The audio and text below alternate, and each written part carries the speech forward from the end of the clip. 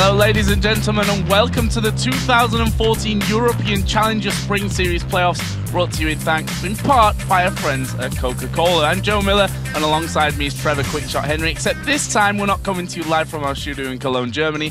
We are stateside in beautiful Southern California, where I know I've at least adjusted to the time zones just in time to get up extra early today. Yeah, I'm looking forward to today's games. Beautiful California, beautiful set, and hopefully some beautiful games. I definitely hope so. We are here, of course, kicking off the 2014 European Challenger Series playoff semi-finals with back-to-back best-of-3 matches. First up is Cloud9 Eclipse taking on Denial Esports. And immediately following, it is the top-seeded Ninjas in Pajamas versus Reason Gaming. Now, let's have a look at the Challenger Series playoff bracket and see how it's all shaping up. The winners of today's two matches will meet up in the finals tomorrow to determine the first and second place.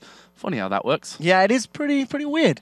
And of course, while both of those teams will be guaranteed a trip to the LCS Summer Promotion Tournament, the losers of today's series will face off tomorrow in the third place match for that final Summer Promotion berth. And of course, you can always follow all the Challenger playoff action simply by going to lolesports.com. Yeah, there you're going to find stats, scores, schedules, and more under the Leagues and Tournaments tab, which is near the top of the page. All right then, let's get into the first half of tonight's games and our first semi-final matchup with Cloud9 Eclipse versus Denial Esports. And these two teams have some history in Challenger already. They faced off in the quarterfinals of the second Spring Series, and in that match, Denial actually upset Cloud9 Eclipse. Yeah, now Cloud9 Eclipse came into that game as the Series 1 champs and had only lost one game in the entire Challenger Series on their way to the title.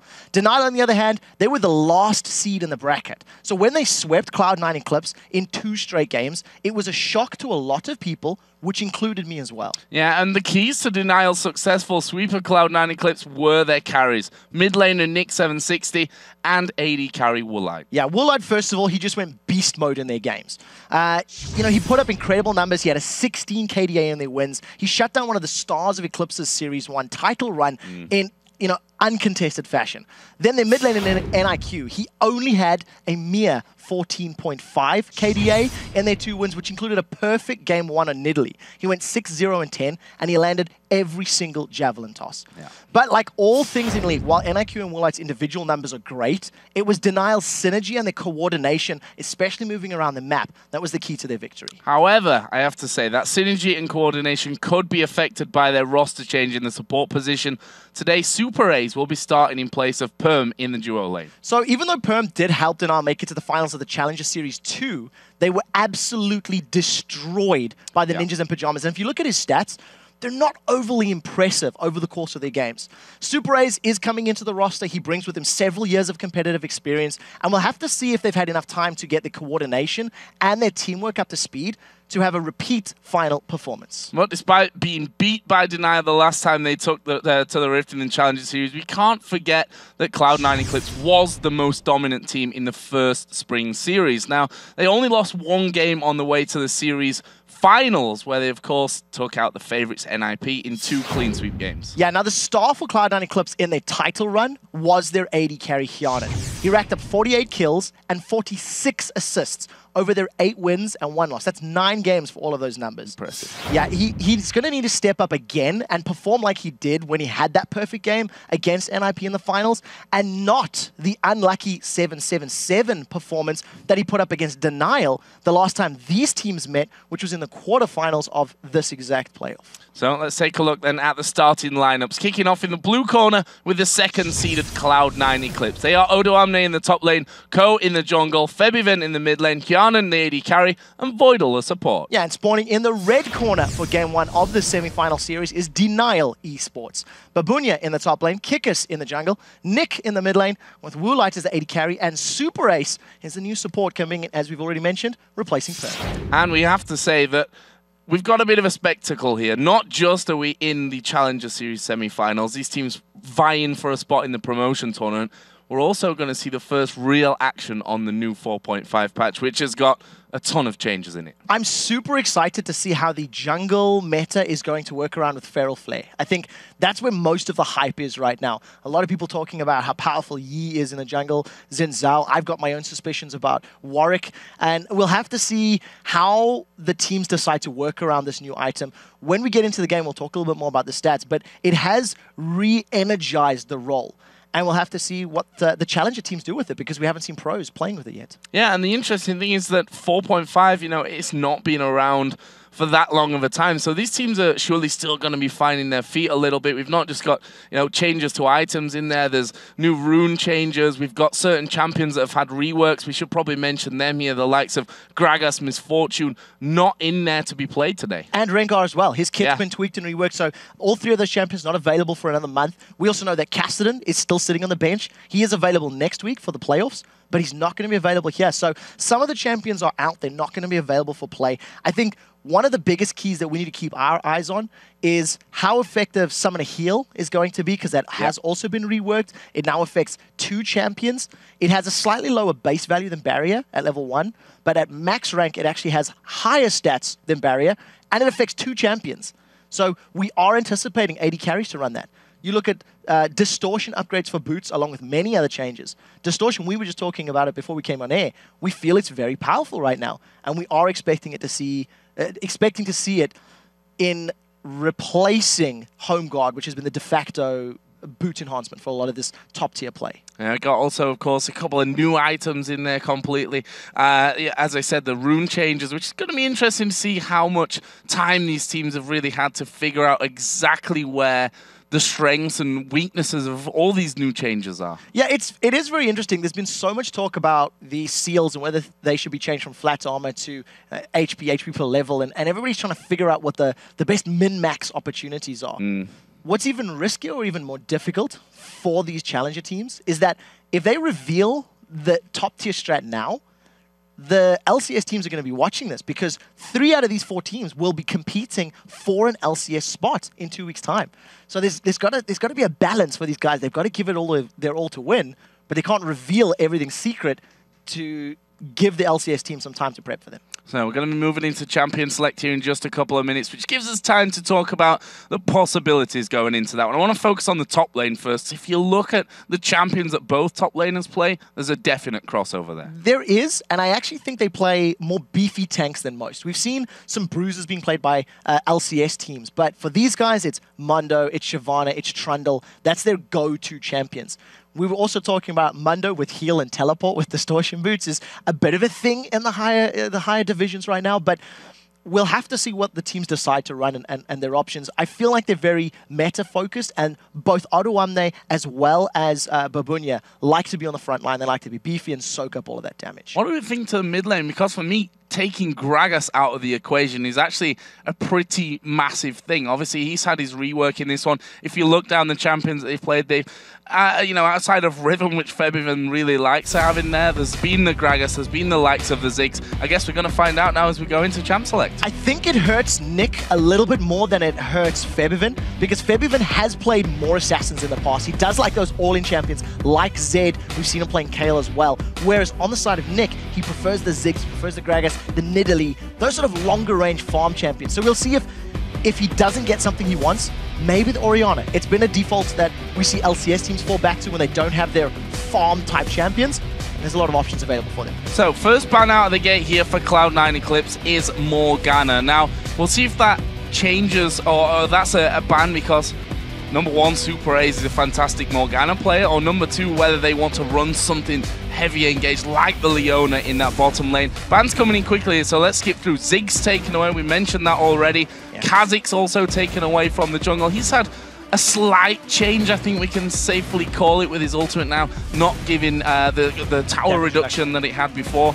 Tower damage reduction, that's the one I'm trying to get to. And LeBlanc taken out here as well. Again, Febiven likes to play those assassins, so the Zed was still up, the Riven is still up for him. We'll see what Denial decide to remove from play. As far as those top laners go, Shyvana is still available, as well as that Trundle. And we touched on the fact that Babunya loves Mundo. So, final ban, I think these are fairly safe, fairly predictable picks and ban phases from both of these teams. So, as you said, Mundo, Evelyn, then the final ban here for Denial. Don't want Co running around with that invisible threat coming out of the jungle. The first pick was actually locked in very, very quickly. Nidalee for the mid lane. Yeah, and that's two reasons. Number one, Febiven's going to be on a comfortable champion. Let's not rule out the fact we've seen Nidalee's top.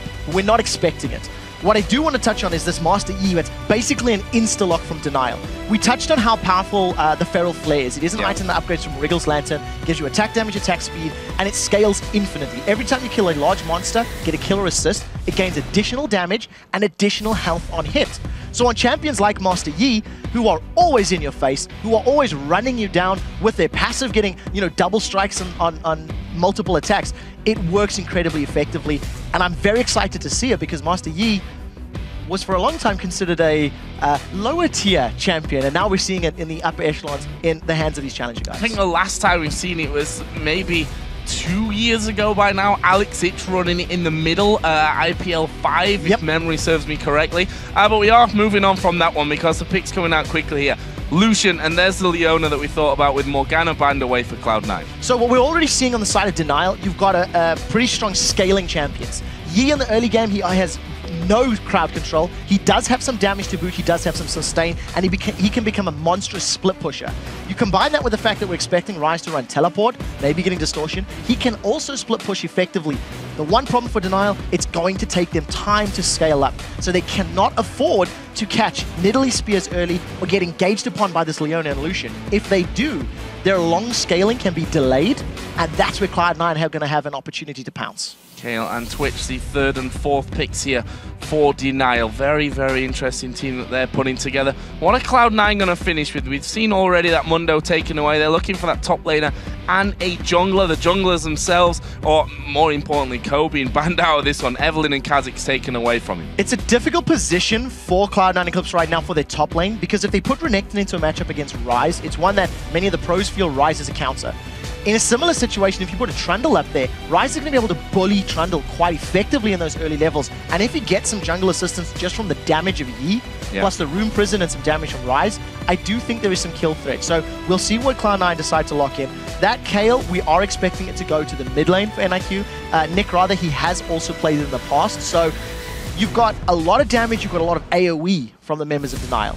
And we'll see who they lock in as their support. So Cloud9 Eclipse finishing off with Lee Sin. We should mention, of course, 4.5 patch. Lee Sin had his change to Safeguard, which I know a lot of people have discussed about Lee Sin and how that's going to affect him. Apparently, Ko thinks that he is still very much a strong champion coming in, and Shyvana in that top lane for Odo Amne. So, typical champion here for Odo Amne with that Shyvana is going to be able to farm from range, at least with his Flame Breath, can try to keep away from Ryze. I wonder if Cloud9 may want to try force a lane swap to try and shut the Ryze down a little bit more. I think they would have the opportunity.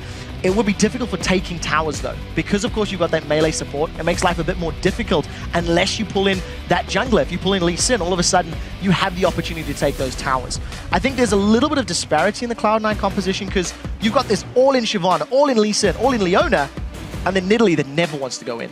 So I think, in theory, they're hoping that Fabian's going to land some good spears, and once people get low, then they're going to jump in there with those very aggressive champions and just allow Lucian, Shyvana, and Lee Sin to clean up those team fights. So, final pick here then for Denial. Support pick, or will it be a support pick? That's the interesting thing. Taking Lulu, last of all, a champion which we've seen Febiven already playing in that mid lane previously, but it looks like they're going to switch off and have the Kale actually in that support role. We've seen Kale support in the LCS, there is still time.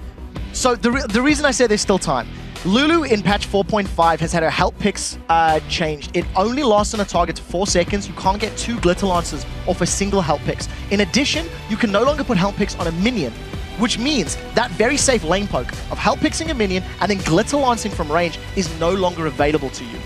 The fact that they're sticking with this means Nick is supremely confident and supremely comfortable on this Lulu. It may be to do with the fact that Nidalee's not the strongest of early laners either, so it could just be a super farm mid lane. But I do think that mid lane Lulu is so much less of a bully and so much less of a threat in those early stages of the game. And let's move away from mid lane Lulu and talk about support Kale here. We've seen it N-rated for SK Gaming, obviously, in the LCS. There we go, tongue-tied. I'm still not sure how impressed I was with that Kayle support, but it does have its strong points. Yeah, so, you know, with the Kayle support, you do have the ability to early pressure a lane. You have got that splash damage from a Righteous Fury. In addition, you've got a heal. You can save a single target. Single target saving is great, especially when you're against an Italy. The moment you see Febivent roaming around the map or getting involved, if a spear's about to land, you can save them with that intervention.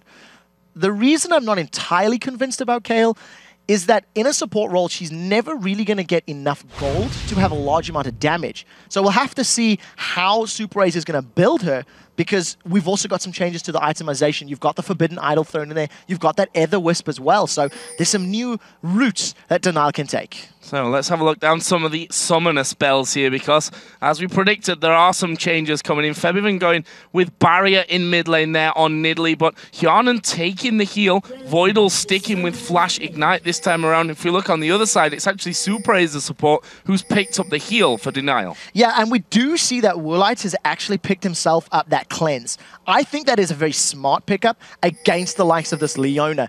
The moment she goes in, you're in trouble. We'll get to that in a second. Hjarnan should be able to get away. Glitter Lance doesn't connect. Very, very close there. That slow may have just forced him to burn his flash at this early stage of the game, but Denial not messing around here. They're going to push straight on through into that brush, get themselves a ward down, and looking like they will, in fact, start to back off.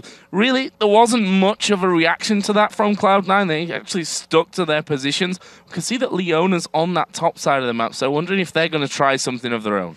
I think this is mostly just for support of this invade. As Denial grouped up as 5, one of the reasons you go for that aggressive play, whether you push into a bush as 5 or hold one of your own, it's just to reduce the risk of someone getting caught out. As long as you're sticking together as a 5-man, it is reliable safety. And if somebody from Cloud9 is there, you can count on your early game abilities to work in your favor. So at the end of the day, Denial don't get anything from that invade. They get a little bit of deep vision, and it actually looks like they will be losing the first buff. Red buff invade here for Cloud9. 4 men actually there, only Nidalee away from the pack currently in that middle lane. And this is going to be an easy red. The question then is, will Denial move across the map and take away the Cloud9 red? Now, it's going to be a safer move for Denial to do that, because you'll notice that Cloud9 Eclipse are setting themselves up in a lane swap, and Denial have read it perfectly. They anticipated Hjarnan and Voidal going to the top lane, so they've put Woolite as well as Super Ace there as well. So we've got the rotation from both of these teams. I want to see whether or not Kikis is going to be brave enough to go for that red. It doesn't look like he's made any notions to go for a fast blue, which means that Cloud9 Eclipse may have actually secured themselves a 3-buff start. We'll see how it plays out as Kikis continues to path. Yeah, takes himself the Wolves, and we'll move on to that other side of the map where he's going to see, oh no, my red buff is, well, kind of gone by now. Ku, actually, he's doing his Wolves as well. Didn't go straight onto that blue, and we'll see if he actually passes over towards the red buff here first of all. Kikis just seen that that red has in fact been taken away from him, and that will make him realize that, okay, I need to make something happen from this one. This mid lane, Nidalee versus Lulu. New Lulu, we should mention as well. What do we think to this lane? So it's going to be full farm. I think the ability to get 2 Glitter Lancers, I mean, you were only going to get 2 Glitter Lancers off for health picks once you had cooldown reduction, blue plus the things on Holy Grail anyway. And I don't think there's any kill threat. Without jungler assistance, both of these champions, one's got a heal, one's got a shield. So the moment Nick looks like he's going to get caught up by that Javelin toss, he's just going to shield himself up, block most of the damage, and you'll notice that Febivent doesn't have a whole lot of ability power right now. Farm fest till jungle intervention. And speaking of intervention, this top lane here, this duo, we've seen the switch coming in to leave them 2 versus 2 once again. They've been pushed on towards their turret there a little bit, but we can see that the farm staying relatively even. And here is Ko taking away his own red buff, which means that he gets 2 red buffs at the start of this one. Early advantage to him. It is an early advantage, and I think what's more imperative to note is that Ko's not going to gain a massive amount more than Denial, but what he has done is he has denied Kikis that buff. He's denied him the experience and the added clear time. Babunia has been caught out, but there's no support from Otto Omni. He may not need it. He's actually going to have to flash here, and then we see him go over the top, but Ko is going to run in towards Kikis. Babunia goes low, and there is the first blood coming out for Ko. Is he going to get away from Kikis? Actually putting good damage in, but the Alpha Strike will get him a kill back. Yeah, so Kikis is going to recompensate the fact that his buff was stolen by grabbing himself the double buffs off of Ko. You actually noticed over the course of the fight, because of the changing to the safeguard, Ko needed to use that safeguard on himself, block up some of that damage, and he didn't have it available to him to get back to that ward. So, unfortunately, 1v2. Confident play by Ko, nets himself first blood. Overall, I think advantage denial, because that small slowdown to Kikis' jungle has already been balanced out. Yep, gets himself the double buffs back and he'll be like, ha, took the buffs and now I've got them for longer. Good for me. In this top lane, the 2v2 Woolite definitely doing a fantastic job here as a 10 CS lead already, pushing once again that wave straight up onto the Cloud9 turret. Yeah, you actually expect that at this stage of the game because of the fact that Leona has not got all-in potential. You'll notice that Voidal has just hit level 3, which is now the point that you want to start engaging. We'll get back to that top lane in a moment as Ko has set his sights on Babunia again and he's low on mana. No flash here for Babunia either. He used that earlier on. Odoamne actually taking a lot of damage there, but can he get away from it? Ko only needs one more hit. It's Odoamne that gets it in the end. Did use his flash to get that kill though, to give him a bit of an advantage in that lane. Definitely worthwhile. We talked about the fact that Denial's composition and Denial's champions will need time to scale up. If Cloud9 can continue to punish Babunia without that flash, secure kills, and get both Ko and Odoamne, you know, in an advantageous position, Denial may never get the chance to scale, may never get the chance to have a big impact. So, very smart play. Ko can just rinse and repeat every time Babunia is pushing down that lane. Well, there is once again the wave push straight up onto Cloud9's turret. And we've seen in the past that Hjarnan has been a massive impact player for them. He has done really, really well across it. I mean, you look at their Meet Your Makers semi-final from the last series. As Voidal does go in here. I'm not sure how much damage he's going to be able to do there, and he's going to be forced away once again. So pretty smart play, like we talked about. Once Leona has access to all three of her core abilities, then she can start engaging. On this patch, there has been a small nerf to the Eclipse, which is Leona's W. Some of the base armor and magic resist has been dropped somewhat, which makes the decision to go in and play aggressively all that more important. The one thing you do have to note, Kayle can shred armor and magic resist with her passive. So if given enough time, all of those bonus statistics that Voidal picks up with Leona can get burned through. The key is for Super Rays and Woolite to not get instantly burst down. Kiki's having a bit of a wander through the Cloud9 Eclipse jungle. Will get himself a Wraith camp here as well. And you see the speed at which Master Yi is able to finish those off. Ko just thrown his Q through there and realized, okay, my Wraith camp is gone, so he's around here somewhere. So, for the record, thanks to the kill that Kikis was able to secure, he already has himself this Feral Flare built up. Now, Kikis is jumping on Oluwamne. This could be actually bad news for him, but Mirai's not in position, couldn't flash in, that's down, and get that room prisoned in. And he didn't have his ultimate either. He only just got access. So that speed boost that you pick up from that Desperate Power was not there to run him down. The reason I highlight that the Feral Flare has been built up, it stacks. Ko's taking a fight, he's got a level on Kikis. And he's landing the Q there. There's the meditate actually coming out from Kikis, trying to keep himself healthy enough as Babunia comes around the side as well. They're going to be able to lock up Ko, but have they got the damage to finish him up? He gets kicked over the top. His flash still not up, but Nick has come down from the mid lane as well. They're safe for now. That was such conscientious play from Ko. Saving his Dragon's Rage, I almost thought it was a mistake to save it against Kikis. I felt he could have interrupted the meditate and then gone for the kill, but damage reduction would have applied. So the Dragon's Rage would not have dropped Kikis low enough. Thanks to saving his Dragon's Rage, he does a super smart play, knocking Babunia over the river and following through with that Sonic Wave Resonating Strike combination. So very smart play and great command over Lee Sin, which is a mechanically intense champion. And now the top lane has finally been pushed back a little bit for Cloud9, but still hanging about 10 CS behind his Kiki's going to go low here from taking his red buff. Nick did get his blue there, we did see just a brief moment ago, and Kiki's going very, very low taking his red, but low is not dead. He'll be happy to secure that here on its second spawn. Yeah, I also just realized I got a bit ahead of myself. It's not a Feral Flare yet. It needs to kill 25 large creeps before it becomes the Feral Flare. So, small correction on my part. It is the Wriggles Lantern. Still getting to grips with the artwork and the looks of it. But yes, once 25 large monsters have been killed, that is when it will upgrade.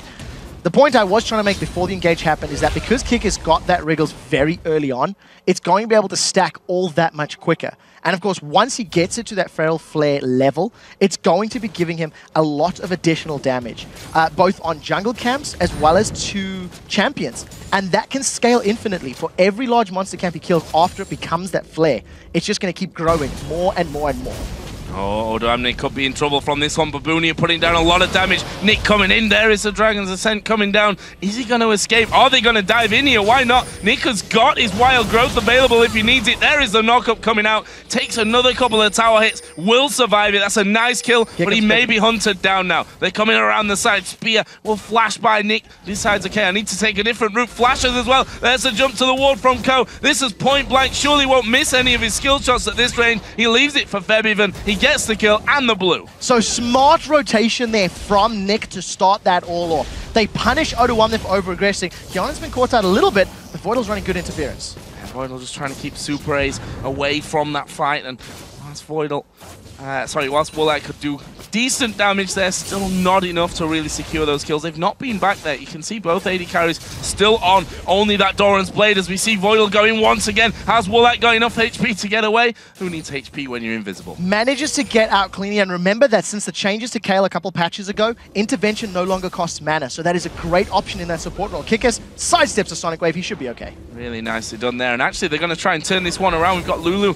coming back into the fight. I think Kiki's realizing I'm a little bit too low there. One spear could really end things for me. Ko just trying to figure out if Kikis had gone back around towards that Wraith camp and will continue to wait things out. There is a Sonic Wave going through. Kiki's already backing off though. Yeah, so good check by Ko. I think Ko has done very well at moving around this map. Kikis has been able to respond to the over-aggressive plays of Cloud9. In the previous setup, you know, we noticed that every time Ko's invading, Kikis has been spending some time with him. The junglers have not gone to the duo lane at all. And it is what we talked about. Because of the fact that Babunia has been punished early on, they want Ryze to get to his Archangel Staff as well as Rod of Ages as quickly as is possible. Now Ko finally, with the first rotation to the top, he's going to find a whole bunch of Denial members. Oh, they've actually gone back though. They've gone in towards Nick. He uses that Wild Growth. That's going to be timing out here soon though, and they're chasing in nicely. Zenith Blade lands. There's the intervention. That'll keep Nick alive for now, but he gets blown to pieces by Voidal, and there is the ultimate coming out. Only gets the slowdown, and now they're chasing down Woolite underneath the tower. He's going to fall as well. Ko will pick up that kill. That's a 2-for-0. Clean stuff from Cloud9. Flawless execution from Cloud9. They set up the dive. What you need to remember is they were the ones that wanted to dive Denial's bot lane. Denial realized that, so they were calling resources towards them. Kikkus was moving to the top lane as well as Nick from that mid lane. Now, Odoamne's not going to get dropped just yet. Now, because of the chess piece nature of that, Cloud9 start, Denial respond. Cloud9 have better positioning, they respond quicker, which means Denial's caught out of position and they end up losing those kills. You know, just realize, he was in the middle of 4 members of Cloud9. You cannot afford to be there when you're at Twitch with no escapes and facing that threat. Great start to this game from Cloud9. 5-2 up in kills now and 2,000 gold there in the lead. If we look at this solo lane, it's now down in the bottom. Odoamne versus Babunia, 83-77 CS. So not a massive lead, but we've already seen Babunia going down twice. Odoamne only died once and has a kill to his name as well. And with with that, the itemization, he's just not feeling very threatened at this point by Babunia. If those kills had not happened, it would have been much more difficult for Odoamne. Odoamne's got a kill. He's had a lot of jungle presence from Ko. I think there's been 3 separate ganks or 3 separate rotations to that bottom half of the lane. You've noticed every time we look at Odoamne, it's Babunia that's keeping him shut down. Babunia's got the range and the spell power to even get through the Spirit Phase right now.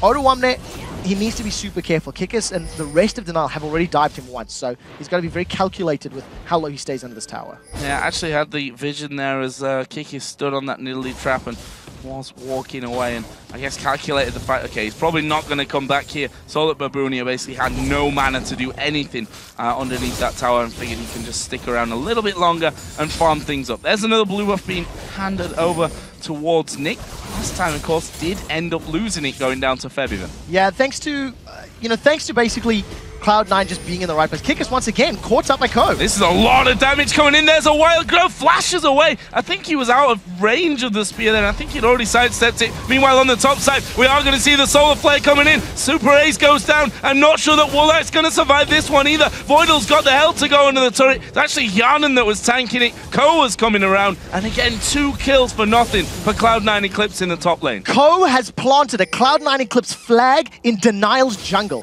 He has spent so much much time counter-jungling and getting in the face of Kikis. Kikis playing the current hotness in the jungle, so to speak. Working towards that Feral and it's just not working out. That's a great spear from Febiven. Oh, this could be dangerous here as well for Denial as Odoamne picks up one. He's going to chase down Kikis. We've got Febiven now going in on towards Babunia. Here comes the dragon from the side. Have they got the damage? Goes underneath the turret, realizes he needs to heal himself up. Goes back from that one, but they're going to lock down Babunia. Odoamne tanky enough to hold off the turret damage. That was such great play. This is not the same Cloud9 that lost to Denial in the quarterfinals of the Series 2 Challenger Series. At this point in time, because of Ko's aggressive invades and incredibly deep ward control in Denial's jungle, the moment Denial respond to any of the ganks, Cloud9 are there. So this is a replay of the dragon fight that started off. Long story short, Febiven lands a great spear at max range, and this is just good calling. You'll notice that Odoamne immediately peels away from Kikis because Febiven's calling Babunia, Babunia. He's the one running the opposite direction. The team splits up, and Cloud9 just with flawless positioning. Doing really, really well, and actually going in here. Bit deep there possibly from Voidal, but he's feeling tanky enough right now. Does throw down his ultimate, which will stop them chasing him so far. But Babunia trying to get in range to lock up Kjarnan, but quite frankly, even though Voidal went very deep there, tanky enough to survive. Yeah, again, smart play, landing the Solar Flare, which locked up Woolite, which is the right target. You want to just get that Twitch down. I'm actually very impressed by Voidal's Leona this game. Yeah. In the games that I've watched of Cloud9 in clips, I have felt that Voidal was more impactful on champions like Karma and Morgana, even his Zyra, which he's played recently. But on this Leona, he's picked the right times to jump in. You've never really felt like he's at risk of going down, even in that heavy dive. And right now, Cloud9, they're using their siege and their massive advantage to force Denial back. Here they go on towards Kikis. Intervention is going to be used. He's going to pop his ultimate to try and run away, but Kjarnan going very, very deep. Had to use the Wild Growth. The spears continue to come through, but Cloud9 Eclipse want this tower, and to be frank, I think they might just be able to have this one away. Denial trying to turn things around, but here comes Ko. Gets the kickoff. They're all so very low here. With the next wave of minions, this tower's down. Yeah, they're going to stick around. They've got heals, they've got support, and they've caught Babunia. He was a little bit too far forward from that one, but they've not got the CC there. They did tank up that turret. Were able to take it down in the spear, landing onto Woolite as well. He shouldn't have been hanging around there. Get sniped is what Febiven is yelling. They have used this early lead to gain complete map control. They have got 5 towers to the 0 of Denial, and it is all due to Ko's roaming. I am putting it all on his shoulders. Because Ko has been in the face of Kikis, and he's been shutting him down as he's roaming through the jungle and trying to get to lanes, Cloud9 have responded incredibly well. The moment Ko's like, there's somebody here, or let's dive top, let's invade, there's no hesitation from Cloud9. They've got that heavy engage that we talked about, and you'll notice that Febiven didn't offer a whole lot when they dove in, but because they got so much damage thanks to that heavy engage, Febiven's just waiting to snipe them off to secure the kills at the end of the fight. Nice mix of damage they've got coming through, and an even nicer lead that they have at this point. We're approaching a 10,000 gold lead here for Cloud9 Eclipse. They're 10-2 up in kills, 5-0 in turrets. Denial have not had a single turret away right now, and if it continues like this, it's hard to figure out where they might take down a turret, as we see going in again on towards Kikis. Not got the damage here. Actually, Kikis has quite a bit of backup with Nick around the side. So when you look at the champions of Denial, we touched on in champions like how Ryze, Yi, as well as Lulu are going to take time to scale up. Ko's going to at least use that safeguard over the wall. Much longer cooldown because it's connected. But look at this. Ko is so aggressive and so confident that when he lands the Sonic Wave, the psychological pressure that Denial are like, well, we don't actually know where they all are. We don't have full vision, so maybe we should back off. And that's exactly what Ko just straight up, bluffed his way out of that engage. To get back to the champions, Denial have picked a composition that needed to go even in the laning phase and outscale Cloud9 in the mid to late game. Ryze is nowhere near his power spike. He's been forced to buy a Negatron cloak before even finishing his Archangels. And Cloud9 are just going to start sieging, using the poke from Nidalee, and if anyone gets too close, Lee Sin and Shyvana will just knock them all away. There's that lane pushed up. Ko going around the side. Sonic Wave not quite connecting, but here is Febiven, and he can just move up the side there. Even though they've got the vision of him, that's totally fine, because they'll all start to step back once those spears start coming flying through. That wave just wiped out instantly. And Yes, you've got a bit of a heal coming out there from Super A's, but it's not going to be enough to hold up to the damage that they can come to. Actually, Kikis going to go diving in. Solar Flare goes down as well. Voidal tanking up the damage at the front as they kill off Kikis, and they've turned straight in. There's a Dragon diving right to the front as well. Odoamne going a little bit deeper. We see again the spears coming from that backside, and they're connecting to do so much damage. So they end up trading 1 for 0, and Voidal gets away with his life. He went so incredibly low during that engage, but timed it perfectly. Now, thanks to the fact that Cloud9 have got a stronger heal on Nidalee, and they outranged Denial, Ko is just going to look for a Sonic Wave. He's threatened Denial back, and the rest of Cloud9 are going to secure this inner turret. Cloud9 wanted the objective, they got it, they back away. Backing away, not losing. Again, a single man from that one. Yes, only a 1 for 0, but it's the objectives that they were looking for there, and they will back away with, I'm sure, quite a lot of gold to spend by this point as well. If you look down some of the items, I'm going to look at Hjarnan here first, because he's working up towards that Trinity Force, already got his Bloodthirster complete. Approaching 20 minutes, having this gold lead and having this item lead, Odoamne with the makings of a Sunfire Cape, as well as having that Banshee's Veil completed, he's not really afraid of anybody on the side of Denial. There's no penetration from Ryze yet. Kikis, yes, he's got a Brutalizer built in there, but he gets melted so quickly, he can't stay in a fight long enough to get those auto attacks off. Yeah. So at this point in time, Cloud9 have now reached those inhibitor turrets. They're the last ones on the map, and because they've had complete control of Denial's jungle, Cloud9 are most likely going to look for a spear to land and then just tower dive. They've got such strong tower diving champions with Shyvana and Leona. I mean, Voidal just went 1v2 to zone them away, and Denial are running. They're retreating. They can't fight. Actually, they had vision that that was just Voidal there, but I guess they were still a little bit scared of whether they pushed around one of the other avenues there in the jungle to come in and be picking up kills. But it just shows you the respect that Denial are having to give to every single player on this Cloud9 team. That's the thing. If they'd actually engaged in Voidal and you can keep both Ryze and E busy, it opens up those other lanes to heavy pushing.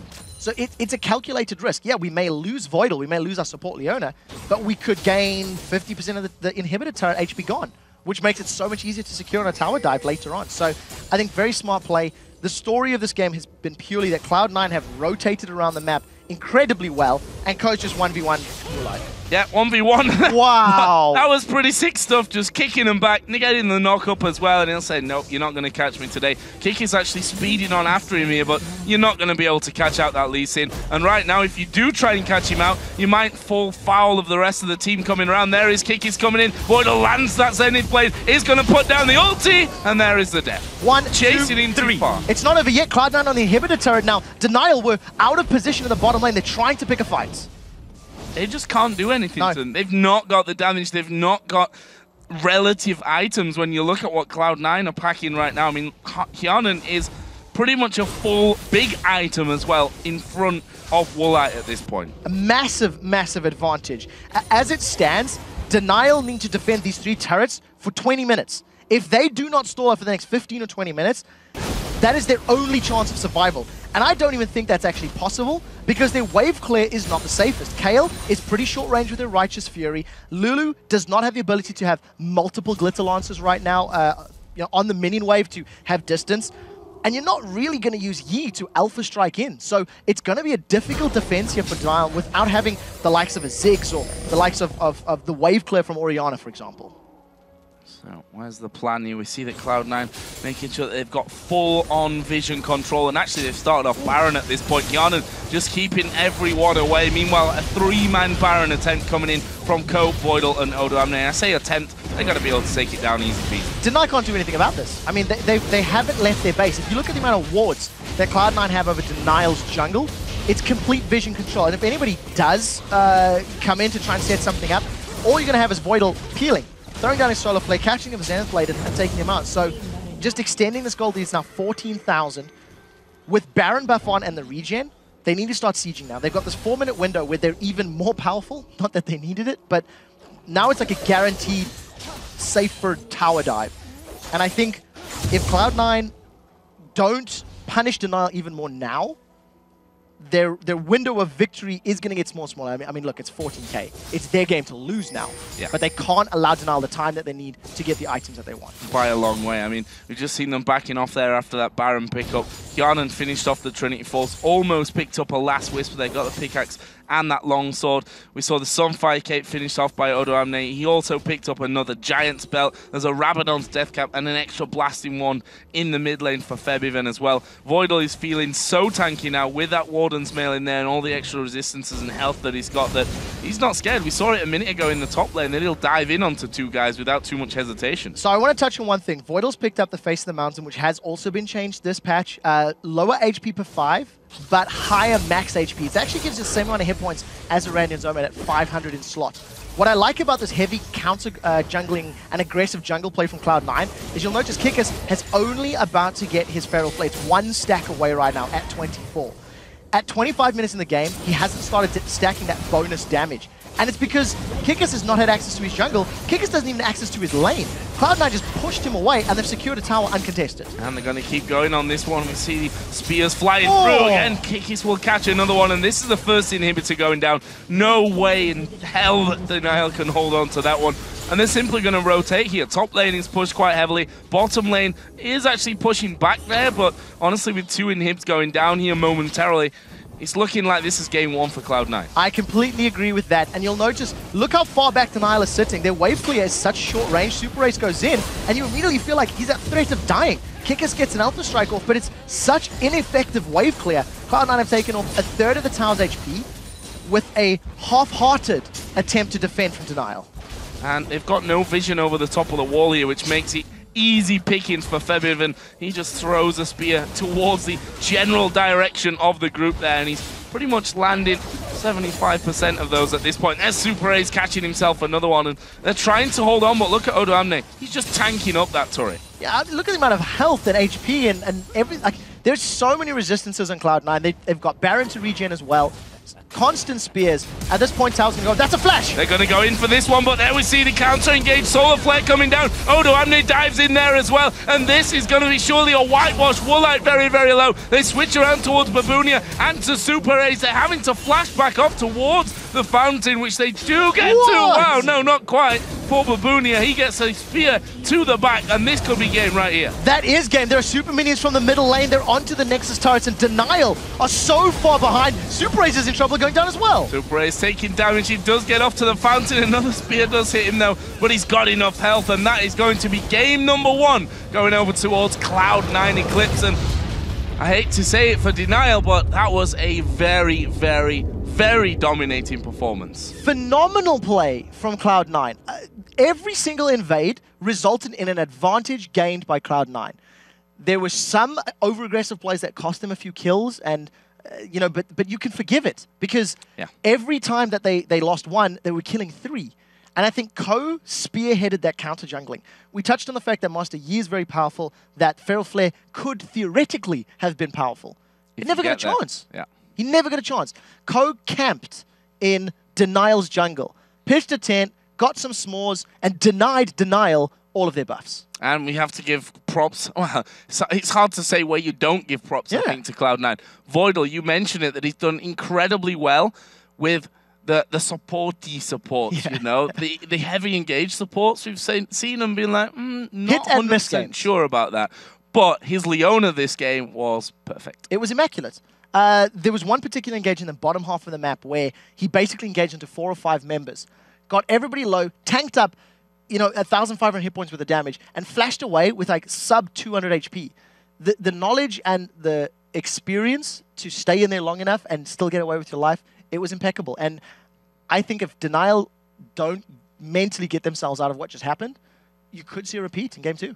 Well, with our first game in the books, we need to take a quick break. But when we come back, it's game number 2 between Denial Esports and Cloud9 Eclipse. Stick around, guys. There's more Challenger action coming your way.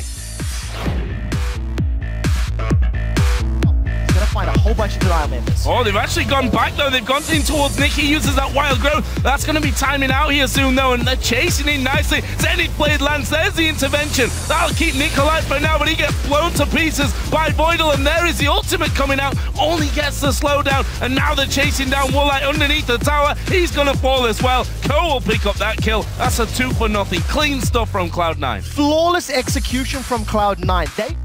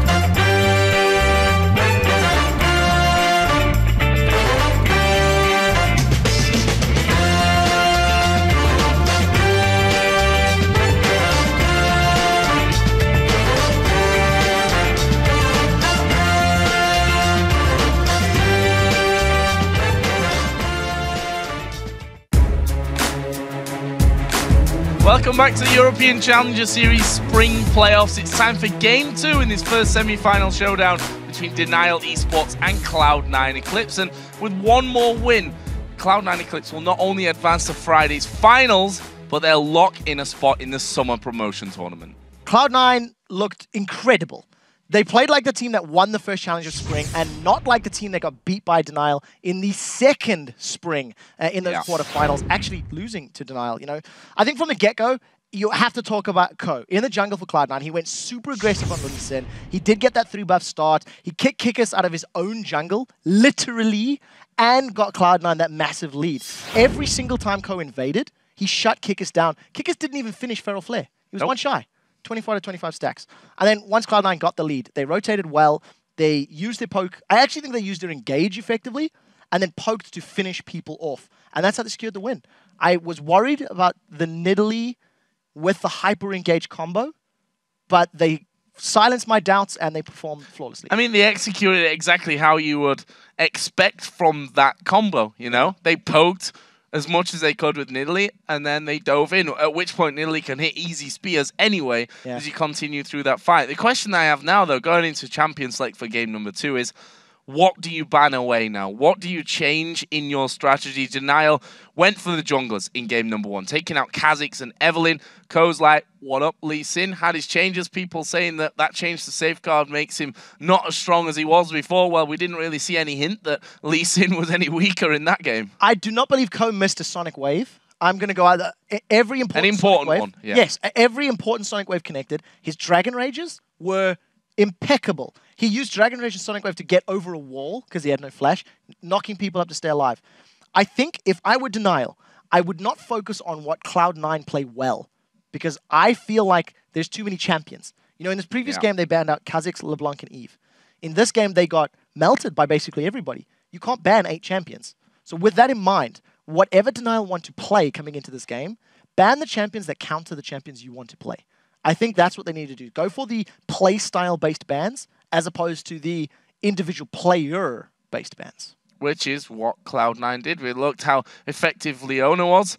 Their first ban out of the gate was Morgana. Take away that black shield. And they also banned Ziggs. We touched on the fact that sitting on the side of Denial, Nick's preferred playstyle is those farmy champions. It was Gragas, it was Ziggs, it was Nidalee.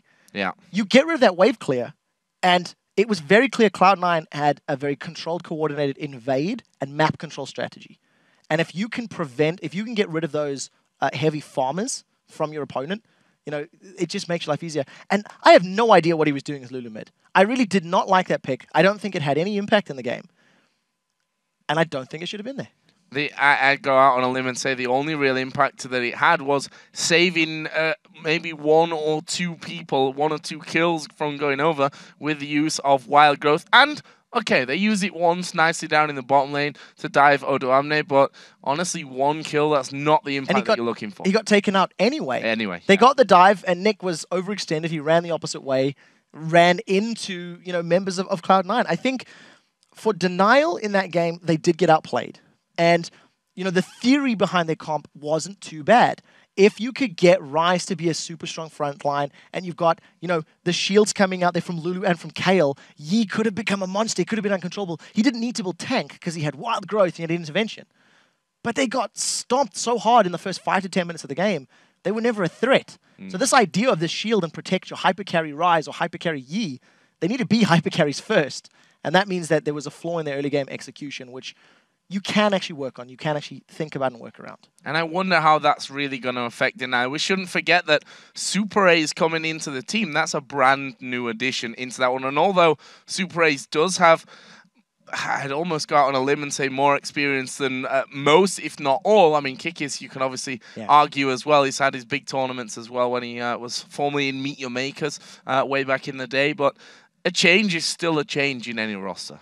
It is, and especially when you've got a very important integral role to the mid to late game. You know, supports are very great, and you can work on your individual synergy with your AD carry, so you can always have a strong laning phase. That's arguably easier to train for, because you guys can just duo queue, you know, hit solo queue and work together. But when you need to work with the other 4 members, especially in a champion like Kayle, find the right interventions, find the right moments and the right positioning, it's significantly harder. Well, let's have a look. We're into bans and picks here. What is going to be coming out first of all? I'd imagine Lee Sin, but then you take Kha'Zix and Evelynn as well. Do you first pick one of those away? So the other thing is, I actually think Kikis is also a phenomenal Lee Sin player. We were saying earlier that I was watching Denial play in the EUS Challenger Series about a week or two ago, and Kikis was like 10-1-5 on Lee Sin. He also has the ability to have that impact. So it could be first pick worthy, and we'll see where the priority lies. Well, let's see. It was Kha'Zix that was taken out here first of all by Denial. So not wanting Kha'Zix, who we all know, despite that change, which I don't think is even a massive change to, you know, it's his team fight ability when it comes into that mid game or once it's level 6. So the thought process behind removing the damage reduction for turrets is to make him less of a threat in the laning phase. Yeah. So what that does is it just mitigates the panic and the worry of those like 7 to 20 minute tower dives from a Kha'Zix who can just face tank a turret all day long. So it's not a big change, but again, you've seen how aggressive Ko is, you've seen how he's in your face. You don't want to give him a champion that can stealth up and get in your face with the leap even sooner. So they've taken the Lee Sin out here, which was what we thought after Ko's brilliant performance in game number 1. On the other side for Cloud9 Eclipse, they're not changing their ban strategy here. Taking away Morgana, they've taken away Mundo. Ziggs is still up and available. You have to feel that if Cloud9 get their hands on the likes of LeBlanc or Zed, they may let Ziggs fly through the pick and ban phase. So Denial, they have actually taken away that LeBlanc, so one of the assassins is gone. And I think for Cloud9, the decision now just needs to be, what are they more afraid of? What are they more worried about? Well, we did see LeBlanc taken away and Nidalee banned for Cloud9. And first pick, Lulu. It didn't have the impact that we expected the last game. You could argue that there are stronger first picks right now. Okay, so the one thing that it does do, I want to give the benefit of the doubt to Denial. Seeing that it didn't work in the mid lane and knowing that you can put her in support. Hell, we've even seen a top lane in the LCS. True. You do have that versatility in the champion. So there may be that level of doubt sitting on the side of Cloud9 Eclipse, and we'll see how they respond. Well, they respond by saying, Leona was good for Voidal, and I'm going to show you how you play a Master Yi. That's what Ko's going to go for this time. Kha'Zix and Lee Sin taken away from him. That left Evelynn open, which was, of course, banned in game number 1 by Denial. And it looks like Kikis will get his hands on that one. May look like they're going for the Rise pick here once again as well. So we'll wait to see this one locked in. I do want to touch on the fact that Evelynn was locked in. I think this is a slightly smarter choice, knowing how Cloud9 played the previous game. When you're against an Evelynn, the psychological threat of pushing the lane, of playing very aggressively, is compounded by the lack of information on Evelynn's positioning. So assuming that Denial do not give up multiple kills early and get so far behind, you can actually see Kikis having the ability to punish that aggressive playstyle of Cloud9. But he needs to make sure he's on point. We may even see Kikis trying to counter jungle Ko. Evelynn is particularly strong in that early game, especially in the lower level. So we'll see how that matchup plays out. So what will Cloud9 take here for picks 3 and 4? Lucian, the choice for Hjarnan in our last game as well, and did fantastically well with him. I mean, we can't really say anything bad about it. Yes, they were pressured heavy in the early game, but it was only a matter of time until we hit level 6 and saw their engage and their real threat that came with that, with how well Voidal was playing. Also taking Shyvana once again for Odamne. So truthfully, the Cloud9 composition is identical in playstyle and execution from the previous game.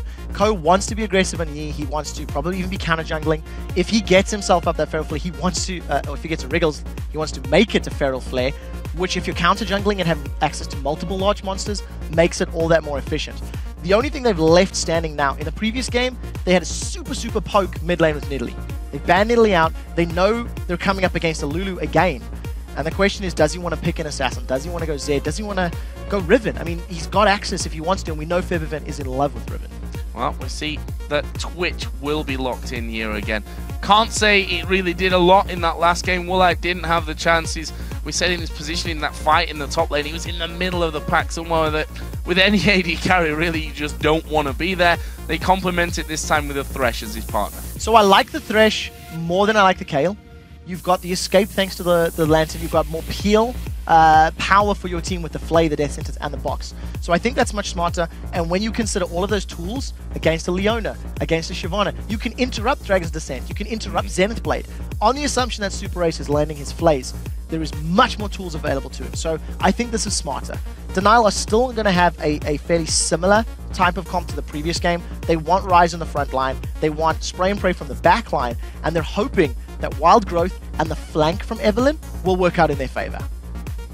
And final pick is Soraka. It's taken so long. We've seen so much Soraka in North America, and it's taken me to get on an aeroplane to fly to North America to see a Soraka. Well done, Cloud9 Eclipse. I'm going to go out on a limb and say, as far as European teams are concerned, the last time Soraka was played was when you and I were casting it in the spring split of last year.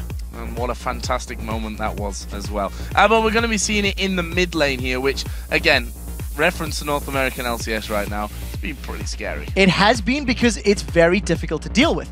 Now, in this situation, the Soraka is actually going to benefit and amplify the power of this engaged composition. Thanks to having Summoner heal herself, in addition to having Wish, as well as the bonus stats that she can give you with her heal giving bonus armor, etc. There is so many free defensive statistics on the side of Cloud9. Shyvana gets bonus armor and MR. Soraka gives bonus armor and MR. Leona gets bonus armor and MR. Combine all of that high tank threat, assuming Ko picks the right time to engage. There are so many things to look at and worry about that Denial are going to really need to prioritize their targeting. That is aided by the fact that they do have good AoE with Lulu, with Evelynn, with Rise, with his ultimate on, and Twitch with Spray and Pray.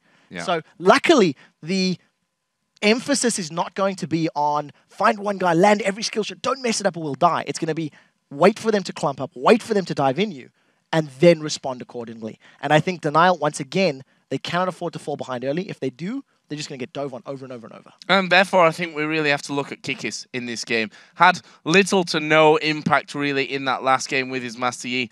Got Evelynn this time, which we've seen. And Evelynn can be really hit or miss. You can be annoying constantly, or you can just not be anywhere around the map, and you're just kind of invisible, not just as the champion, but as a whole in the game. Either way, we're going to find out here as we move into game number 2 between Denial and Cloud9 Eclipse. If Cloud9 take this one, they are moving through to tomorrow's final, but as we've said before, more importantly, to LCS promotion. Yeah, the loser, if Denial goes down, they only have one more shot. They will both be best of 5s tomorrow for the final and for that third, fourth place matchup. Now, in the previous game, we did see Denial grouping up, going towards the tri-bush of Cloud9, and they're doing exactly the same. Oduwamne is quite extended. If a Death Sentence catches him, maybe. But Denial, I think, are too far away. I'm pretty sure Oduwamne should be able to flash. We'll see. Death Sentence does connect, but he's got burnout, and he's like, what up? And Shyvana, I'm running away from this one. You're not going to be able to catch me. Good Death Sentence. No follow-through. No, Denial were too far away. The problem is if Denial were to get in vision range, Oduwamne would have backed anyway. So what they do know is they know he's on burnout level 1. So the very first wave of minions is going to be a little bit more difficult to CS. He doesn't have that flame breath available to him. So decent start. Nothing really gained, unfortunately. Ko actually stood on top of a ward there, and Super is like, okay, guys, this time, follow through if I land the hook. Unfortunately for him, though, Ko did actually move away, and Denial are going to move away from that one as well. So, off to a bit more of a standard start. We see that Feb even just stood there waiting for Lulu to come to this mid lane. I'm wondering if we're going to be seeing any kind of lane swaps. To be honest, their position right now still leaves the option open. Shyvana is down there, although he has teleport, so he's probably going to help out with the red head top. I don't think Denial want to have a lane swap because the Leona... No, let's start again. I don't believe Denial want a lane swap because Twitch into Leona is a good matchup, especially for the laning phase. Because Thresh has the ability to interrupt and deal with Leona's low-level engages, and as long as he doesn't get caught by a solar flare Zenith Blade, I actually think he's in a very good position. So and the fact that they've got Evelynn in there as well. Being in that 2v1 automatically means that Evelynn's going to be visible having to defend the turrets. Correct. So at this point in time, Denial, they're starting themselves off fairly well. It is going to be a straight-up 1v1 matchup. Now, Febiven, his Star Call is on a fairly high cooldown at rank 1, but as he begins to scale up, he should be able to out-sustain Nick. He's going to be able to silence Nick, which will prevent those Blitzer Lances, but he needs levels before he can do that. Level 4, level 5, I think, is when he can start turning the aggression on once he's got his heal and his Star Call maxed a little higher. And let's be honest, when we say fairly high cooldown for Star Call, it's pretty much the closest thing we've got to ultra rapid fire at this stage. Touche, touche. It is low, but the point being, at level 1, level 2, NIQ is going to get more damage thanks to his auto attacks, and the bonus help picks damage, which means he will be out-traded at that point in the game. Febiven's been caught already. Oh, this could be bad news for him. Evelyn coming in around the backside. The heal does come down, and there's just not enough damage there on towards Febiven. No, Kikis was not in range long enough. The flash from Febiven, thanks to summon a heal, as well as his Astral Blessing from the W, he managed to get away. You cannot discount the power of that summoner heal. At level 1, it's not the most amount of HP. You're sitting at about 90. He's at level 3, so it's about 110 HP that he managed to pick up. That's 2 auto attacks, or an auto attack and 2 hate spikes, for example. So just enough time to survive. Well, Odoamne up in his top lane, falling slightly behind Babooni here. We mentioned that had to go burn out at level 1 to escape after he was in fact hooked in. Ko had come up to the top lane as well, but there was actually a ward in that side brush there as well. Interestingly enough, looking at this early lane and how it's gone on and taking a little bit more damage than I think it factored into that little encounter. But we see that if we look back to last game, Denial had a strong push on the duo lane. This time around, definitely more around that halfway point. Entirely due to the matchup. Kayle was very little threat in that particular setup, so it allowed that very aggressive play, allowed them to work around. Kayle, very linear champion. They've jumped on Woolite. They've gone in towards him, but do they want to keep going through? He actually takes the Lantern away. They hook Voidal in there as well. That's going to mean a bit of free damage onto him. Not sure it's going to be enough to be picking up a first blood here, but Super A's playing his position perfectly. Yeah, doing well. At the end of the day, I think Cloud9 will still be happier with the trade because the HP was lost on Voidal's support, and Hyanin has a higher HP pool right now than his opposite number, Woolite. So we'll need to see if they can find more picks. Part of the reason that Denial are playing quite aggressively is, like we said, Super Ace has got the shield, he's got the flame. Every time Super Ace moves forward to collect those souls, Hyanin needs to consider, is there a death sentence? Is it coming? Do I need to be on alert? Please keep in mind, Hyanin does have Summoner Heal. So you have barrier bait scenarios, you can now have Summoner Heal scenarios where both of the champions will get healed up by that spell. Yeah, interestingly when you touch on that, no Summoner Heal this time around for Denial. They did run it with Kayle, their support, in that last game. So bit of a change for them this time around. Super A's going Flash Ignite, which honestly, I think a perfect combo at this stage of things. Odoamne needs to be real careful here, and by real careful I mean press burnout. So 2 things that have happened. Kikis has ganked middle and he's now ganked top. Neither has resulted in a kill, but he is applying presence. This is the first time we're seeing a 2-on-2, and Ko is actually coming out behind on that trade, I feel. Kikis running him down with the hate spike. The one thing I want to note is that Kikis, he had a good gank timing in the mid lane. Febiven was overextended and he got the flash. I think it was trying to find something on Odoamne. It's quite difficult to burst down that Eve. He doesn't even have all that burst down Shyvana because Eve doesn't have all that additional damage right now. So he's going to need to wait till he gets level 6, Agony's Embrace, and then look for kills.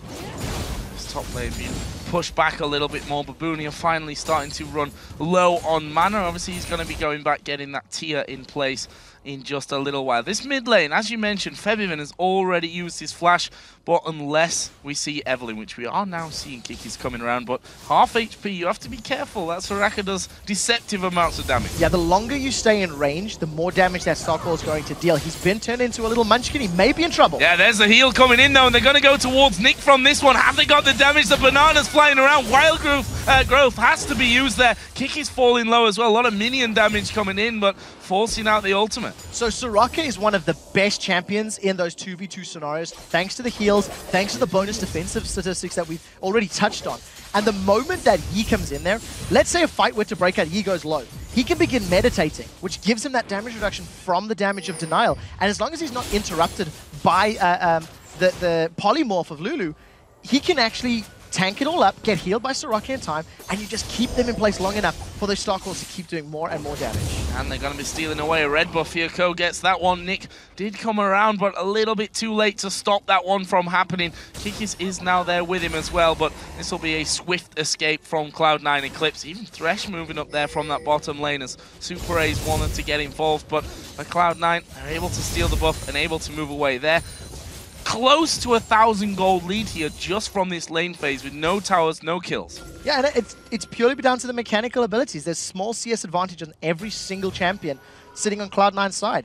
Ko controlled the jungle last time. He's about to run into Kikis. Kikis is in so much trouble. And that is a big face check coming in. There is the Alpha Strike going down. Kikis gonna flash away. Ko gonna get polymorph. They turn around on towards Nick. The Ignite was thrown down. And whilst they've not got a kill here, will they stick around? Now we're gonna see Babunia face checking in as well. Ko goes for the meditate. There's the wish coming out as well, but Ko needs to escape. Alpha Strike gets the kill. Picks up first blood, but dies in the end. So very nice turnaround. I think Ko and Febivin made the best call possible. They were not going to be able to run away from that one, and I feel they were trying to just secure themselves an advantage.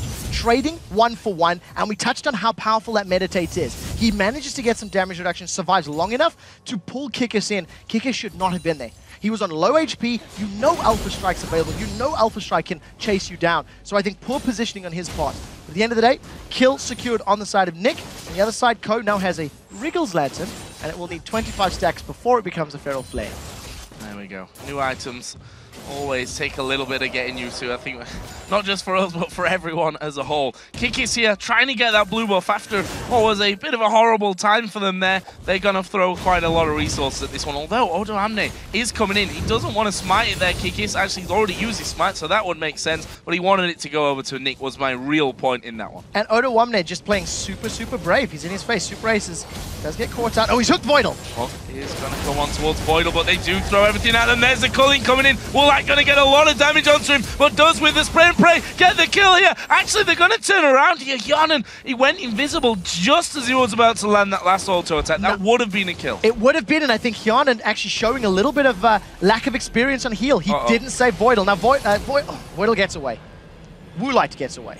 It's a VW, same kind of thing. As actually, Alpha Strike in there was knocked away again by the Flame. Woolite getting behind the tower in enough range. As Febivin going to come in. He's actually going to spot Kikis here. Silence coming down. Lulu's now moving in as well. But here comes Yanan. This could be deadly for Denial in the end, though. They just back away from it. Very close encounters. Yeah, very, very close. At the end of the day, Denial actually get the kill and get away. Now, let's go back and not get names confused. Yanan did not save Voidal. He had summon a heal available. Oh, Ko's been caught! So has been caught, but will be able to get away thanks to the silence there in part out of Febivin. Kiki's trying to run away. Febivin gonna flash into this one. He's got the vision, and there's the star call. The first kill for Soraka, and it probably won't be the last. Nick's gonna go down, or is he? He's sped himself up, gets away with very little health. 55 HP. Nick manages to get away. Yanan holds onto his heal again. I want to keep my eye on this because AD carries picking up heal is quite non-traditional. AD carries have tended to pick spells that protect themselves,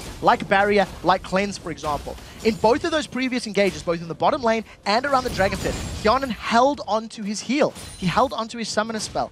I think it's a bit brash. I think it's worth actually throwing out, especially if you can, save that teammate. At the end of the day, Cloud9 lose a member thanks to the 2v2, but then they find a kill onto Kikis once again, who was singled out and was soloed out by the members of Cloud9. Kill went to Febivin. He's getting closer to his Athene's and Holy Grail. Yeah, I think you're right with that as well. I mean, if you look, 2 summoner heals plus Wish, that's a lot of group heal when you get into a fight like that. Something that Denial have to be very, very careful about, because all of a sudden when you think you've got them low, you actually haven't. As Odo Amne here, he is very, very deep. Going to knock Babunia back on his way off towards base, but is he going to get there? The damage coming out here from Babunia. Odo Amne does have his flash available, and there it is used. Will burn out and get behind the tower. Hashtag almost calculated. He almost got away without burning the flash. I think Odo Amne, understanding the amount of damage that Babunia had, waited until the very last moment, was not willing to risk one more overload and then using the flash. But the fact of the matter is, he should not have been that extended to begin with.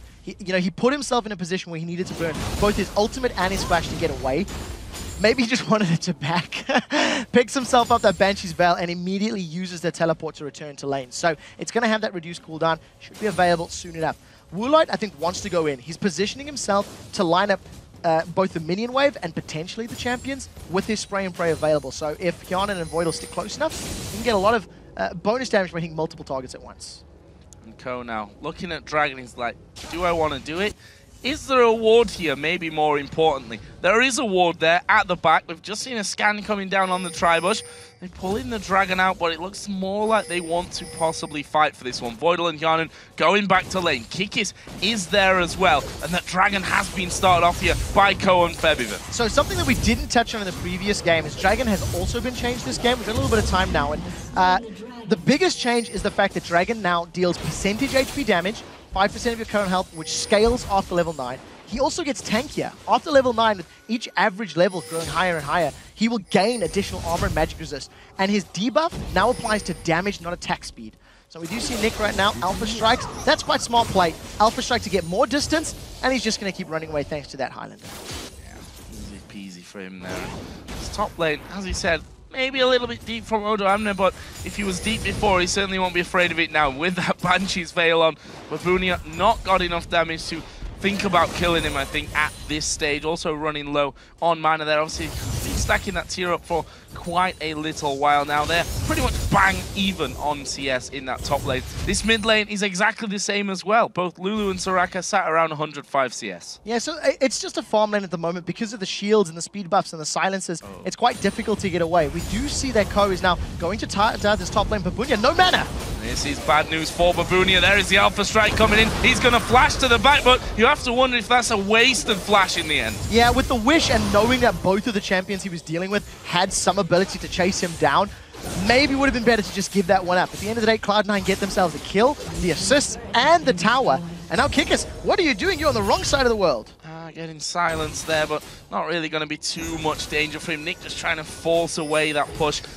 Came there a little bit late. They stopped, didn't stop the tower from going down. As the Hawk comes flying out towards Hjarnan there in the bottom lane. He's just above half HP. That could have been a little bit deadly for him. Meanwhile, we see Ko, wow, walks in there, smites it down with the ward vision, and obviously Kikis just left that one. Used his smite earlier on, wanted to give it over to Nick as well.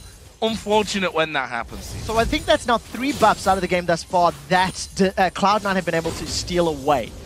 With the kill in the top lane. Oh, we get to that. Hjarnan's been hooked. Hook coming in. There's a teleport down the back. That is the Solar Flare going towards the back. Hjarnan has actually already flashed here, and he's going to go down. Actually, he didn't flash. He didn't flash at all. Voidal is going to fall low as well. Rune Prism will seal that deal. And Denial here, picking up 2 kills for nothing down on the bottom side of the map. Very, very crucial kills secured. The unfortunate thing is of their 4 kills, 2 are on the support. Now, Febiven is being dived. He's trying to turn it back around. Yeah, but he's Soraka. Don't die for Soraka. It's just a bananas idea indeed. Exactly that.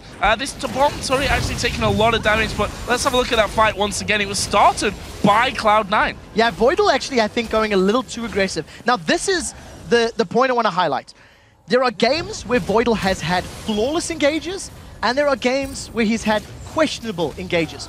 This may be an offshoot of the confidence from the previous game, where Voidal jumped onto Woolite and Super Raze thanks to the fact that there was a Kayle support.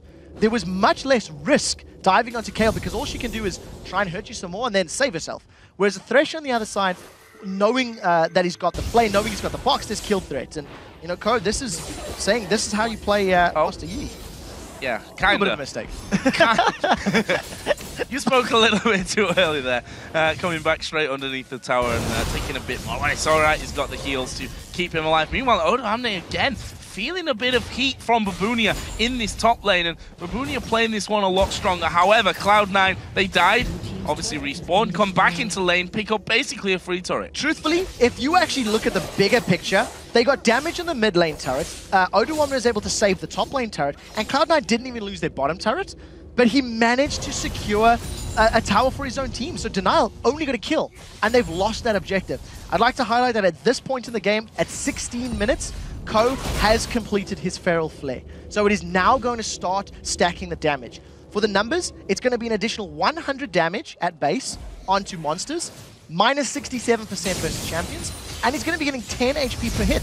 So his sustain is going to go up, and it's going to start stacking with every kill, with every assist, with every big monster. And look at the side. I think they're going to go on Kikis. Voidal is going deep on this one. They go straight in towards Kikis. Takes a lantern, but Master Yi's in there. Ku picks up that kill. He's going to get hooked in, but there's the wish coming out. They take a turret, dive in there, get the kill, and they don't really lose that much health in the end. Somebody needs to give Ko a high five. We'll talk in a second as Woolite is about to run to the team. He's about to become unstealth. Oh, that pink ward put in position, and Woolite is going to go down. There's a deep ended plane. Yana now the focus, but Bunia gets that one. Super A's going into the back. Febiven actually moving out here towards NIQ. Is going to flash away, puts down a heal onto himself, and a little bit deep there, you might argue, losing 2 men. Yeah, tiny bit overextended. There was a couple of auto attacks that got off there from Woolite, and of course Cloud9 didn't necessarily have the best of engages.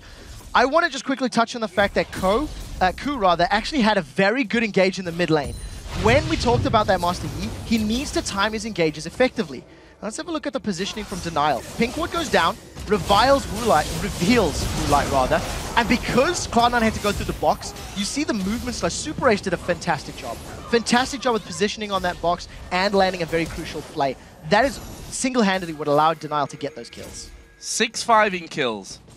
But look at the global goals here. There is a big lead already here for Cloud9 Eclipse. They have a strong lead on this game as Kikis is going to come in here. Ko just getting 2 shots off onto that ward and throws himself another one down. We've got less than 10 seconds. Actually, that's a lie.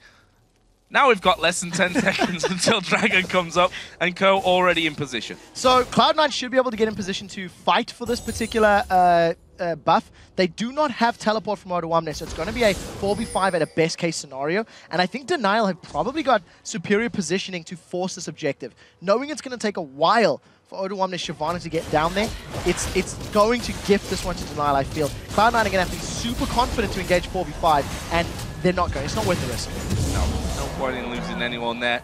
Going to be taken down in the end by Babunio. Interestingly, though, that he got that and it wasn't the smite that finished it off. And Ko might have been thinking that, you know what, if I'd have cheeky alpha strike in there and gone for the smite, who knows what would have happened. Either way, it goes over to Denial. It brings them closer in goal. So Kikis has been, he's not had a great series thus far.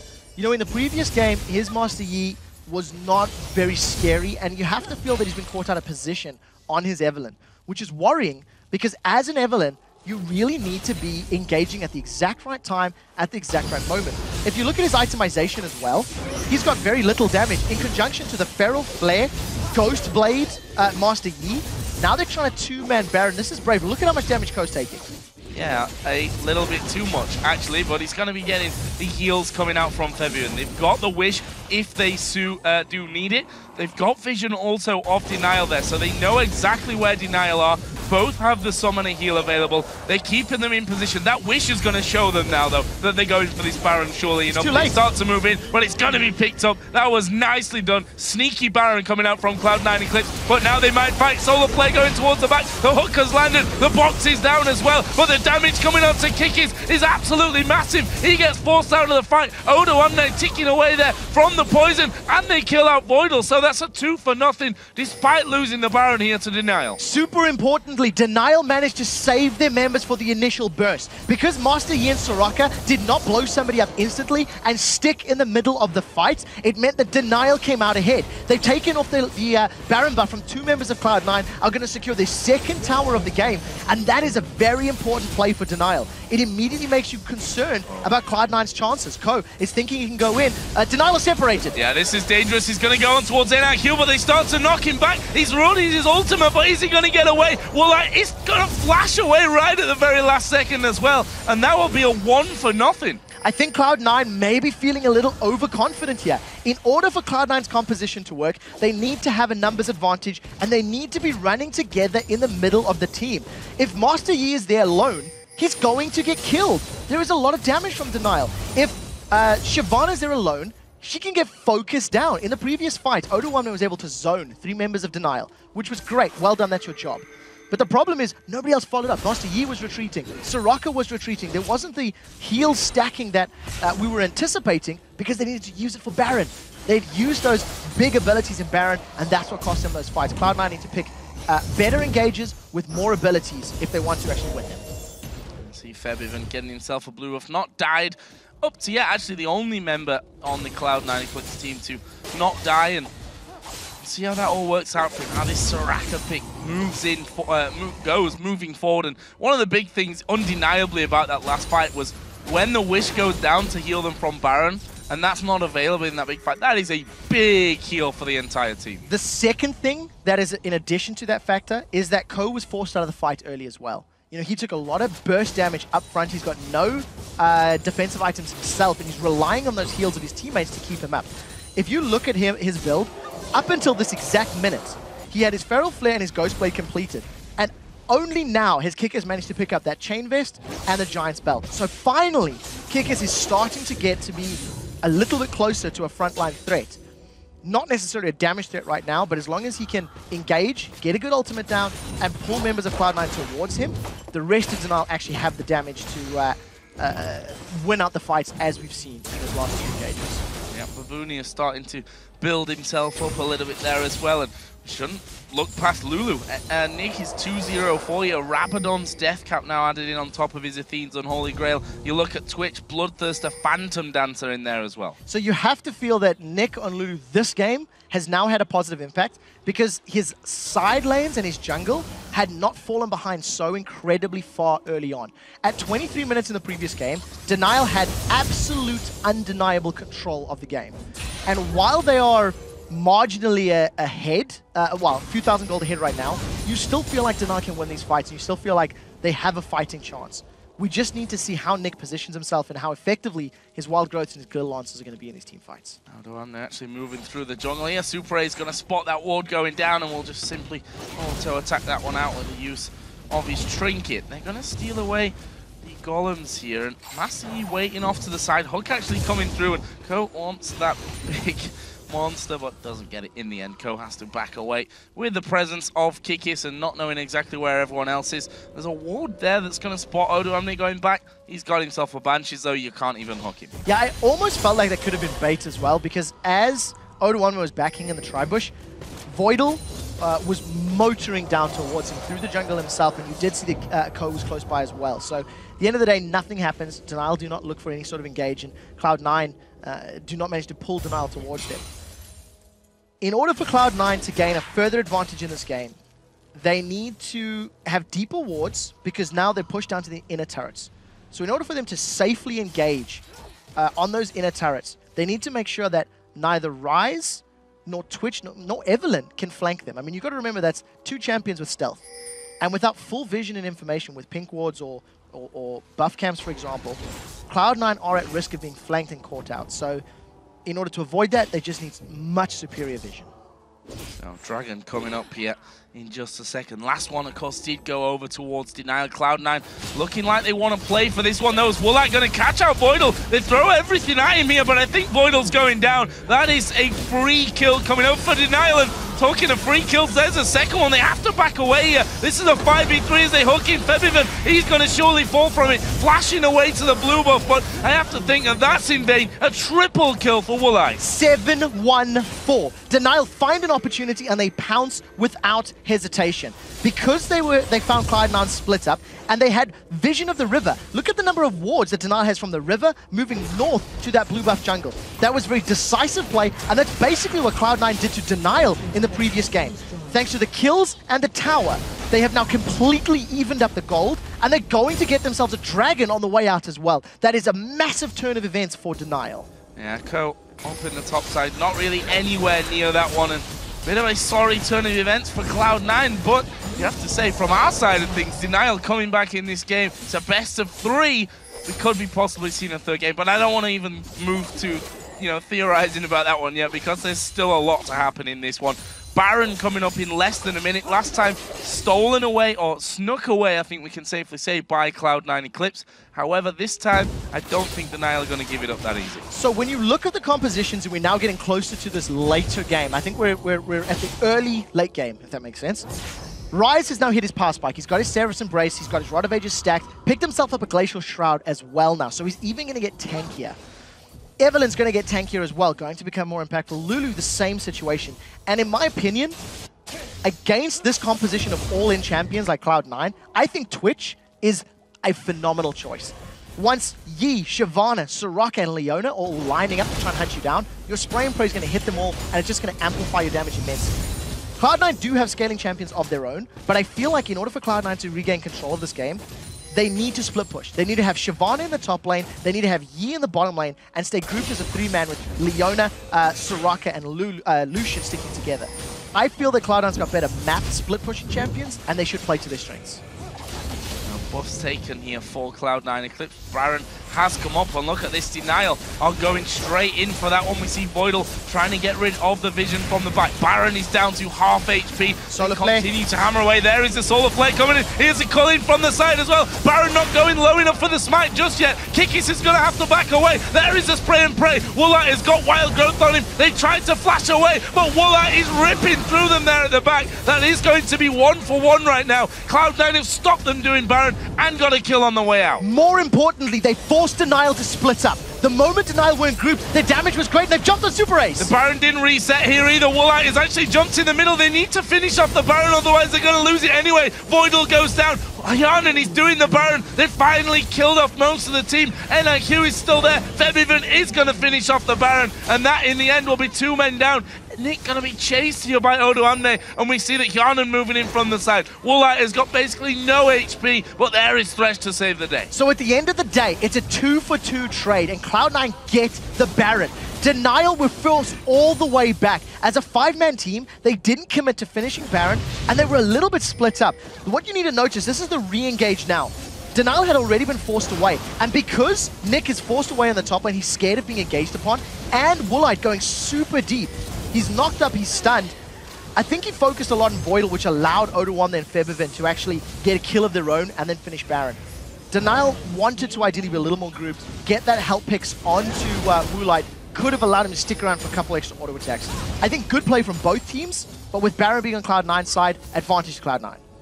Baron Nashor has been a big player in this game, there's no doubt about that one. Cloud9 Eclipse taking the first one secretly, but losing 2 men afterwards, which started this whole comeback for Denial. That time around, it's Denial that started off. Cloud9 forced them away, are able to pick up the Baron and a couple of kills afterwards. Let's have a look at the gold. It's 1,000 gold between these two teams. 14-7 in kills, 3-3 in turrets. And after looking at these last fights, you have to say this is still anybody's game. I completely agree with you. And Cloud9 have been unable to touch those inner turrets of Denials. You contrast the performance this game to the previous game, and Cloud9 had absolute map presence. They were all over Denial's jungle, they took every single buff they wanted to, and they simply shut down Denial's abilities to rotate around the map. Woolite is such a threat at 815 with the Infinity Edge and Phantom Dancer that Febiven's picked up a Thornmail. As a third item on Soraka, he's picked up a Thornmail because of the amount of threat that Woolite offers. What that means, though, is that he's relying on his Mercreds and his Athenes as the only magic damage protection right now from that Evelynn and the Ryze combination. So if Febiven is caught a little bit out of position and even Ryze on his face, it's going to be a little easier for them to take him down. So we'll see how positioning works out, because all of these fights have been determined by positioning. Oh, that is bad news. Although the heal's coming in, Woolite has to use his cleanse there, and the wild growth came in and bit off a little bit more banana peel than he wished, I think, there. Yeah, in that situation, Febiven's Thornmail, plus the heal armor that he gets, plus the support of his teammates worked in his favor. We touched on how Cloud9 can split push, and look at this tower. It is being shredded by Ko. Shredded and then deaded. Nicely done. Meanwhile, that mid turret going low as well. Yarnan going to get caught in it. Kiki's doing the work there. Can they get any more? Babooni are going to flash in to try and pick up that kill. They need to have Master Yi in this one. Odoamne tanking up all the damage. Here comes Ko. The box is down now, and I don't think they want to trip through it. They're going to try and run away. Baboonia is chasing Febiven. There is the silence. He gets off a heal as well. Has he got the damage here to kill off Baboonia? There's a ward in that brush. Odoamne coming around the side. Too late to save them. And now Odoamne may go down. They're hooking Ko as well, but he turns around. Kiki's now moving in. Alpha Strike not enough, and they get themselves more kills. Meanwhile, Odoamne definitely not safe here. But Booney are chasing him down. They've got no flashes between them. There is one more Q, and Odoamne is going to get away from it. You're not going to chase the burn up. Babunia's not giving up. That he wants to push the lane. Voidal should go down. Yeah, he does. He's dead. At the end of the day, We talked about how Febiven, if he gets caught out of position, Babunya and Kickers can shut him down. Babunya 1v1s Febiven. After Cloud9 takes such a nice play in the top lane by securing an uncontested tower, they get caught out in the middle lane. They didn't have Master Yi with them. They got zoned out and they lost Hyanan super early on. That actually could have been more disastrous for Cloud9 had Woolite not been taken out. Odoamne got onto the rat, got him down, which meant these death timers couldn't be punished as hard. So this is the engage. We actually see Kickers flanking from the side, and thanks to a great teleport from Babunya coming in from behind, all of a sudden Cloud9 are split.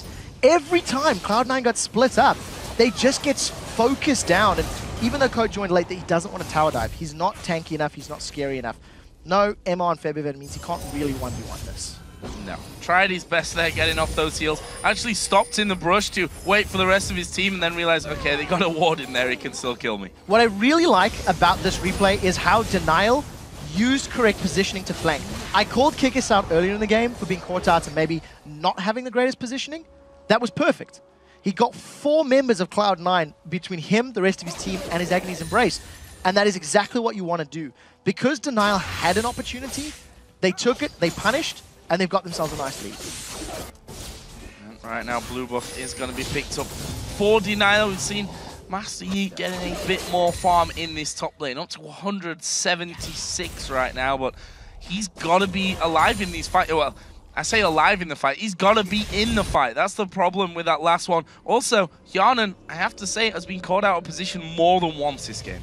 Yeah, I would like to see Cloud9 go back to split push game. I'd like to see them move around the map, put more wards down. If you can get Ko or even Odoamne onto a tower, they both got a lot of damage they can put down. Odoamne's got his Twin Fang, he's got that Bilgewater Cutlass built up.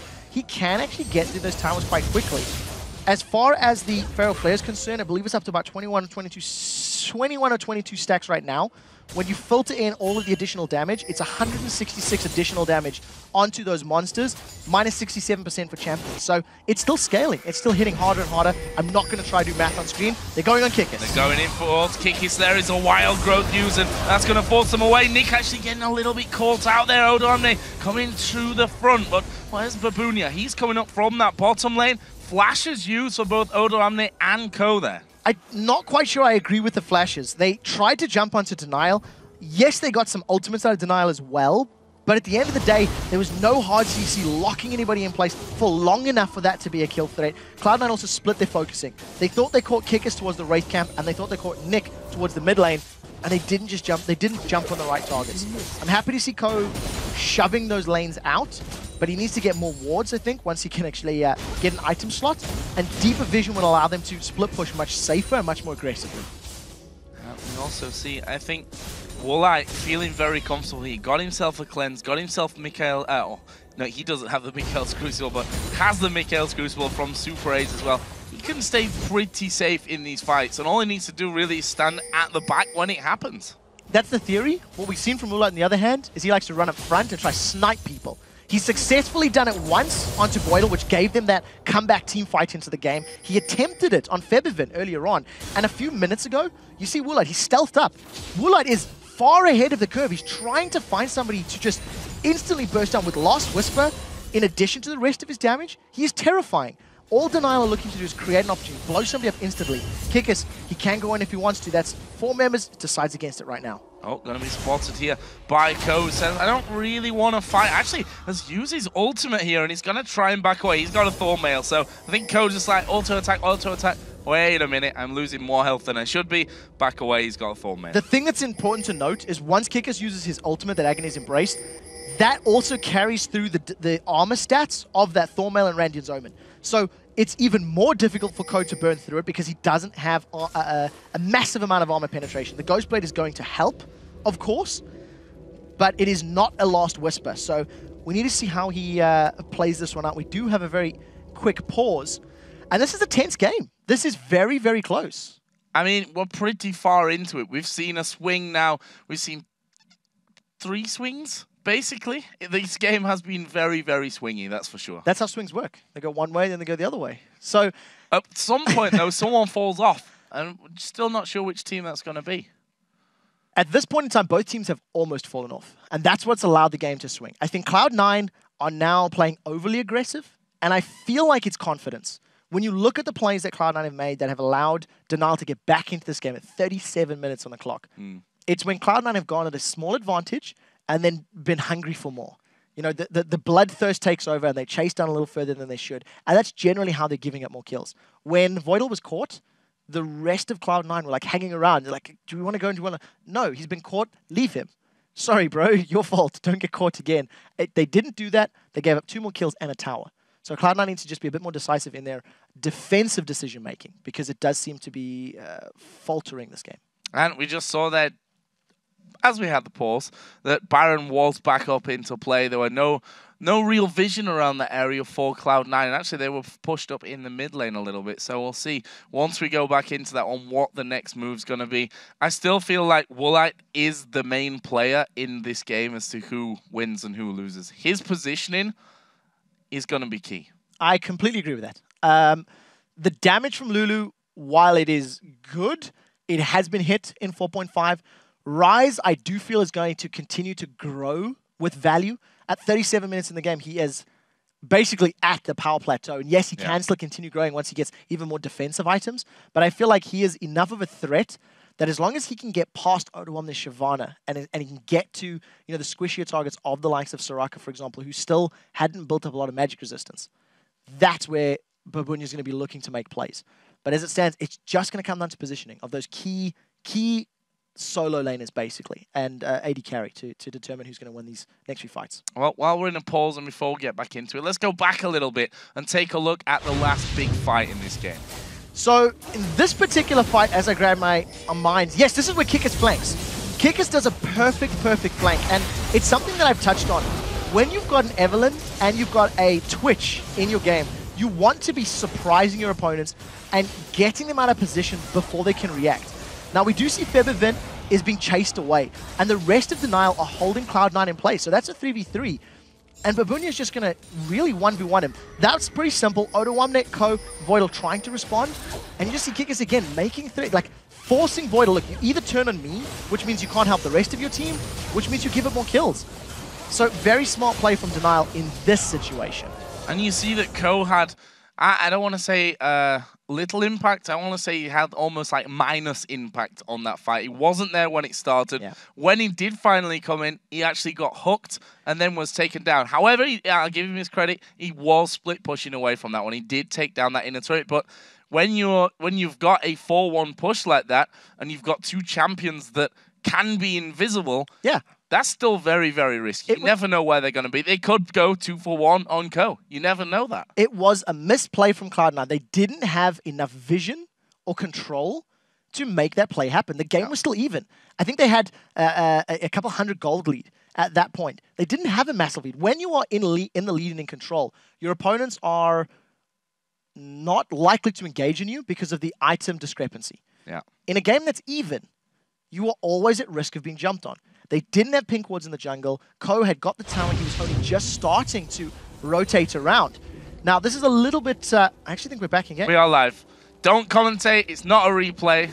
We are back into game here. Denial versus Cloud9 Eclipse. And as I said, Baron is live, and there's not any vision there for Cloud9 Eclipse. You can see them edging forward in the jungle, but they have to be real careful. There's a rise trap in the brush. I don't feel that Denial should start the Baron. They've got vision control. They've got a good. They've got 2 wards, so they're confident in the lack of vision from Cloud9, and I would prefer to see them pull Cloud9 towards them and then have that surprise engage. Have Evelynn and Twitch and Rise jump out of the bushes and say, hello, we want you to die. Right now, Ko's going to get zoned out. It's actually Cloud9 that are looking to start this engage. Oh, they've got a lot of damage on towards Kikis here. Odoamne dives in. That's a great solar flare as well. Rise off of the side here. Could end up getting picked off before he can do anything. Ko, though, is surely going to fall. He's meditating a lot. Here come the rest of Cloud9. It's 4 versus 4. Yi and Rise out of the fight. Cloud9 looking like they're going to get forced away. Spray and pray is done. There's the hook, but it comes on towards Voidal. He's going to go back in. He goes right onto the tanky backline. And Woolite, they've got the AD carry. They've got Lulu. And now Denial falling to pieces. That's 4 kills coming in. Kikis is going to run away.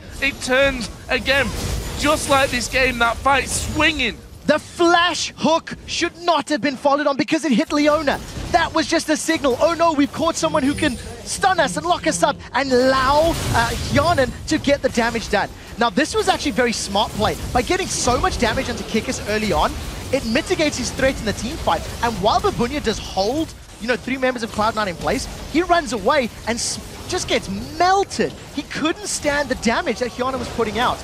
This Zenith Blade does not connect with Woolite. Had it connected, it would have been even easier to drop him down. And this is the key play. Even though Super Ace gets a flash hook, Voidal instantly turns around the moment that he can. Woolite is caught out. I mean, completely separated. Hjarnan melts him. So much damage. When you've got a 5-item, no defensive statistic Twitch, he's going to get caught out every time he's locked down. So, with all that happening then, Baron was not, right? No, Baron's inhibitor only. Yeah, Baron's there. He didn't say live at the top, so it kind of scared me for a second. I'm like, wait a minute, where's the Baron gone? So Baron is still alive. The inhibitor in the middle lane did go down, though, and in true Game 2 Cloud9 versus Denial fashion, the gold has swung once again over to Cloud9. So the one thing that I do want to highlight is that Woolite, after getting melted, after getting popped, has still not gone for a defensive item. He is relying on the Mikhail's Crucible from Super Ace, as well as the Wild Growth from Nick, to be his defensive itemization, and I feel like that's a mistake.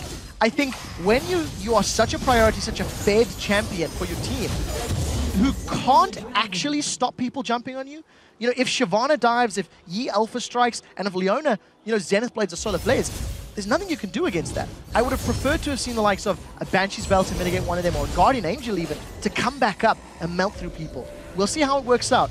Blade of the Ruined King, gonna be his 6th item. I mean, more damage, but more risk. Yeah, completely agree with that one. One thing I'm also surprised that we've not seen more distortion boots. The changes there, so they're giving you, you know, flashing away, you get that speed boost afterwards. Now, for me, that in these scenarios where they're chasing and having to run away so frequently will be so vital. Yes, very, very crucial. I think the fact that Babunia has picked himself up those distortions will help the engages for Denial.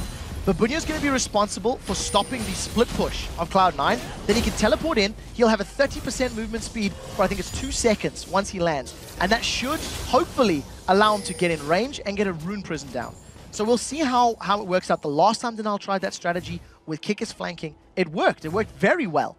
But right now, their opponents now have a 4,000 gold lead and super minis in the mid lane. Odoamne doesn't really want that fight. No, going a little bit low there, I think. Both players have teleport as well. That's the key here with the dance around Baron already started. This pink ward is worth more than its weight in gold right now. Kiki's finally going to spot that one's there, and he will in fact realize, okay, they've had vision on me this whole time. Silence goes down. Babunia is chasing Odoamne, who actually flashes, and there we see it. Babunia dives in. He's going to pick up the kill. That's now 5v4. Do they stay at Baron? Do they back away? They're going to fight for this one, but I don't feel like it's the right choice. Voidal falls as well. They're going to keep going for this one. Febiven, the next target, he's going to get locked up here. Has to use his wish early, but Babunia will get the kill, and now Denial turn, and they're going to have the Baron. 3 for 0, and the Baron secured. At the end of the day, you've got a 40-minute Rise. Rise is not afraid of Odoamne Shyvana. He 1v1'd him quite easily, in fact. Teleports to the Baron fight and gets a Rune Prison on Febiven. The second most important target. I think Hjarnan probably number 1. At the end of the day, Denial now grab themselves the Baron. They should be able to push this mid lane down, get an inhibitor of their own, because there's only 2 members of Cloud9 defending. Should be interesting. Will Hjarnan use the cull in here to try and get them low? I don't think it's even going to be getting them low at this point. Let's see the inhibitor, it goes down. The inhibitor itself is going to fall. We've still got 20 seconds for Febiven. Both Odoamne and Voidal are coming up here momentarily. And I think the wiser choice here from Denial. They're going to back away. After all 3 turrets are still up on that top lane. That's basically 3 turrets for them at this stage. Just going to give them a further gold lead. Now, they are the ones that are in control of the map. The inhibitor has respawned for Denial in the mid lane. Oh, Kickers will caught by Ko. Let's see how this works out. So going for him, but there's the lantern, and Ko doesn't get any more from that one. Although he is going to be trying, just chasing a little bit further on through the enemy jungle. May just get himself some vision down, if nothing else, or move back into that split push role. But let's not forget that Denial have Baron here. This is the time where Cloud9 need to be careful. Cloud9 have not seriously attempted to split push at all this game. Ko got 1 tower from it. We've seen Oduwamne trying it in the bottom lane, but it was too late and he got caught out. Now Nick might be going down. I have no possible explanation as to why Nick is there right now. We do see Ko actually going down. Nick actually being able to run away from this one. Babunia doing tons of damage on some there. Yana going to turn around. The Zenith blade actually missing. They do finally get down Nick. Can they get any more? Warlight versus Yanan. It's a good flash from Yanan. The heal came out, but it's not enough to keep him alive. Now they turn on towards Pebivin. Kikis actually taking lots more damage from this Star Call, but the kills raining in for Denial. 3 for 1, and I'm going to question, they've got Baron, why are you fighting? This could be game. Cloud9 thought that they could catch Nick out. They committed a lot to trying to kill him early, and it gave Denial the time to react. Now, Febivin's got a lot of armor, so you'll actually see Woolite is not melting him as effectively as everyone else. That was a mistake. He should not have gone in. Regardless, they get a kill on Voidal. I think the rest of Denial still have enough time to finish this game out. I totally agree with you on that one. They're going to have super minions coming into the base as well. The Nexus turrets are going to be knocked down, and Denial now going to go in towards the Nexus itself, but not before they've dealt with Febivin one more time. He's going to get another heal off there, but Babunia keeping him out of the way. The rest of the team going to start to spawn in, but all too little, too late. It's Denial that take game 2. So we are going to a decider match. Denial managed to pick themselves a game up thanks in very large part to Woolite's Twitch. It was very well played. He found key picks. He had a lot of damage. And Cloud9 just had no way to regain control after the laning phase advantages had been evened out.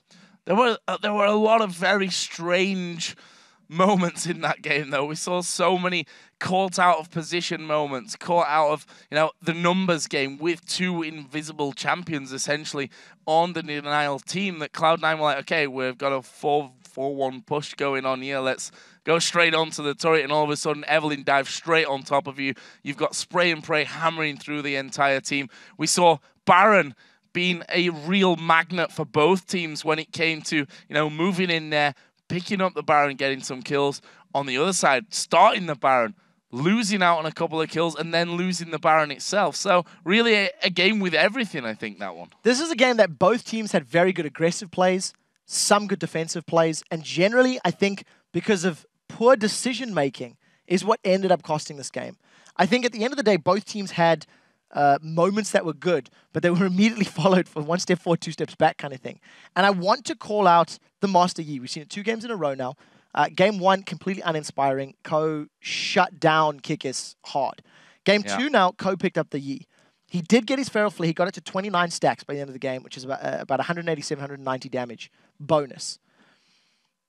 I don't think I was impressed. I don't think he had any very, very positive impact in the overall game. The one team fight for Kikis in the mid lane, flanking from behind, was much more impactful. It was much more decisive than this Feral Flare Yi. Maybe the new hotness is a little overhyped. Maybe it's poor execution. We will need more games before we can say conclusively. And that's the interesting thing as we head towards a game 3. Where are the priorities going to lie? Master Yi now played twice, 2 losses. Is Master Yi still that hotly contested? For me, if he was that hotly contested, we may have just seen a ban from him by this point. So I think 2 things stand out for me in that game. Number 1, Super Ace's Thresh, way better than Super Ace's Kale. Yes. I was very impressed with his hooks. I'm very impressed with his flays and his ability to peel for his team. Well, I think Thresh is more of an impact champion anyway. You can do more things like that more constantly. Correct. Aside from hooking in Voidal, which, could have cost them the game in the grand scheme of things, he had another few hooks that were also game-changing in their favor. What I think stands out is not only that Thresh, but also the Rise. We've seen during the pick ban phase of this series, Cloud9 banned out Mundo, Nidalee, and Morgana. Now, the reason you ban out Nidalee at this level of play is there will always be a point where a Nidalee spear will give you a heart attack. That can be game-changing. It will happen. In the exact same way with Rise. At some point in the game, he will hit that power spike. Yeah. Mundo will hit a point where you can't kill him. But he's not going to kill you. He's not going to run you down. You really have to be caught up very badly to get run down by Dr. Mundo. Shyvana against Dr. Mundo is a lot less scary. Yeah, cleaver after cleaver after cleaver after cleaver, etc. But you could just teleport away in that situation. I think Rise would probably be a priority for me now. If I were in Cloud9's shoes, get Babunia off that champion and remove the risk of late game. Alternatively, just pick earlier champions and then smash them in the early game, which is what worked for Cloud9 in Game 1. Well, guys, with that incredible finish, we are headed into a must-win Game 3. One of these teams will be headed to the LCS promotion tournament. The other one will be fighting for the chance to compete in the last place. Do they stay at Baron? Do they back away? They're going to fight for this one, but I don't feel like it's the right choice. Voidal falls as well. They're going to keep going for this one. Febiven, the next target, he's going to get locked up here. Has to use his wish early, but Babunio will get the kill. And now Denial turn, and they're going to have the Baron. 3 for 0 and the Baron.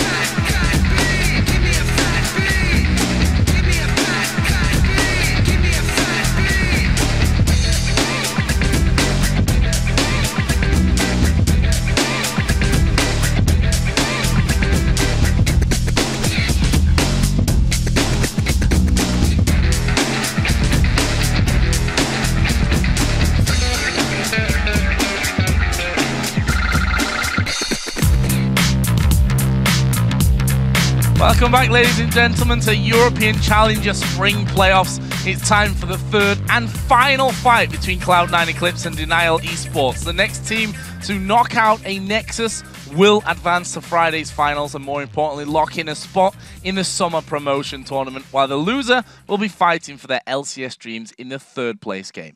I think if we look at both of these games, you have to highlight Ko. Game 1 on, I forget what he was, Lee Sin, thank you, goes 3-1-7.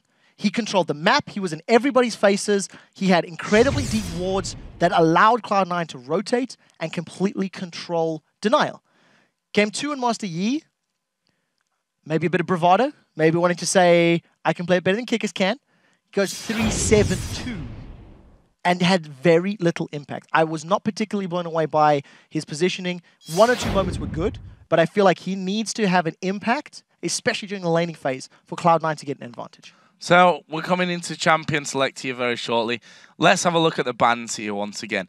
We said, Rise, is he more scary than Mundo? I think he is. I think he's a threat. I think he's more of a kill threat. You know, Mundo will draw attention. Mundo will go where he pleases, and you may not be able to focus him down. But if you can get past Mundo and kill the squishies, Mundo's way less of a threat.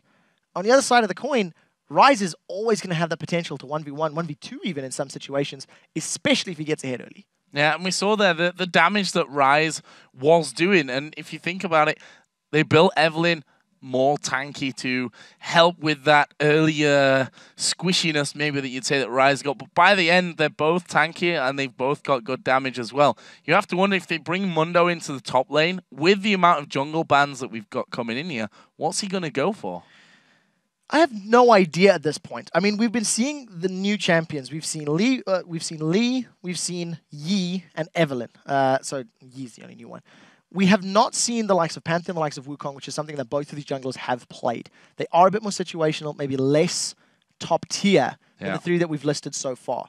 I do, however, feel that the champions, they may have had a part to play in that previous game, but on the same token, I do heavily believe that Cloud9's execution, once they had their lead, was lacking. I think they didn't have enough vision. They didn't have enough map awareness when you're dealing with 2 champions of stealth. Evelyn, as well as Twitch, jumped on Cloud9 so many times. That's how they got to it back in the game. Had there been more wards, had there been more vision on the map, you could theorize that those jumps could have been turned around. Those jumps may never have happened, which means the lead may never have been given back to Denial. So in my mind, I do feel that there was not enough importance on wards in the second game of the series. So, and I'm also wondering if Twitch is a possible ban here. I mean, game number 1, nah, didn't do anything. Yeah. Game number 2, though, was such a big champion for them in that team. We're going to find out here, though, because we are live in picks and bans, but looks like they're going to stick to their old favorite first ban of Morgana, which almost certainly means that Voidal's going to be looking for Leona. So the one thing you've also got to remember, and it's something you touched on in game 1, with the Morgana taken away, Cloud9 have the option to just go heavy engage. It's probably the best heavy engage counter to heavy engage. That's the word I'm looking for. Because once you jump in, that Soul Shackles just locks you up. If Cloud9 go for the same style of gameplay, you could theorize banning Twitch might be a smart idea. Get rid of that AoE, get rid of the champion that melts absolutely everybody. I don't know if they're going to agree with us, though. We'll have to see how the final ban plays out. No, they're not going to agree with us. Mundo going to be taken away by Cloud9 once again. So they don't want to play against Mundo. Seems like they're happy to have Rise in there. Possibly could be a 3rd and final ban. We have seen that the Kha'Zix, of course, was taken away. Ko is not going to get that. LeBlanc, again, not going to go on towards Febiven. So we are 2 for 2 as far as game 2 bans are concerned. Both teams sitting with the exact same strategies. In the previous game, it was Nidalee that was banned out by Cloud9 Eclipse. On game 1, when they were blue side, they banned these exact 3 champions, the Ziggs, the Mundo, and the Morgana, and they first picked Nidalee. There is the possibility Cloud9 are trying to recreate that scenario so they can get Nidalee in the hands of Febiven. He did a very good job with it. Performed well in lane. It was up against Lulu, who was not great in the laning phase, thanks to the changes to health picks, etc. But at the end of the day, it does look like the exact plan. So Ziggs is going to go from that one. Just waiting for that final ban to come in. Lee Sin taken away by Denial, so they don't want Ko on Lee Sin again. First pick is Nidalee. Saw it in game number 1. Febiven nailing everyone with those spears. He's going to have the chance to do that again. Are they going to pick Yi and Rise? This is actually exactly the same order as game 1. Yeah, so Lucian, Leona, let's see if they're going to recreate game 1 for us. They haven't been locked in yet, but this is the exact pick and ban phase that we've seen from game 1 with one small exception. Evelyn was the ban in place of Lee Sin. So that is the only change on the side of Denial. If Evelyn is locked in here for Coup, you know, it's going to be the same champions, and we'll see. Denial still haven't locked it in, so let's not get ahead of ourselves. Yeah, still got a good 10 or so seconds to pick up here. I'd be happier for them if we see the Thresh earlier on. Yeah. Although I'm not sure that Voidal would end up going for Thresh. I think he's very much set on Leona at this stage. But they do take the Thresh. Was a good, solid pick for Super A's last time. They go for Yi again in the jungle. And it looks like Cloud9 Eclipse might try and take the Rise away. So it's going to be more pressure for Kickers this time around. He's seen Yi in both of the games, has been able to get his mind around the playstyle. I liked his late game Evelyn in the previous series. He had good engages. I do think he got off some very good agonies and braces. I did not like his early positioning on either Game 1 or Game 2. And on a champion like Yi, who you want to get snowballing, you want to get ahead, you can't afford to get shut down. So we need to pay very close attention to how Kickers positions and where he moves around the jungle. Because if that Evelyn is locked in for Cloud9, there is the threat of counter jungling, the same threat of the loss of control that we've seen from Game 1. So, other side here for Denial. Jax, we talk about champions that need to get rolling, but if they get rolling, they're very scary. He fits that mold. Jarvan. I think an AD carry. AD carry and tanky top laner would be an option here for Denial. Save your mid till counter pick, or go all in and lock in that Fizz. Wait for it to run down. That's a very big change. This is a very, very big change. What I like and what I dislike about this. Sorry to interrupt, Joe. Right, Fizz, I wasn't first of all. talking. You were still talking. Great assassin, great mobility. It's going to allow you to get away from both Leona, from Ryze. You're not really at threat of being caught out by those javelin tosses as long as you position correctly with your playful trickster. What I really like about the lock-in, there's not too many champions that can get over the wall of the Cataclysm right now. So if you lock people into the Cataclysm with the Master Yi, and in theory, let's pretend he's ahead, that's a death zone. People are going to die in that thing. If you lock them in with Chum the Waters underneath on a champion, it's going to hit multiple targets. So I like some of the theory crafting, but this is a super high risk, high reward. Because if those engages don't work, all that's going to happen is you're going to land screaming Demacia and then die on your flag. Because if you are not ahead and you are not able to survive the engage, Cloud9 Eclipse are just going to melt you. What are Cloud9 going to finish off with here? Sivir and Xin Zhao. We've been hearing again. We talk about the whole item changes have allowed these on-hit junglers to be so very strong. Xin Zhao definitely fitting into that one. And we're going to see Sivir coming out for Hyanan as well. What are they going to finish off their lineup with here? Don't think it's Sona with Thresh already down. So before we get to the last pick here for Denial, Cloud9's lock-in of Xin Zhao in the jungle, I think is super smart because Jarvan, Fizz, and Yi are all melee champions that want to be in your face. Xin kicks all of them away. Whoever is auto attack doesn't get kicked away, but that's fine because you can focus him and kill him. The key for Ko is to make sure he doesn't pop that crescent sweep early. He needs to save it to the right time. He needs to save either Oduwam there on Ryze or Hyanan on Sivir. And thanks to the mobility that all of the champions get, that's a very mobile Nidalee with Pounce. You've got Ryze with a speed boost increase. You've got Xin that can dash and dive. And you have Sivir boosting everybody up. I think Cloud9 have got a lot of tools to engage, to counter-engage, to kite, to run, or to fight. So we'll have to see if they can execute it. So final pick here for Denial was Twitch. We've had 2 games already with Twitch. One's been definitely a hit. One's been definitely a miss, I think we can safely say. Interested to see whether it's hit or miss Twitch this time around. I don't actually like the Twitch in this composition because of how many dashes and mobility and movement speed increases there are for Cloud9 Eclipse. Once Cloud9 engage, they can reposition within the fight fairly effectively. And thanks to the mobility that Sivir's going to offer, I think the possibility of finding a good spray and pray is going to be much more difficult. What I do have to admit, though, is Woolite played very good ganks, played very good stealth, surprise Twitch. And you can do that fairly effectively against Cloud9 if you can get ahead. But again, this is all on Denial. Get ahead, you've got a high risk, high reward composition, and we need to see if they can execute it. What do we think to Jarvan top lane, specifically for this one, because it is something that we are definitely not used to seeing on a regular basis? I wouldn't say... it's longer than that. I mean, okay. Jarvan top lane, probably, I think, Summer Split last year, we've seen one of them, and not very impressed. We did see Jarvan jungle over in North America. Also, not particularly impressed. I believe it was Dexter that ran that one. But it was because there was a lot of jungles banned out and there wasn't much left. And you can't say over in North America anymore, by the way. We're in North America. Right, correct. Thank you for reminding me. This game against a Ryze, I think there is kill potential if you have roams from mid lane and from jungle. If we see Kickers coming in with Yi, a good flag and drag, knocking up Ryze and then locking in place with a Cataclysm, that's going to be a dead spellcaster. Don't land your knock-up, don't land your Cataclysm, or fall behind before you hit level 6. I think Ryze is going to outscale you. He's going to offer more threat. I'm not sure, but I think kill lane, if they can get kills, great. You can buy damage, you can keep killing them. But if they don't punish early, I much prefer Cloud9's options and ability to scale in the late game, because they have tools to counter everything Denial wants to do. Well, here we go. It's game number 3, the third and final game of this best of 3.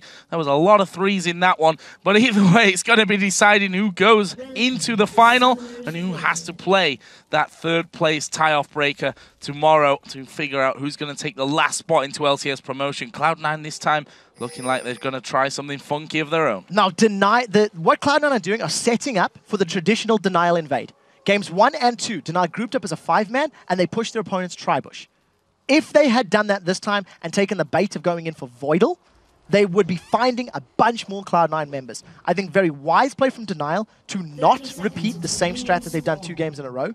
In addition, I don't think their level 1 would be particularly mind-blowing. So, smart play by Denial, and Cloud9, they'd read the strat previously, tried to get something from it, doesn't work out. Well, where are Cloud9 going to go with this? Will they actually try and get up there towards that blue buff? See that Babunia on Jarvan is on the top side of the map, so he's not within any kind of range. He's actually Flash Ignite, by the way. Just keep track of that one. And that means that he can't be teleporting around the map. We only see one summoner heal this time around as well, with Hyanon on Sivir. Yeah, so we've seen that Woolite has run that cleanse a few times, and there is lockup, and I think against a Ryze and a Leona, it's even more important now.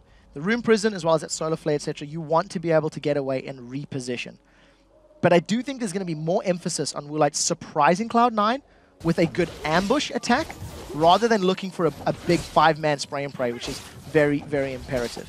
And as you touched on, Ko on Zinzao, that on hit. We are expecting him to go Feral Flare. We're also expecting Kikis to go Wriggles towards Feral Flare. So we'll just have to keep our eyes on those stacks and how effectively or how quickly they can get up to them. Ko got Feral Flare on his Yi at about 17 minutes in game 2. So let's call that our benchmark. Yeah. Well, it has to be, because Kikis didn't get to in game number 1. We'll see if we can do that better this time around, though. Mid lane, this time around, is going to be Nidalee versus Fizz, and top lane, Ryze versus Jarvan. Definitely a long time since you've seen any lane like this one up on the top side of the map. But interested to see how Babunia really plays this one, especially considering if you look down his played champions, he goes towards these more traditional tanky types. Now, transitioning to the Ryze, it does have a different style of play, especially in the team fights. You know, one of the things that we've noticed in LCS Ryze players, you can do well in lane, but it's your timing and your positioning in team fights that really matters. Yes, you do build tanky, yes, you do want to be in the thick of it, but you don't want to be overcommitted. You don't want to be too deep that you can get zoned out. And I think that's also a counter to how you like to play those tanks. So Odoamne, you know, he's going to have some experience with that, and we'll see how it transitions. As it stands, he's playing very defensive early on, not using those ranged auto attacks to try and punish Babunia just yet, and he's actually being poked out a little bit by those Demacian standards. Yep, doing well here. Here's Babunia. Has missed a couple of CS under there. That's pretty much my criticism of him so far, but doing well in that lane. We see Febiveneer pushing Nick onto his own turret here, and with this wave should actually level up the levels and the XP from this one. So that Febiven is already level 4. And Nick catching a couple of spears. There is a level 4. He was coming around the side there. Yeah, at this point, Nick has eaten far too many spears. Ideally, when you're playing a Fizz, once you do hit level 2, level 3, level 4, you actually want to try and get some poke, like he's going for now. Try to get some lane dominance. The problem is, Febiven's just going to heal it back up. So we do see Babunia, maybe first blooded. Oh, this is bad news for him. He does have his flash available, but he's not going to get to use it. Knocked up, Rune Prison. That's the one, my gosh. That's 1-0 first blood. Yeah, that Prison Rune from Odo1 there, very well played. And long story short, Babunia pushed the lane. I would dare say Odo1 there baited him in. Nick has jumped back on Febiven again, trying to force him to burn through his mana and heal back up.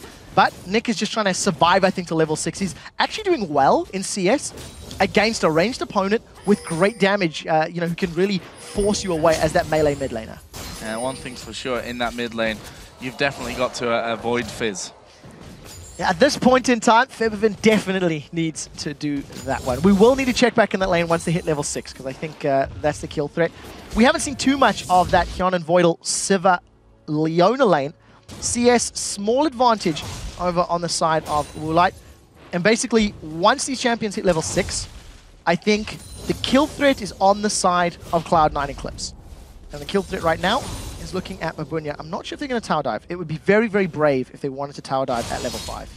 Tower dive a Jarvan that can knock you up in the air. But there is a Rune Prison once again. They are going to tower dive. There is the knock up, but this time Babunya got his flash off. Ko actually going very, very low, but he was scared to chase. It might not matter though. Kikis is coming around the side. They're going to try and put as much damage as they can onto the both of them. Ko is still waiting off to the side. They turn it around. Well, there's the Alpha Strike. Kikis gets the kill onto Ko. Odoamne is now going to chase down Babunya. Switches off to Kikis. Babunya comes back around. Babunya, is he going to fall? Yes, he will. Has he got the damage for Kikis as well? No! Alpha Strike comes off cooldown, and that is 2 for 2. So 2 for 2, but if you look at the kills, I think it's gone to probably the most valuable members within those trades. Yi wants to be getting closer to that Wriggles and Feral Flare. He wants to be stacking up to get that ability stacking earlier. On the other side of the coin, Odoamne on a rise needs to get that tier stacked as quickly as possible, as well as getting his Rod of Ages. It's going to come down to who can make better use of those kills. Assuming Kikis can get this Wriggles to a Feral Flare and gank more lanes, I think he has more option to impact the rest of the game. And that was the ulti actually thrown out there by Nick onto Febiven, who going very, very low. Actually, Xinjiao did have to come across there to give him a little bit of help. This bottom lane, once again, Super Ace playing the zoning game. As Voidal hits level 5, will they think about getting involved? The CS there is very much in favor of Woolite, doing a good job in laning phase again. Yeah, and that's, again, entirely due to Voidal playing Leona. Being on that melee champion, you just don't have that presence in the early stages of the game. I actually think Yana is doing pretty well. We do see an engage that they call Woolite and Super A's, but Ko's a little bit late to this party, so he can't have any real impacts. Yeah, spotted by the ward there as well in that river brush, so they weren't in really any danger from that one. Voidal actually stepping forward here, needs to be a little bit wary that he doesn't get hooked in, but shouldn't be too much of a big deal for him. Nick here coming down will be claiming his first blue buff of the game and headed straight back to that mid lane where he's currently a little bit of CS in front, but has been doing some good damage so far. It's actually nice to see Nick playing an assassin and actually playing pretty well. He's gone even in the lane phase. He's now got that threat of kill, the ability to kill Febiven, getting closer to that point. What I like is the fact that Febiven's the player that we came into this expecting to be playing the assassins, expecting to see the LeBlancs, the Zeds, maybe a Riven. But he hasn't. He has been playing the sort of safer picks, the Nidalee, the Soraka, and it's actually Nick that has pulled out the more interesting picks. You can argue about the effectiveness of that Lulu and if it should have been picked, but at the end of the day, they are in the third and final game, and he's playing Fizz right now, which is a much more aggressive, much more playmaking champion. And we see that the red side of Denial headed up towards the top lane, but blue buff has spawned here. They're going to try and control both of them. Yeah, if the Javelin Toss lands, might steal. Oh, smite it away. Smart play. What I would have liked to have seen is Nick and Kikis trying to roam top. They've caught Odoamne. They're going to go in for Odoamne here. That's a lot of damage coming in. Kikis will pick up the kill. Well, here comes Ko from the side. Kikis goes low, and there is, in fact, the shutdown. And that will end in a 1-for-1. And they try to back away from things. Ko getting the double buffs from that. Actually going in towards Nick here. Actually using that playful tricks and will get himself back to the tower. So Babunya didn't rotate down when Odoamne left the lane. What I do like, though, is you notice how both Nick and Kikis roamed around. Nick's been jumped on again. And Ko actually may just decide to dive this one now. A little bit dangerous under the turret with that Fizz. Now, during the build-up to this game, we talked about how if you can shut Rise down with some good roams and rotations by both Kikis and Nick, that would be a good way to get this composition an advantage. Babunya, very cheeky flag and drag, just to interrupt Odoamne. He needed to have come down the river. If Jarvan had been with the rest of his team after that blue buff steal, they may have been able to turn that fight around and probably held on to their own red buff. So they end up trading buffs, but it's Febiven that's come off worse for wear because he doesn't have blue buff, which is very, very important. The moment Nick goes in, you need to use that mana to heal up. They did, however, steal the red buff away. Ko was able to secure that one for the team, and he's right now doing even more of that work as he goes for the Wraith camp. We'll take away that big Wraith and be happy with what he's got there. Meanwhile, Kikis hanging around by top, but Odoamne may not be in trouble there, but the bottom lane sure is. Super Ace in the middle of nowhere is going to get finished off. Did land the hook there right at the very last second, and now Woolite's going to try and escape. I think they've given up anyway, knowing that he could just invis himself out. Yeah, both of the top laners have also got jungle support now, so it looks like Kikis was expecting a dive. He's been waiting for longer than Ko has. Ko is now going to find Master Yi, and they're going at it. This could be very dangerous. Alpha Strike comes into that one. They're going to turn around back on towards Kikis. Get the kill. Has Babunia got the damage? He gets knocked up. Where is the Dragon Cross? He doesn't need it. Babunia will fall anyway. And that is a 2-for-1 and a double kill for Xin Zhao. I do not think Babunia had enough mana to get a full combo off. He didn't throw down the Cataclysm. It's there. It's available. And it didn't work out for him. Now, Nick, he's picked himself up the first Ether Wisp of 4.5 here in the European Challenger Series playoffs. And it is, of course, one of the new items that we've seen picked up. Movement speed, as well as some ability power. And it's also, in conjunction with that Sheen, going to be upgraded to a Lich Bane. Interesting to see Nick going for a Lich Bane as his first item. It is, of course, core on Fizz, but it has been reduced in damage at these early levels. And you tend to see Lich Banes built after a big amount of ability power. So Nick putting some priority on the on-hit effect, as well as the movement speed that it gives you over raw ability power right now. Yeah, and I think that's been really the question about Fizz now. Is he still strong enough at this level again with the changes to that Lich Bane? And, well, he's trying to prove the critics wrong on this one. He is slightly falling behind now in that lane, but we can see constant harassment. Febiven just having to jump away every single time Nick goes onto it. So I think Nick has actually played fairly well in the laning phase. Although he hasn't actually got any kills right now, he did move for a blue buff steal. He has been containing Febiven, I think is a good way to put it. What we need to see from Nick is actually kills. If he doesn't start blowing people up with his assassin, then why did you pick the assassin? That's the question that needs to be answered. In addition, Babunia's Jarvan, 1-3-2. I don't know what the theory is from their side. Maybe they wanted the Cataclysm, but it wasn't used previously. Babunia has been forced away and pushed back from Odoamne. He's 20 CS down, and Ryze is already getting to a very powerful point in the game. Let's see there. The Zenith Blade is going to cash on towards Woolite. They're going to go hell in for this one. Is he going to get taken down? Half HP on that one. They're actually changing up to Super Ace, and they pick up the kill nicely. Going get in the right place at the right time. Meanwhile, Odoamne and Babunia going head-to-head. Who's got the most damage? Neither of them. They just both turn around. That was actually good. Now, we did see Odoamne. He had used his Cataclysm, so in that full trade, he was able to keep Odoamne down, but it wasn't enough to secure the kill. Now, Kikis, he's dead. That was unfortunate for him, but also I think a mistake from his side of things. There was a ward inside of that Tribush. As he comes around, they spot him. They're going to lose a buff as well. 3 games in a row that we've looked in the first 15 minutes of the game and said, wonder why Kikis was there. I feel like this early game laning phase of the game is probably one of Kikis' weaknesses. He has been caught out both in Yi and Evelyn, but he has had superior positioning once the game has transitioned to the later stages and more team map-wide rotations. But at the end of the day, they've lost a tower, they've lost a dragon and a blue buff, and they have not caught Hyonan either. Nope, because he's got a spell shield, which he pops on there to stop the knock-up. Chumna Waters coming in, and they take the dragon. They had the blue buff away. Babunia actually going aggressive here on towards Odoamne, but he just returns that damage. Actually uses his ultimate in there as well, and he can deal with his Jarvan at this point. There's no real threat for him. Yeah, assuming both of those champions have got mana pools to work with, there's definitely available. Chumna Waters is not up for Nick, so that's why Febiven's going in super deep right now. And again, it's just been Cloud9 getting small leads here and there. And over the last 13 minutes, they've built themselves up close to 4,000 gold lead, which is a very, very strong start to the game. Continuing to push down on this bottom lane, and that could be dangerous. Oh, that was great timing on the Lantern. Some may say a little bit lucky timing on it, and here comes the Solar Flare. After praising them, they may just throw this one all the way. Woolite going very, very low. Again, Super Ace will be closer. Another Zenith Blade lands. There come the attacks from the back of Hyonan. They're going to have to dive this one. Voidal's tanking up the damage, but they're going to go through. Is Hyonan going to try and get in on towards Switch? He's gone a little bit too low there from that tower. They have to recall out of this. Super low, super squishy, and tower diving, they get away clean every single time. Ko has come to this bottom lane. They have found a kill onto Super Ace. He keeps saying overextended.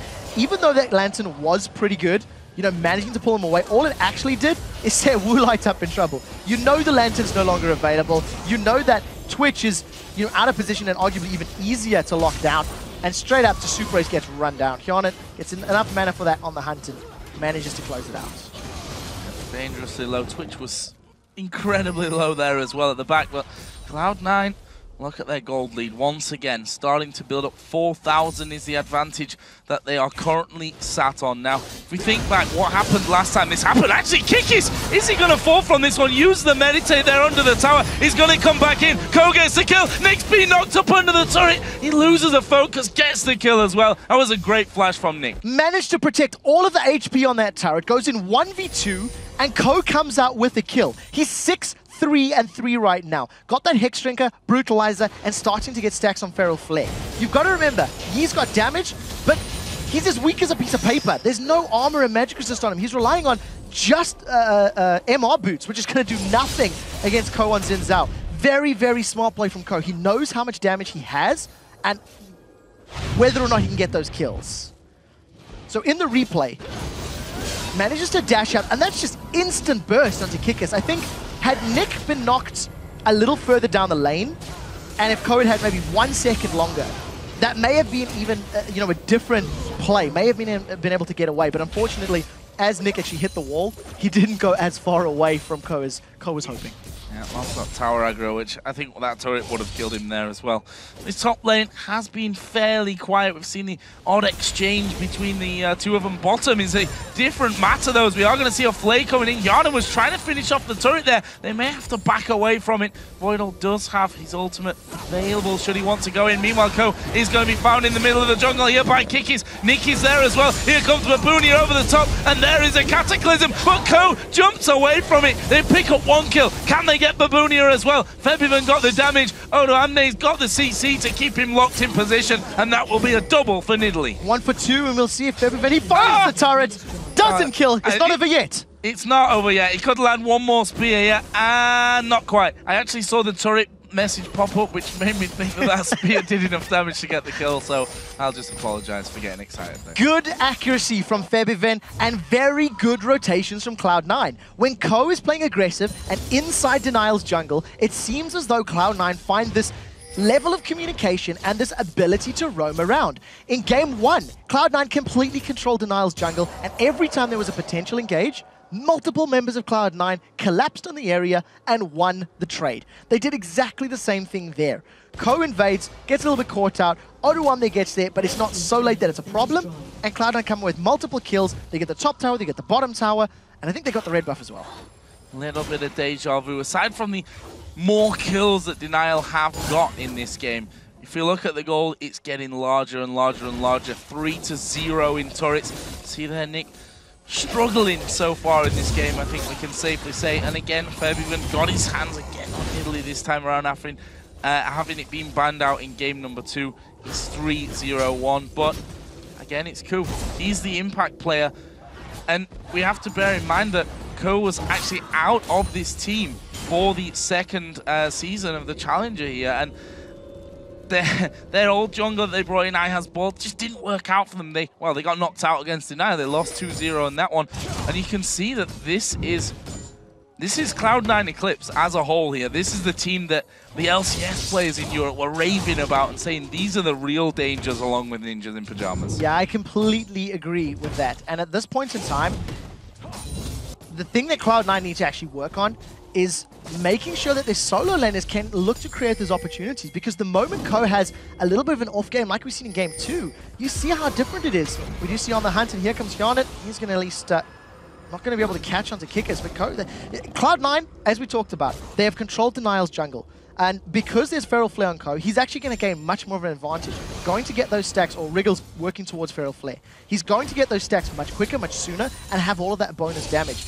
The only reason we keep harping on about it is we've seen it in every single game of the day so far, in at least one of the 2 junglers. You see Babunia diving in there. I'm not sure that's the wisest idea, though. Here comes a blast from Rise. 1 more should do it. Can he get the finisher? There's a Cataclysm, but he's got a flash. He jumped straight out of it. 1v1. Jarvan's not having the impact that they wanted the Java to have. Now they find Fizz inside of the jungle. Code's going to get knocked up there, and he gets away with a Thresh Lantern. If you are going to pick a Jarvan in a high-stakes game like this, you need to land your flag and drags. When we see that engage in the top lane, Babunia did not knock Odoamne up. Odoamne easily sidestepped it. We do see the rest of Denial being collapsed upon and chased away. That's a big knock-up onto Kikis, and in the 5v4, Denial can't defend their top inner turrets. Ko is incredibly scary right now. Will I actually coming to the front of this one? Lantern goes down in preparation, but they've got the job done that they wanted to do there in that top lane, which is get rid of the turret and back away. In stark contrast to the previous game, you notice there that Woolite came up stealth, tried to kill Voidal on Leona. In game 2, he succeeded. It allowed his team to get multiple more kills and then towers. In this game, he barely scratched Voidal because he's only got that Bloodthirst and the Zeal. 0-0-0 on Twitch. He hasn't been involved. Death Sentence doesn't connect, and I think Denial are a little bit late.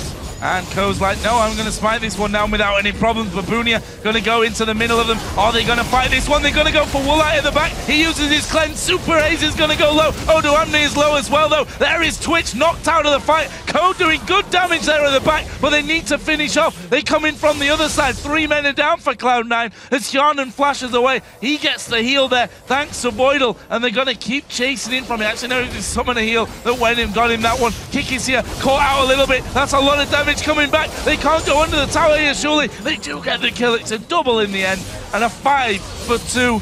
Cloud9 Eclipse, what happened? At that point in time, Cloud9 could not focus the targets quickly enough. Just as you asked the question, we can answer it. Cloud9 on a little bit spread out. You can see Odoamne comes to the party late, and the instant cleanse from Woolite as that solar flare lands allowed Woolite to get a lot of auto attacks down.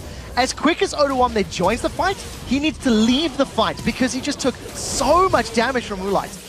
And because of the fact that Denial had a lot of focus on all of their other carries, Kikis cleaned up. You notice everyone else is on low HP, and Kikis is able to jump in there with 70-80% of his health, which is what allowed Denial to get all of those kills at the end of the day. Chasing a bit far, but they do get that turret, I believe, at the end of the day. So losing the dragon, get the ace, and all of a sudden Denial are going to gain some confidence from that. That was their first turret of the game here as well, we shouldn't forget. Kikis going low there up on the top side, but won't be going low enough to be dying out from that one. Again, we see Woolite 3-0-2. He was the danger man in that second game of this best of 3. Looking like it's a similar scenario here. Yes, so we just touched on the fact he was 0-0-0 before that fight happened. Got 3 kills, 2 assists. He was not focused down. And because Cloud9 did not focus him down, his damage allowed Kikis to join the fight late and win it. As all the other games, we've talked about how Kikis has had poor early laning position, but superior mid-game positioning, and that was a great example of it. He joined late enough to clean up and was at no threat of being focused down. So back to farming here. Woolite got himself a Phantom Dancer after that 100% kill participation in that last fight. 3 of them kills, 2 of them assists as he goes charging forward with his stealth. Something that he really likes to do. If he can get away from his team but still feel safe and maybe catch someone out of position, every kill is a bonus to them at this point. Yeah, and he managed to do that in the previous game. Now, at 23 minutes in the clock, the first jungler to secure that Feral Flare is in fact Kikis. So it is Master Yi, thanks in part to the kills that he's taken part in, as well as having some more access to his jungle. Ko had a strong phase from 10 to about 17 minutes where he was invading and controlling Denial's jungle, but Ko also got that Wriggles a lot later. It was a couple of minutes later than Denial, so it hasn't had quite as long to stack. So once they get back into this siege scenario, this is where they become real dangerous. With that Nidalee, we've just seen Super Ace losing half of his health as they push in towards him. The hook comes flying through, doesn't land. Here comes another spear. Again, not connected, but it's enough pressure to force the turret. Jarvan is going to be coming in here from the backside. Gets a knock up onto 2. There is a Cataclysm, but they've turned this one around. They were stuck in behind it, and in the end, they can't chase through. That's exactly what Babunia was singing. Locks in 3 members of Cloud9 Eclipse, flashes out to save his life. Unfortunately for Denial, that was their escape strategy. In the pregame, we talked about how you need to combo all of their abilities together to create a kill zone, to create a box that you can lock Cloud9 into and then just destroy them with all of the AoE from the Cataclysm, from Yi's Alpha Strikes, and from Fizz. Unfortunately, Denial are behind on gold, and they've been caught out, so that was a defensive strategy. We'll need to see if they can make it work. Febiven should go down. I'm not sure about that one here. He's going to get knocked up. That's the death of him. Yarnan now has to back away as well, but is he going to be able to back away? Oh, they pick off Master Yin. This is a bit of an awkward fight. We see Denial chasing Yarnan through the jungle right now, but the rest of the team going to come in. Nick will simply hop over the wall. Babooni are going to be able to do the same, or he could try and get back towards his lane, which I think might just be too much. Oh, he tried to take the lantern, well, the knock-up came in onto him. They hook in Voidal. Are they going to go in? Flash from Odoamne to pick up the kill. So at the end of the day, 2 for 1. Yes, Febiven did get bursted down very quickly, but some very interesting position from Cloud9. They rotated from mid to bottom lane, and they caught Kickers completely off guard. To be fair, it was a very unusual approach to that bottom lane for Cloud9, so there's not much that Denial could have done outside of having more wards. In Game 2, we talked about how poor Cloud9's vision was. Look at the litter of wards in the blue side of the jungle there for Cloud9. Great engages from Voidal, using that Zenith Blade as well as the dash from Xin Zhao to get over the tree line. You just don't expect that. You don't anticipate when there's a fight going on further down the lane to be collapsed upon just outside your wolf camp. Could have been one more kill there as well. Super A's got away with very little health remaining. See that Dragon is actually coming up here in less than a minute's time as well. Pink Ward already in position there for Denial, as Woolite's going to force this mid wave all the way, I say all the way back, as far back as he possibly can. But Cloud9 Eclipse, they know when this Dragon's coming into play and they want to be ready. I really like the mobility that Cloud9 has on the side, and they're using it. Ko is trying to get onto Nick, but every time we've seen these team fights happen, the moment that Siva, being played by Hyun, throws down that on the hunt, it's such a map opener. Denial, if they don't burst somebody down quickly enough, they do have the problem that they can get overrun. They are also 7,000 gold down, so look at Nick's positioning. He's trying to catch somebody out on the side, and they've actually caught Kickers instead. Oh, Super Ace goes very, very low, but there is Fizz getting the knockups right in the middle. We see that they're falling one by one, but again, Woolite's the man in the back doing the damage. He will cleanse away, but gets finished off. A spear will finish that for them. It's a 3 for 2 in favor of Cloud9 Eclipse, and they're going to try and chase through for more. Kikis and Nick doing a run through the back. There goes the spears over the top. Nick is actually going to dive away, and I'm not sure which, if any, they're going to be able to catch here. Febiven is going to chase towards Nick, and this is going to be another kill for them. Xin Zhao is actually going to cut him off just before that inner turret mark as Febiven dives back on towards him. Nick trying to double back in the lane, didn't work out, and that's a 4 for 2 in the end in favor of Cloud9 Eclipse. Yeah, well played by Denial, actually. Look at this Cataclysm. We're going to keep our eye on this engage because I'm 99% sure that was a 5-man Cataclysm as every single member of Cloud9 jumps in. And look at all of those knockups and damage. Every single member of Cloud9 is caught in this little bubble. But because it was Cloud9 that got the first kill, it allowed them to control the zone. It allowed them to have more bodies and more damage focusing the right targets. Good attempt by Denial, but if they're going to go for that, they need to have Nick killing somebody instantly. If Nick is not killing somebody, that combination, they're just going to get sort of out DPS kind of by that Rise and Xin Zhao and Siva. Yeah, we saw that Xin Zhao. As soon as he gets out, goes straight for Woolite, who you can't cleanse the knockup at the end of the day. Once he's got you in that, there's no way you're getting away from me. 7-5-10 Xin Zhao. He's also got that Randuin's in there as well. Brutalizer, got a Phage now as well, added on top of it. What I really like about some of the itemization on the side of Cloud9 is they picked up that Frozen Heart on Odoamne, which is actually an incredibly good item on a Rise. The reason I particularly like it as a sort of third item, which has almost been rushed, is that you've got 3 auto attackers who are all physical damage. Jarvan, Yi, and Twitch all want to be attacking. If you can reduce the number of spray and pray shots in a team fight thanks to that attack speed aura debuff, it is a very, very good position to be in. And we questioned, can Odoamne play Rise? The answer is yes. I think he's been in the right place at the right time. He had a good lane against Jarvan. You could argue that he had a good lane because it was Jarvan, but at the end of the day, he's 50 CS up, he's got the kills he needs, he's got the items he needs, and it's probably 5 to 10 minutes earlier than anybody was expecting. Seraphs, Rod of Ages, and Frozen Heart, that's a great place to be at 30 minutes if you're Rise. Wards were placed by Baron here, and when I say place, I mean by Cloud9. They've got full vision control over that section of the map, and it's going to be about getting as close as you can here from Denial, getting some wards in. Always a dangerous scenario to be in. They, of course, can use the flag here for this one as he Banshee's Veil of Babunia. Gonna get popped as the rest of the team start to step forward. But again, these narrow corridors, perfect for Nidalee Spears. Yeah, and Odoamne's got teleports. Nobody on Denial has teleports. So in order to deal with this Ryze split push, they have to commit somebody, and I don't know if anyone can deal with him. I mean, I think Nick is not going to have the damage to burst him down. Kikis is probably going to get killed as well. There's not enough magic resist on him at all. So if Babunia goes down, Babunia's been losing the whole time. Right now, Denial trying to force a fight with the Talisman of Ascension, and that was half-hearted at best. Talisman use, on the hunt use, trade 1-for-1 on that front. Well, we see again, Odoamne continues to push up here, and Cloud9 Eclipse move straight back towards that Baron pit. You could put an argument forward that Ryze is one of, if not the slowest tower killer in the game. True. Because in order to deal damage to towers, you need to build either attack damage or ability power, because your attacks to towers will scale off of the amount of ability power you have. As Ryze prioritizes neither, it takes him a very, very long time to take his towers down. So he can control the waves, but it will take him a long time to get that map advantage. They've caught Ku. Do they want this? I'm not sure that they do. He's going to knock them all away here with his ultimate. The box does go down. Babunia catches up too, including Yarnan. They've lost the AD carry. They pick off Ko as well, but Woola is low. Nick is low as well. Voidal's the man at the back of that one, but they want Kikis first. They get Kikis as well. Actually, no, they don't. He managed to somehow escape from that one. Will he be able to run? That was actually a 2-for-0 in favor of Denial, but look how low they all are from this one. Both Nick and Woola are still flashing. Cloud9 gonna push. A 2-for-1 trade, and Odoamne is untouched, as is Voidal and Febiven.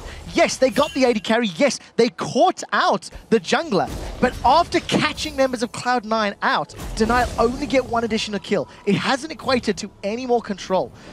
Had Denial stuck around longer, or had Distortion Boots maybe been completed on Odoamne, that movement speed increase could have been enough for him to get in range sooner and have more of an impact in that fight. So, decent attempt by Denial, but they need to do a lot more of that. They need to get much more kills and ideally have it lead to objectives. There are outer turrets still available in the top and bottom lanes. Denial have barely touched them, and I think that is a good way to start bridging this 10,000 gold gap. 10,000 gold. That is a lot of gold, to be fair. Cloud9 certainly in the driving seat from this one. Only the one turret, as you mentioned. Babunia trying to get something on this top side, but again, Cloud9 just come towards Baron. There's on the hunt pop. Babunia could be in a lot of trouble from this one. He's going to have to turn back and flag and drag possibly through the entire team if he wants to get away from this one. He knocks Febiven up, but that only sends him towards Yarnan and Odoamne, who pick up the kill. Now it's 5v4, 45 seconds on the spawn of Babunia. This should be Baron. Yeah, in order for Denial to get back into this game, they need to stop this Baron and get a whole bunch of kills. That is going to be an incredibly difficult task because they have a member down. Now, Nick is who we need to keep our eyes on. Chum the Waters is probably the way in. They've got Voidal, but you don't want Voidal. No, you don't want Voidal, and they've actually used the Talisman there to start backing away. Baron well underway from this one. They throw the ulti onto Odoamne. It does nothing to him. No damage coming out. They realize they can't contest this one. Baron goes over to Cloud9 Eclipse. 12,000 gold lead now. Yeah, Cloud9 can now start sieging this game up. They've got a strong front line with Ryze and Xin Zhao. They have Peel with the ultimates from both Xin Zhao and Leona. So if Denial decide to try any last-ditch attempts, Cloud9 have the tools to just turn on them and re-engage. You just keep spamming out those boomerang blades and those javelins. One is bound to land at some point, and that's going to open up that inhibitor turrets. Well, that's exactly what they're going to do. Waited off to the side here. All members of Denial now spawned back in. I say all members, it was only, of course, the Jarvan that did go down in that one. There's Massey trying to clear things out. Will they fight under turrets here? With that Cataclysm, it's always dangerous. You have to pick a wise fight. And once again, Denial pick a composition with next to no wave clear. Now, to be fair, Cloud9 are relying heavily on Sivir for their wave clear, but they've got themselves into a lead. They're not at threat of being sieged under their turret. So Denial going to be relying on those alpha strikes from Kikis. He's doing a good job now. Let's be honest about this, but at the end of the day, Cloud9 not feeling confident enough to tower dive, and they're playing this one quite safe. They're going to take away a dragon. They're going to take away buffs, both red and blue here from the Denial jungle. Once this dragon goes down, we can see that we've got 2N pushing the top lane. I imagine that Odoamne and Febiven are going to be pushing the bottom lane out as well. Yeah, I think I think Cloud9 are probably sitting on a large amount of gold right now. They had those objectives to clear out, and they had the bust to steal. So there was a lot to be gained by backing away. I think once they've spent all this money, I feel like they're in a powerful enough position that they can push through towards inhibitors and potentially the Nexus. They've got such a strong ability in every area of team comps that we talk about. This Xin Zhao has gone basically full damage. Trinity Force, Hexdrinker, Feral Flare, Brutalizer, and his only defensive item is a Radiant Omen, which is his engage tool. He wants to jump in there with his Audacious Charge, slow everybody down with Randuins, and then allow the mobility of his team to finish up the fight. So far, it's been working for Cloud9. They've had a few fights go wonky, but for the most part, they have been in control. And a massive gold lead is what they hold here. And 4 turrets is the advantage that they have as well. We see that a few wards have come out on the top side there and the bottom side of the jungle for Denial. They needed this control if they're to keep any kind of hold on this map and to put up any kind of defense against the Cloud9 Eclipse team that are just so far ahead of them at this point. We see more items coming in across the board. We saw how much gold everyone had to spend. Look at Sivir, Infinity Edge, Phantom Dancer, Bloodthirster, Last Whisper, Nidalee, Rabadon's Deathcap, Void Staff, gonna have Azonias and got that Athene's Unholy Grail in there as well.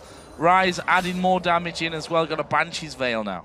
So, in terms of all of the items, and also looking at those Feral Flares, Kikis got the Feral Flare sooner. Ooh, Woolats is so much stuff. That's 1v5. That was interesting. He was in the shop or not paying attention, so now when they've gone on towards Super A's as well, this could well be bad news. Kui's going to go into it as well for Bunia, going very, very low. There is Ko, right in the middle of them. The Lantern is taken away, but they've gone very low. That's at least the inhibitor. It's definitely the inhibitor. Because everybody's so low on the Denial side, it's going to take them time to heal up and get back into lane. Cloud9 have decided they want a second inhibitor before turning onto the Nexus. I wonder if they want to play this one by the numbers and force the third one instead. They've caught Nick. They've caught Nick. He actually uses an early Zhonya's from that one, but they're going to turn right towards him. He will play full Trickster away, but they lose Thresh. They're going to lose Master Yi here as well. Babunia puts down the Cataclysm. Yi actually got away in the end of that one, but they are falling left and right, and this could well be the game. Woolite will go down. Nick goes down. It's now Kikis left on the fountain. The Nexus story's already been focused here,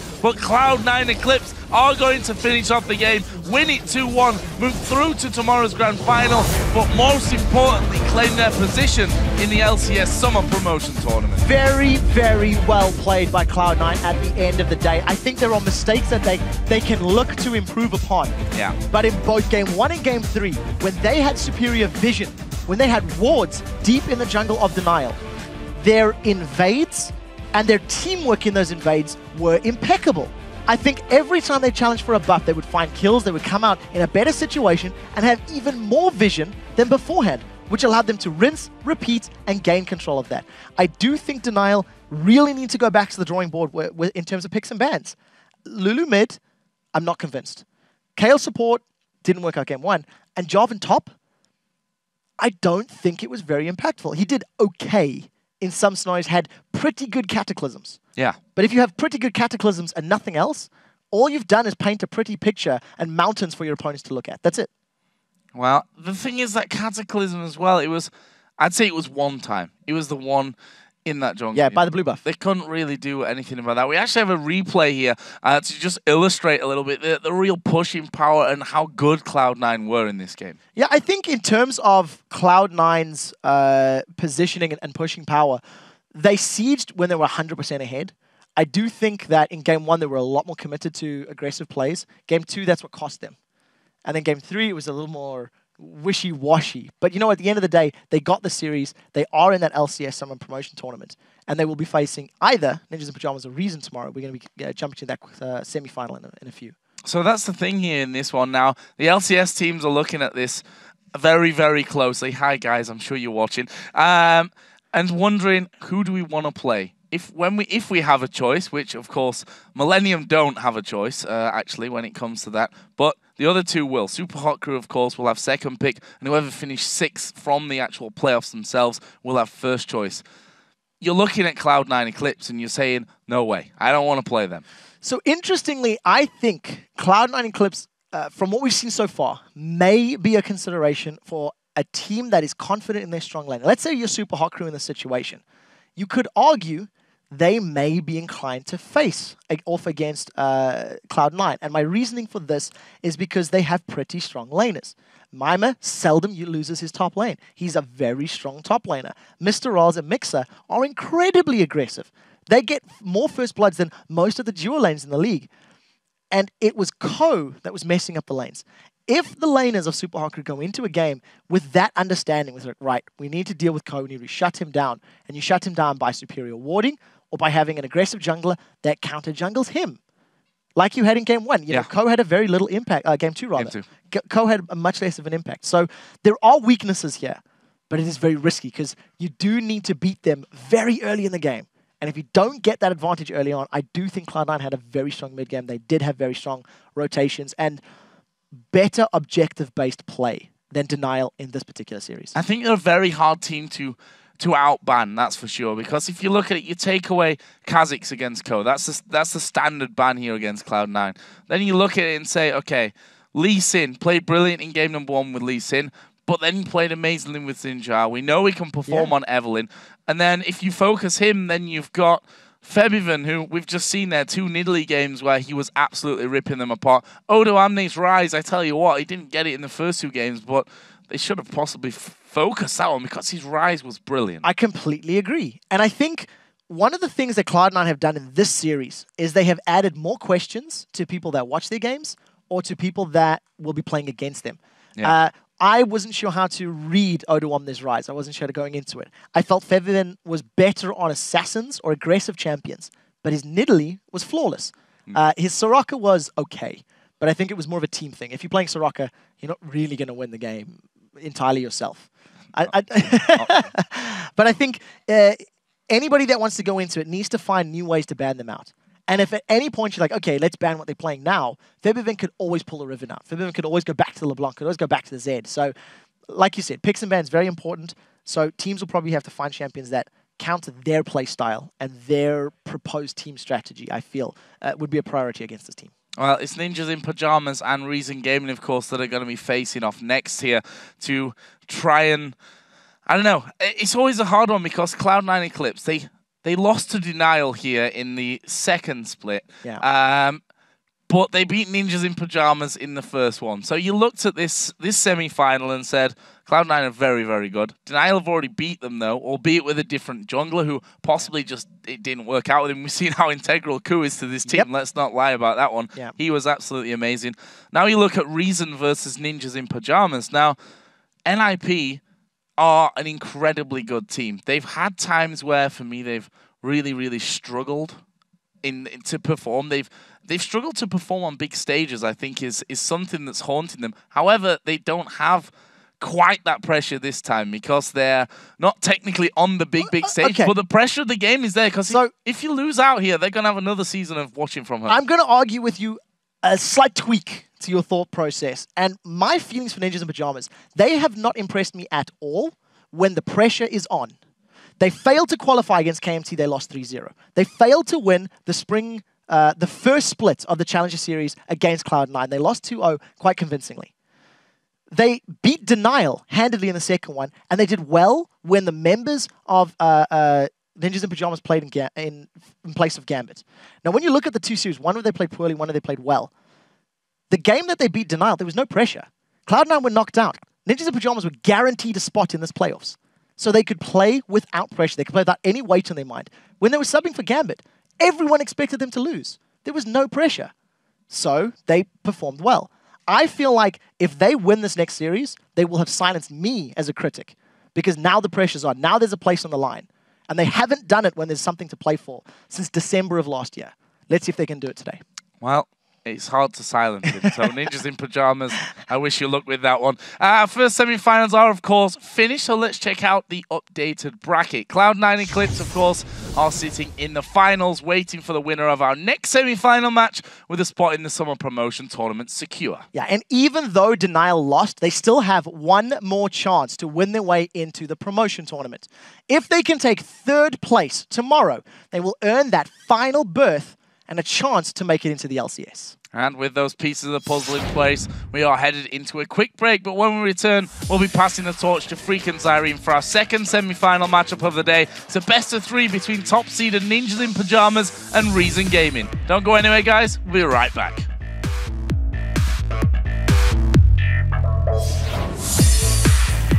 They are falling left and right, and this could well be the game. Woolite will go down. Nick goes down. He's now kicking left on the fountain. The Nexus story's already been focused here, but Cloud9 Eclipse are going to finish off the game, win it 2-1, move through to tomorrow's grand final.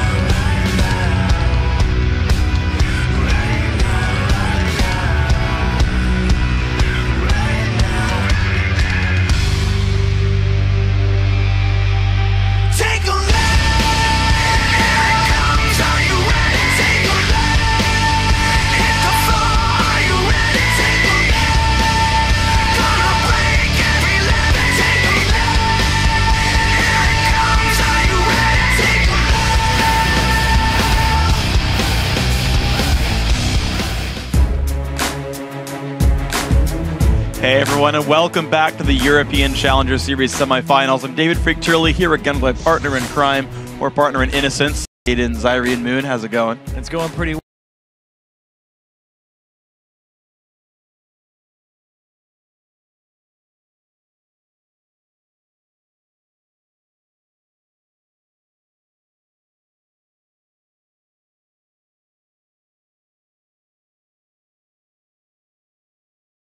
for the Ninjas. Yeah, it worked pretty well for him. Now, of course, while Reason Gaming, that's the one, looked a little overmatched in their series against NIP, don't let that fool you. This is a team with a lot of potential that swept their way to a third-place finish in the second Spring Series and a 4th seed in the playoffs overall. Now, in these Challenger postseason playoffs, they're coming off a big win against another former LCS squad, Mouse Sports, which used to be Meet Your Makers. Yeah, and leading the way for Reason Gaming in the do-or-die Game 3 of the quarterfinal series against Mouse was that jungler we talked about already, Trashy.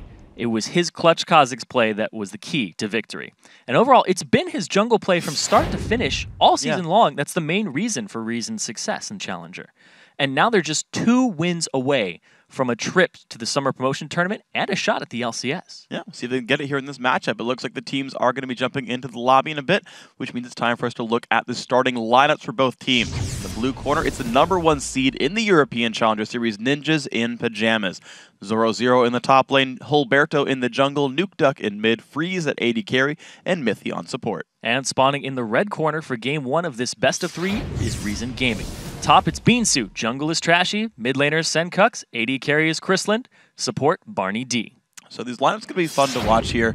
And I know we kind of talked about it, but I kind of like spelling this out because I want to talk about their semifinal match here when these two teams met before. So Trashy, he's the big playmaking jungler. He's like top 20 in Challenger last we checked in solo queue. He dropped to 34. Dropped to 34. Scum. He's not even...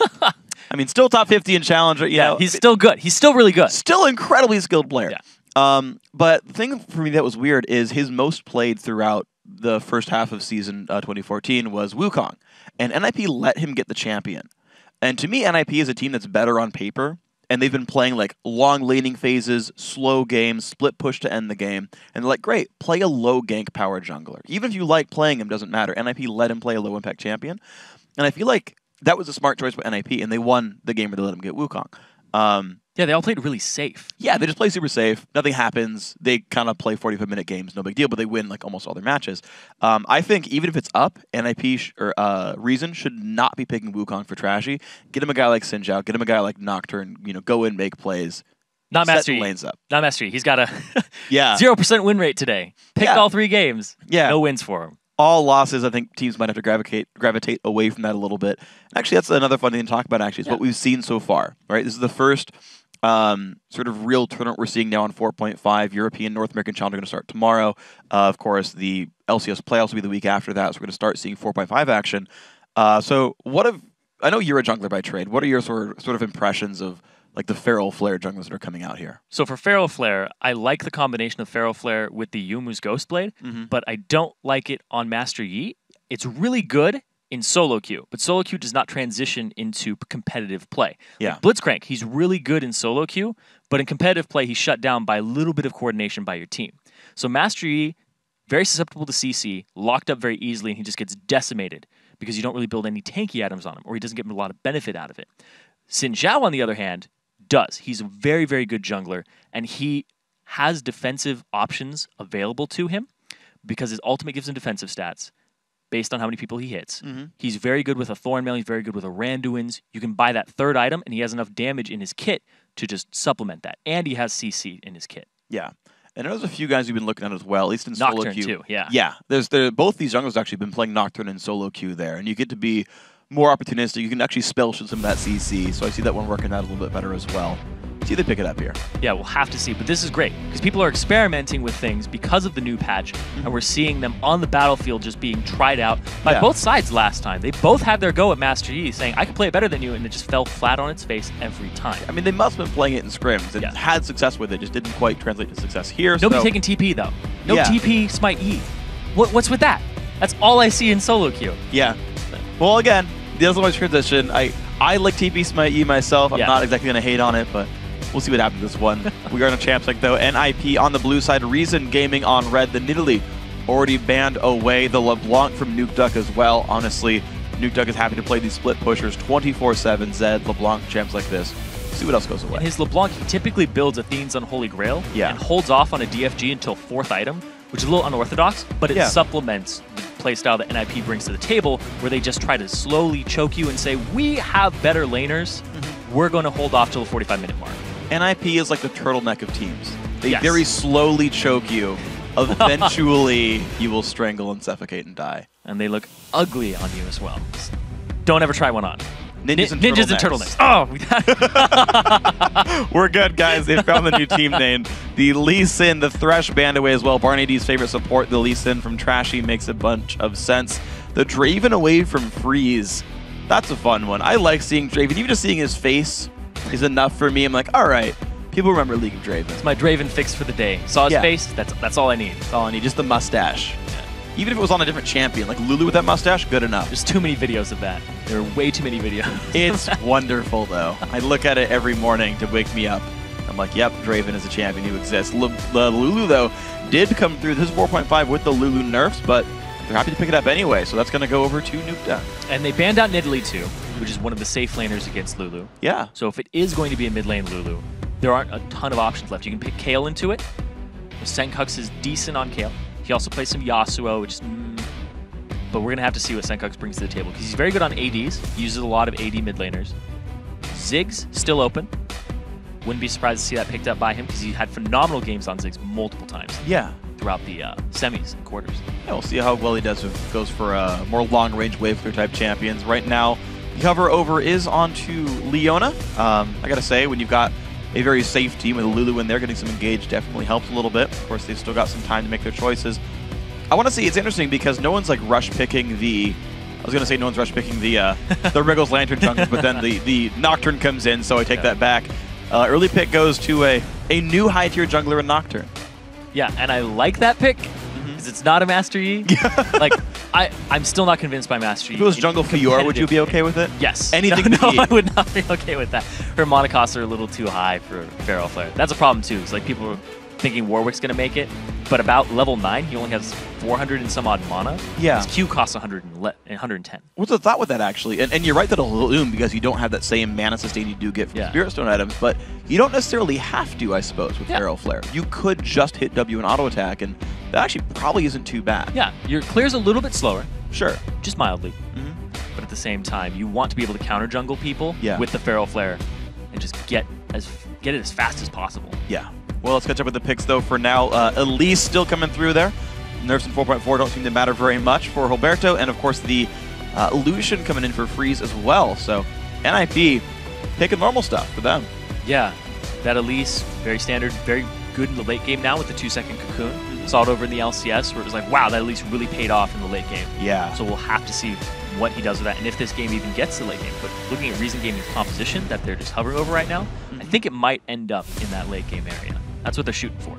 Yeah, well, they just grabbed a Irelia blind pick in the top lane here. Even though they know it's mid Lulu, they're taking their time with their mid lane champion, but Beansu's going to play Irelia.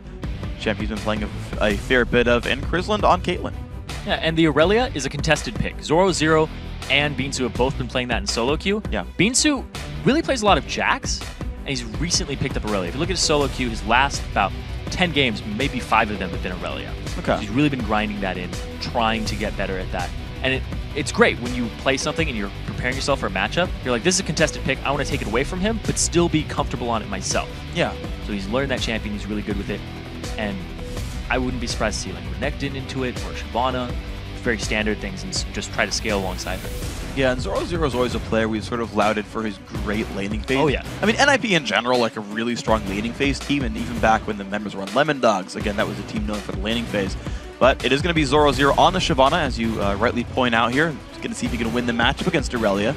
I feel like Irelia has maybe a slightly better time late game if she can scale up there. The Morgana also comes in. Morgana versus Leona, a fun matchup. Can you outplay the Black Shield with the stuns? And now, now the mid lane pick for Reason.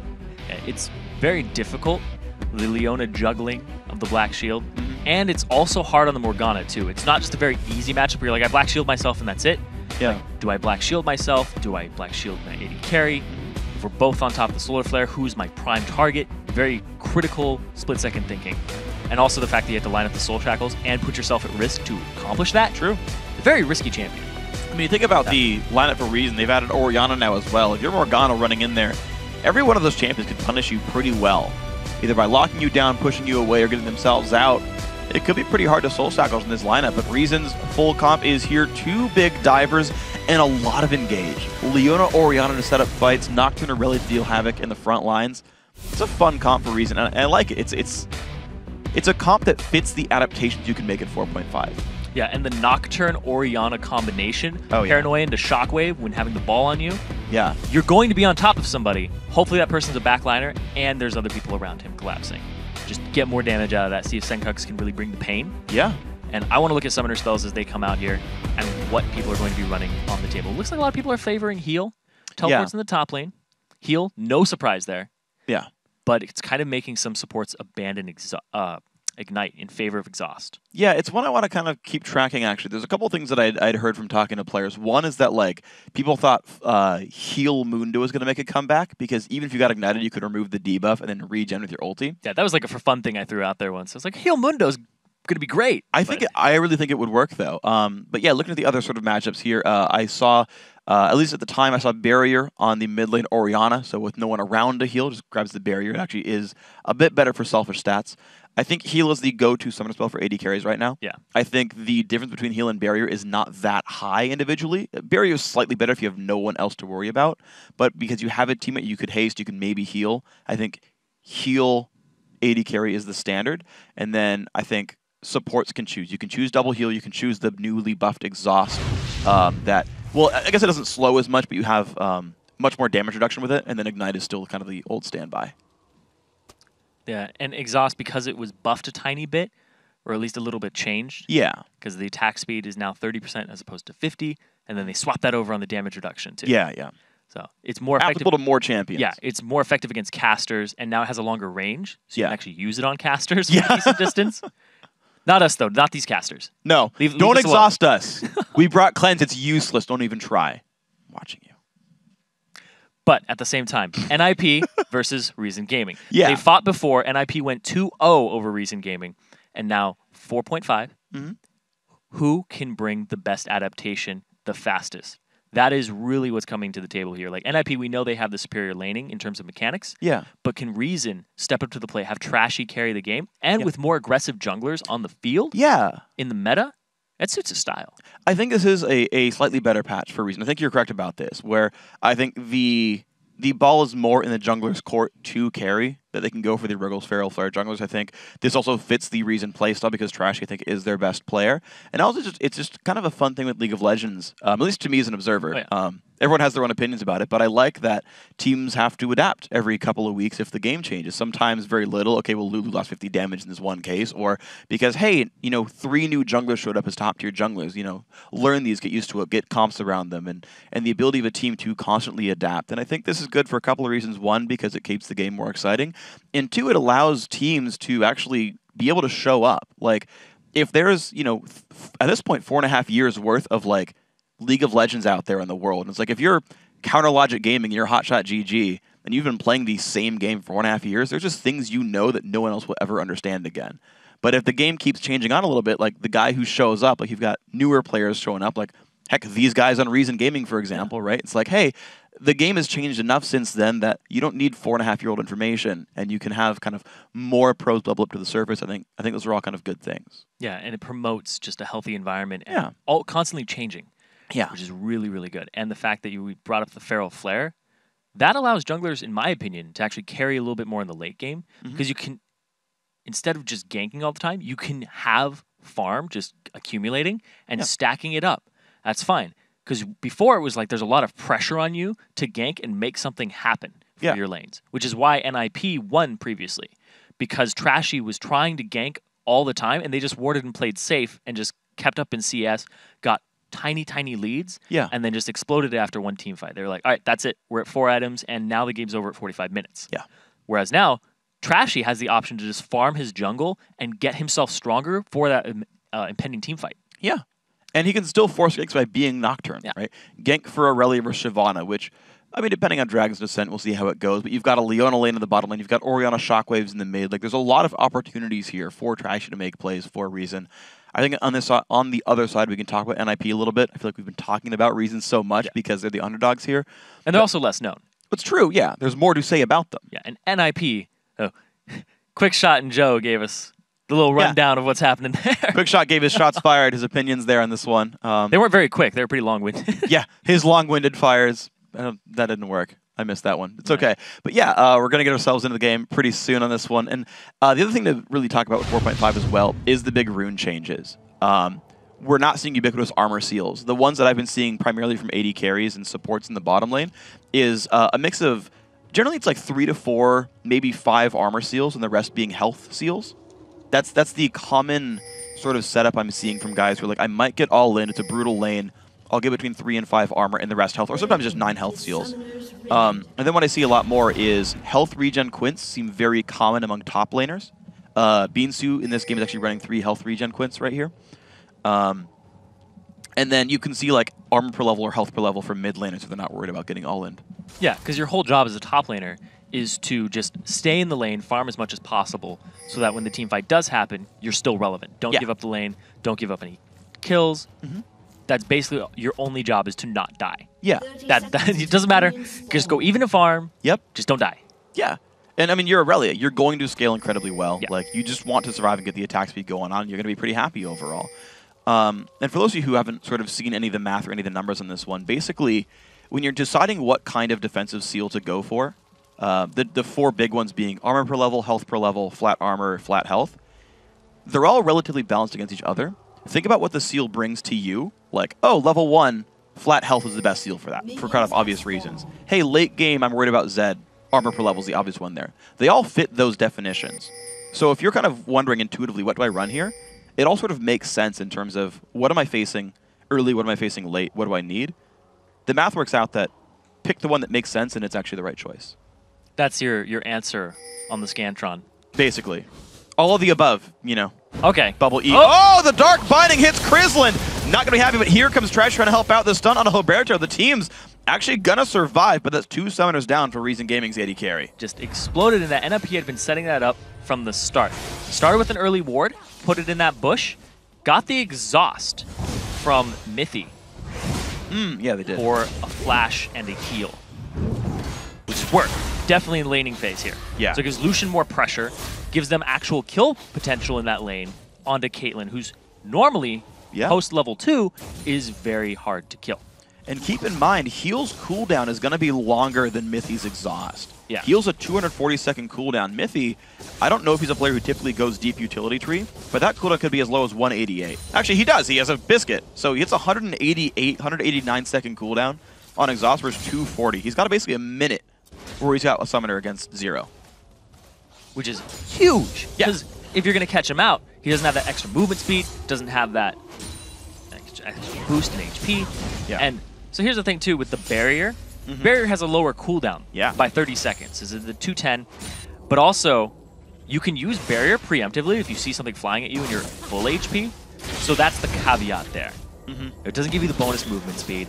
And we've seen a lot of mid laners kind of juggle between the two. People are having identity crisis. They're like, I've always taken barrier. Now I got to swatch over to heal. Swatch over. Swatch over. Swip, swap. Switch, swatch. Swatch over. Swatch over. That's how it's going to work.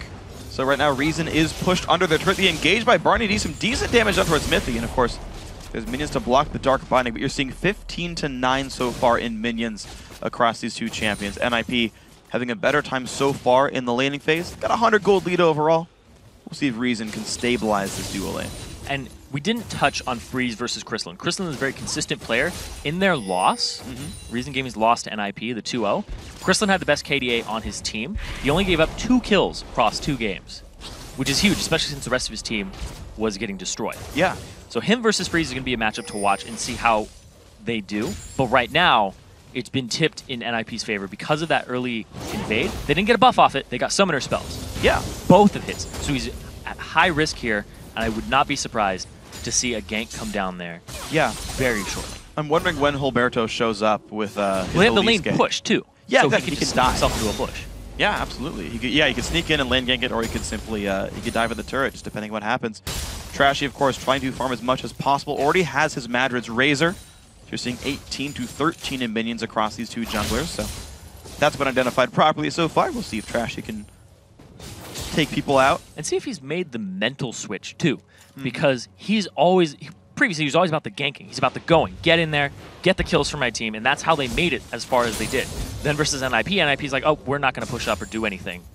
And now he's playing a farming jungler that will scale. Yeah. Bottom lane, though, Freeze, Mithy, they're like, oh, well, he's playing a farming jungler. We're going to push all the way up, and there's no fear here. Exactly. It actually sets them up in the rune page, actually, to keep you guys kind of appraised of what's going on. Attack speed Quince got buffed. Freeze actually running a whole bunch of them. No lifesteal on Freeze, actually, just running a bunch of attack speed Quince. You can see he's doing good damage to the turret. That turret's already almost gone at 5.5 minutes. Whereas Crizzlin's like trying to still sustain, running lifesteal Quince himself, taking more damage. The Q harass coming off. Not quite enough damage, but you're seeing, even with lifesteal, Crizzlin's having a really hard time here. That piercing light was really close to touching Crizzlin. Yeah. Doing a little bit of his HP. Like, Freeze is level 4, so he had at least 2 ranks in that. It may have been enough. Would have been, 100-something close. damage at least, yeah.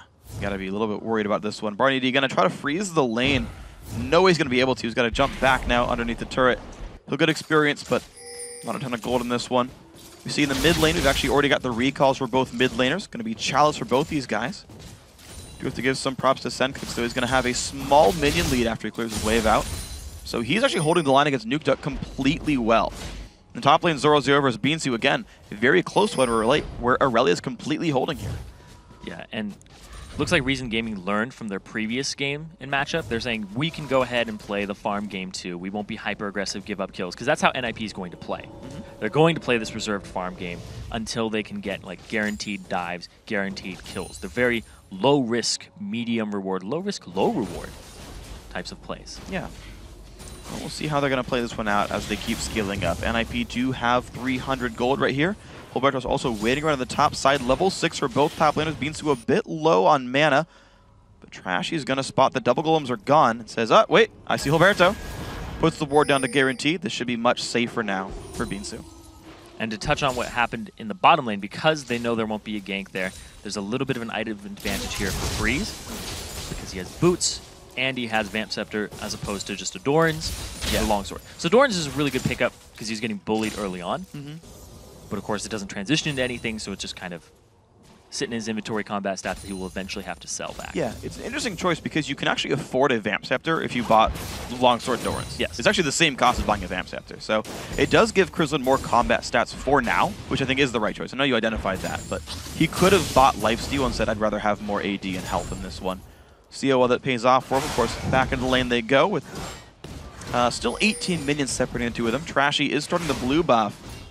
Will he even give that up to Orion? It looks like yes. Sencooks will be grabbing this. So even though he is a Madrid's Razor jungler. Oh, he wants that extra Feral Flare stack.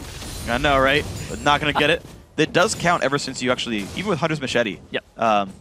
From the very beginning of the game, you're basically getting stacks towards that. So as soon as you buy your Wriggles, it'll have like a little number that says 12 or 14, however many large minions you've already killed in the game since buying Hunter's Machete, which I hope you buy at level 1. Yeah, I think the days of Doran's Blade jungler are mostly over. I've seen a couple in the season, but yeah, generally speaking, it's very, very rare at this point. Some fiddlesticks every now and then. Yeah, they'll go like Doran's Ring. They'll do something like that. But if they were building Feral Flare, I had to have a talk with them. Yeah, it's just weird. Criddlesticks is not a build, guys. Please don't. Isn't he your favorite champion in the game? He was up there. He's still one of my like probably top 15 or so. But 0-0 pushing around, taking a bit of damage down towards Beansu. Took a lot of turret shots there too. Yeah. 0-0, we talked about how he typically doesn't lose the lane at all. Comes back with Bilgewater Cutlass, has a lot of lifesteal in his inventory, up against Zerker's Greaves here for Aurelia, who's going to use that and try to get the more hit 10 style hits off. She has some built into her hit, but this matchup, 0-0, he just doesn't lose head-to-heads. Typically not, no. Which we see here in terms of CS. But those extra turret shots, if he's going to keep taking things like that. Yeah, that's a bit risky. I would say not fighting the 1v2 with the turret involved. The ideal situation here for 0-0. Both these top laners have burned their teleports to get back in the lane after they bought items, so those aren't going to be up for the next about minute to a minute and a half for these guys. We'll see if that means anything for a dragon fight. Barney D still taking a bit of harass in this one, but the AD carry is trying to equalize here. More damage, honestly. Barney D trying to keep the lanes frozen, trying to keep his teammates safe, but you still see this turret very low on health. And another piercing light comes across. This is about to be the lane win for NIP. Well, Trashy is off on the side. He has his Paranoia available. Has not been seen by the ward because it's just over the wall. Roberto is coming around, though. He's gotten spotted, though. Pincer. Oh. Puts the ward over the wall. Trashy sees him, puts one down himself. Both junglers kind of sheepishly back off, but the harass still found by Miffy. Putting the health bars down. Oh, he gets it. Don't know if he wanted it. Yeah, he gets the black shield out at least, but With Roberto waiting around in the wings, he went back through the Dragon area. There's going to be no possible dive attempt. We instead watch to the top lane. You can see now 400 gold ninjas in pajamas are winning this slow laning phase here. And Beansu, I feel like, is actually in a spot where he can probably fight pretty well against Zoro Zero. Zergreaves, I think, are a pretty big power spike for Aurelia. And also, she's about to hit level 9 for the max rank E10 style, which is another big one. Yeah, all things attack speed are really good on Aurelia. Yeah. I think Ruin King will be your first big recipe item after the Berserker's Greaves as well. And then maybe your favorite, a Trinity Force. Yeah. We'll have to see. They both give attack speed. They both give movement speed in their own ways. No, that's true. They're important stats for Aurelia. But this turret, I mean, it's down to like 150 health right now. Yeah. I don't see Reason holding this one very easily. Hoboto isn't waiting around right now. He's actually off in his own jungle getting double golems, but I think he knows that there's this potential defense there, and he's camping by his bottom lane until this turret goes down. Ooh, it's so close. It is so close. It's about to keel over. Uh-oh, Chris taking even more damage. The dive might come in. Barney D, though, down to 200 health. He's got a flash away. Reason Gaming holding on a bit longer than they needed to. This turret's going to go down next wave. That's going to be first blood put on a turret. First turret blood. First turret blood. Before first blood. First stone. First stone. Stone. They cast the first stone. There you go. They did it. Almost 12 minutes in here. But now the dragon is actually in their sights because they can just go ahead and get this turret very easily with minion wave or with freeze. And there we go. Times the recall pretty well. Doesn't miss out too much. Hilberto and Mithy by themselves take out the dragon. So Ninjas in Pajamas turn their better laning phase into a couple of global objectives. They're now 2,000 gold in the lead. And they're looking like the team that beat Reason Gaming just about a month ago.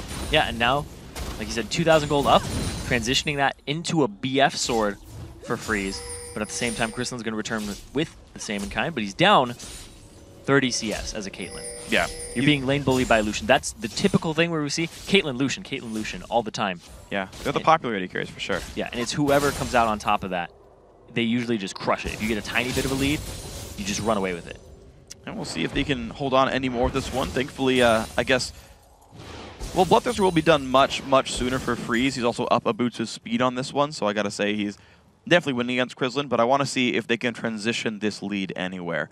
12 minutes in, NIP not making any big attempts to do anything flashy here. They're actually going back to their own lanes, holding the bottom turret.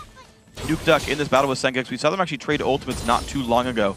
Both of them about to be back up from cooldown. Beansu again in a fight with Zoro Zero. You're seeing him down to 1,000 health, though. Yeah, he has phase, so he has stickiness. He can go ahead and get on him and chase him down. Every time he gets an auto attack or a kill on a minion with his Blade Surge, he can chase you down and actually Blade Surge to you again if you run away.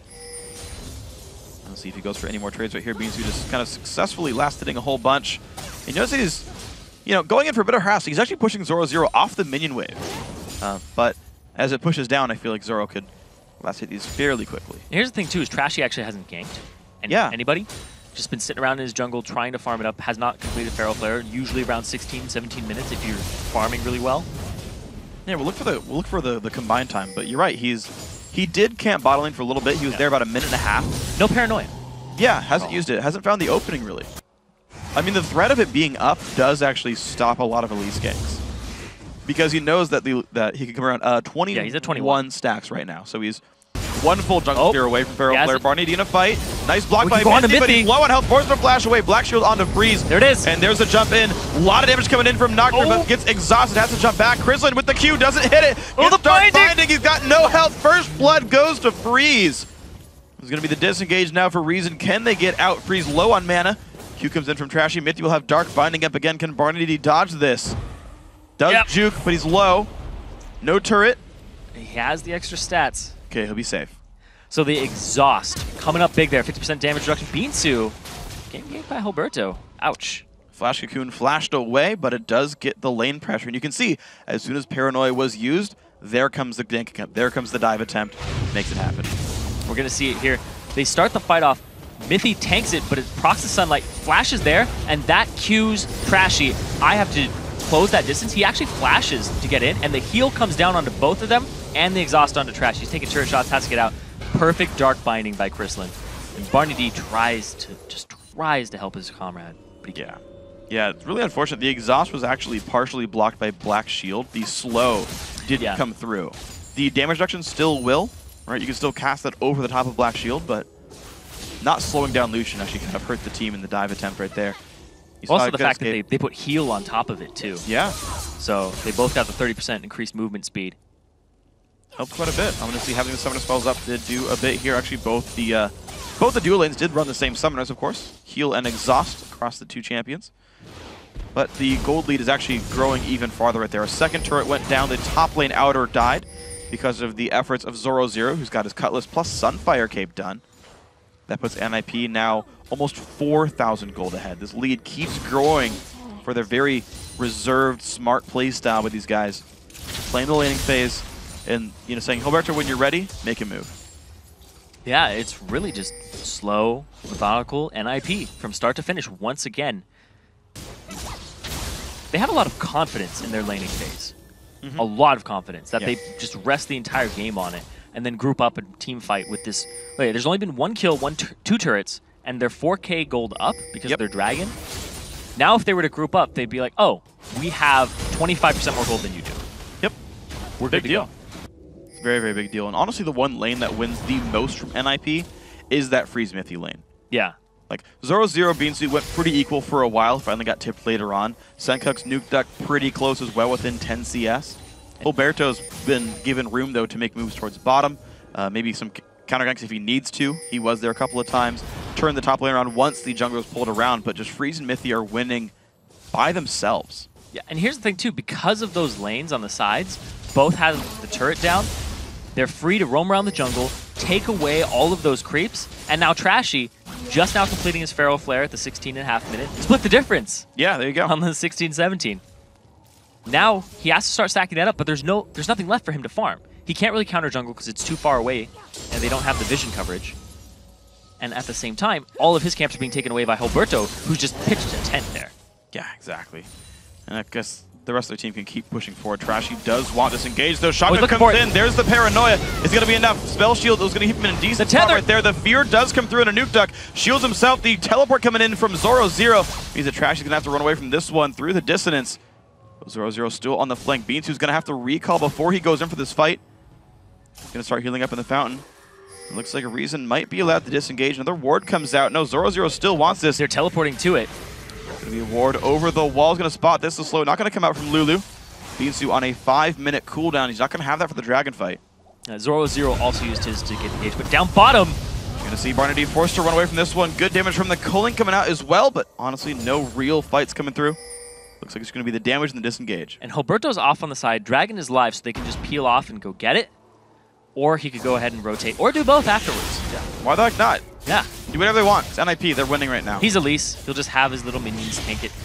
He'll be all good. Going to be in pretty decent spot for this one. Of course, this is 4.5 Dragon as well, meaning it doesn't slow attack speed anymore. It just reduces your damage by a percentage, which actually makes it kind of the same against Elise for the most part. Because once she gets into spider form, it's mostly just hitting the auto attacks. I guess it's a slight nerf to her damage output on this one. Yeah, because she has a lot of spells. Yeah.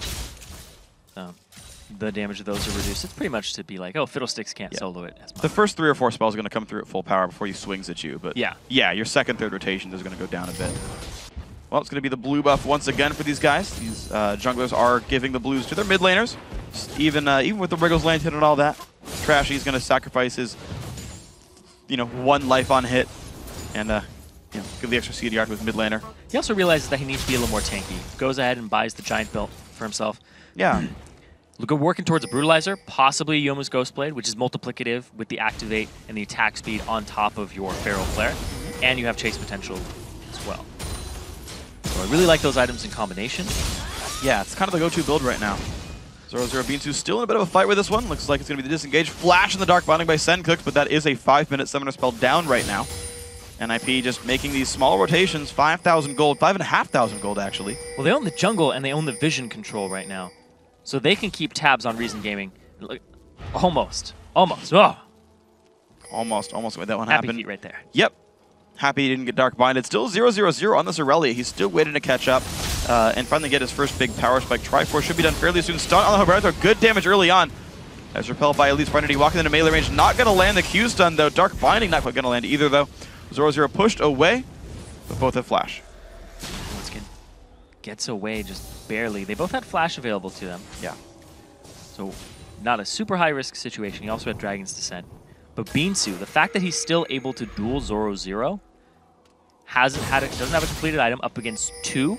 Bladed Rune King is now done, and the Sunfire Cape is really telling of how powerful Aurelia is. Yes. In the right hands. Yeah, B2's doing a great job with this one, but unfortunately he's just not having enough impact with his team. He had lost his turret. That does mean there's some extra gold going NIP's way because of the laning phase in this one. We're still waiting to see. That was unfortunate. Auto attack finally gets it. Yay, Nuke Duck. All right, Triforce done. Now it's time to watch what this matchup really does here. Teleports up in 2 minutes for both top laners. We'll see if that comes into play again in this game. It did stop dives on both sides, but otherwise fairly temperate. And NIP's been really good at handling the paranoias from Trashy. Just dealing with them in a very calm, collected, defensive manner. That haven't been very effective. But Marnie, he's in turret range. Wow, yeah, he was... So many hits. I mean, he was basically a Q and Ignite away from dying. Had to flash away after the Dark Binding landed. NIP, it's a story of the team. They just find these like little incremental things that work out. Oh, here's a pick here, here's a Flash Force there, here's a Siege right here, here's 20 CS in the lane. And you're seeing actually 60 now minions among the AD carries. You're seeing most of a Triforce done for Freeze, whereas you barely got Zerfreeze even started for Crislin right there. Flash Force from the top laner. Mid laner goes down, Sencux falls, mid turret's gonna finally go down with the rotation. Ninjas and Pajamas take till 21 minutes, but when it happens, they show up mid. 7,000 gold now. Exactly. Only 1 kill up, now they get another, and those turrets just going into their pocket. The Dragon, the map control, that's all they had to do was play the lanes, and that's the NIP way, and they do it again. Well, laners in Pajamas here, they're going to do a good job of this one. Mid lane turret, all 3 outers are gone in this one. Beansu, unfortunately, slowly getting whittled down in his top lane there. We're going to see if they can do much else with this one. Krislin's still trying to catch up in items, but it's going to take him so long to get the damage of Freeze, who's got a Triforce very soon in this one. Honestly, it's just happy things for NIP in this one. Again, a fight between Beansu and Zoro Zero. Just disengages up the E10 style. Normal stuff in this one. Triforce doesn't really seem to change the matchup very much. No. Zoro just like uses Ruin King almost on cooldown, just for like the damage. Yeah, it's like it's gonna come back up next time it really matters. Get some damage down, get some health back, no big deal. And Beansu's just relying on the hit 10 passive for the heal, which is not that much. Yeah. Especially considering you're this late in the game. Oh, Nuke Duck. Gonna be a slow and a Nuke Duck. Good damage from the distance as well. Nice knockout's gonna get Barney a little bit out of range with this one. Gonna be a nice disengage. Well played by Nuke Duck in that one. Still doesn't have flash. It's a very dangerous situation. Gets out with his life in a 2v3. And now we have Mithy here to back it up. Just the wave clear. Oh, good. oh! This could be the death of Crislin. Nice Cocoon's gonna land as well. Will they find much more? They're gonna back off. The casters were without cooldowns there. But remember, Freeze has been split pushing in the bottom lane. Reason tried so hard to make the mid lane work that they gave time to NIP's AD carry. We've got even more farm. He's now up almost 80 minions. So it's a 1-3-1 split push, but they're going to go for the mid. Well, he's going to stay in range. Black Shield comes across. Nothing going to really land. Shockwave will find Mithy there. Going to flash the Zenith Blade. In comes Beansu on the side. Teleport comes in from Shyvana as well. Bot lane turret goes down. Nice binding on a Beansu. Takes his shield, but he's low on health. He would have died with that Orianna shield. But here comes Freeze from the side. What can he do? A lot of damage to Trashy. He's got a lot of damage. Dashes away, finds the Q as well. Crislin very low on health, forced to flash. He's almost going to go down. He does. Freeze on a killing spree there. Every single kill for the team actually went on to him. NIP even farther ahead now. 10k gold with 3 kills, just taking down the turrets, taking down the objectives. Dragon is up to 25, and just pushing up that mid lane right now with Freeze. The rotation, they were doing a 1-3-1. That cues Reason Gaming, we should engage with Trashy. They go in, complete peel backwards, no real attempt to fight, just whittle them down, try to soft disengage. Then they re-engage with Freeze when he joins the fight with a great rotation after getting the bottom turret. Just right on point there, and that's why he has every kill on his team, because he has that map awareness and he knows where he needs to be. Yeah, he's doing a wonderful job of this one. 256 minions, highest in the game. Guy's level 14 as well, which I believe also ties him roughly for first place. So, guy's gigantic on Lucian. Honestly, having a great game. Triforce should be done when he goes back to base, but he hasn't bought in a good long time, but that's fine. Whenever he wants to. Lucian takes his time with these things. He has 3,000 gold in his pockets. That was a... He can almost one-shot it with a Last Whisper afterwards. Close to it. So even without the gold he has in his inventory, he has the most effective combat stats in the game. He's sitting on about 7,000 gold worth.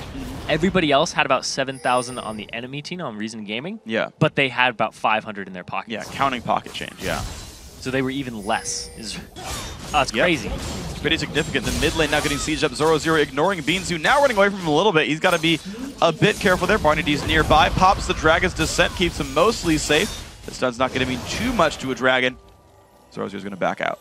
The low cooldown disengage here from NIP is just doing wonders for them. The movement speed increases that they have available for their tank and Lulu, who can just help anybody. It's just really letting them kite backwards. In Reason Gaming, they try to put the pressure on, even though they're 12k gold down, is just a testament to them and how aggressive they are. But at the same, like that is a very aggressive play. Yeah, but he backs out. He makes it safe. He knows Mithy's there for the Black Shield. Can't get locked down. Barnard, he doesn't have enough damage to break a Black Shield, so there's no threat there. It's completely fine. Reason look again for the mid lane siege. Looks like the rest of their lanes are in at least decent shape, but you have to give so much respect to Nuke Duck and everyone that Reason can't make these pushes stick. It's unfortunate because they're just going to get more and more outscaled just because not NIP's champions in particular, it's just the NIP style. Yeah. We've talked about it over and over again that they just get a tiny lead and then they escalate it more and more. They turn. This is like investments. NIP are like professional bankers here. Yeah. They're like, look at that. You got 1,000 gold, put it in the bank for 26 minutes. Let's make it 12,000 gold. 12,000. It's ridiculous. That's a big return. That's significant. I wish I got that kind of return. That'd be wonderful. I would be rich so quickly. Ninjas and bankers. Ninjas. Bankers and Bankers in pajamas. Bankers in pajamas. There you go. Bankers and turtlenecks? Bip. No. Now we're just combining everything. Why not? Well, 45 to 33,500 gold. Ninjas in pajamas, I want to see where their next move ends up being. The lanes are all past the river. They've got all their spots on the map going the enemy team's direction. Take the blue buff really quickly. These guys don't actually drop these incremental advantages. They'd never let blue go to waste. They don't let Dragon go to waste. They keep everything on timers. Then when everything's off the map, they said, okay, we could try sieging again. But even when they siege, it's oftentimes a split push. Nuke Duck finds a bit of a slow on a Sencooks. Oriana's not having the best time of this one. You can see Sencooks still waiting on Death Cap to be done, whereas Nuke Duck's almost all the way to Void Staff in this one. You can just see down the line, like an item or an item and a half lead. Yeah, they are just doing so much better right now. And last time we talked about it, I said it wasn't even close, and it wasn't. It's pretty much being a mirror game of last time they met. Freeze. You know, he had it at Infinity Edge.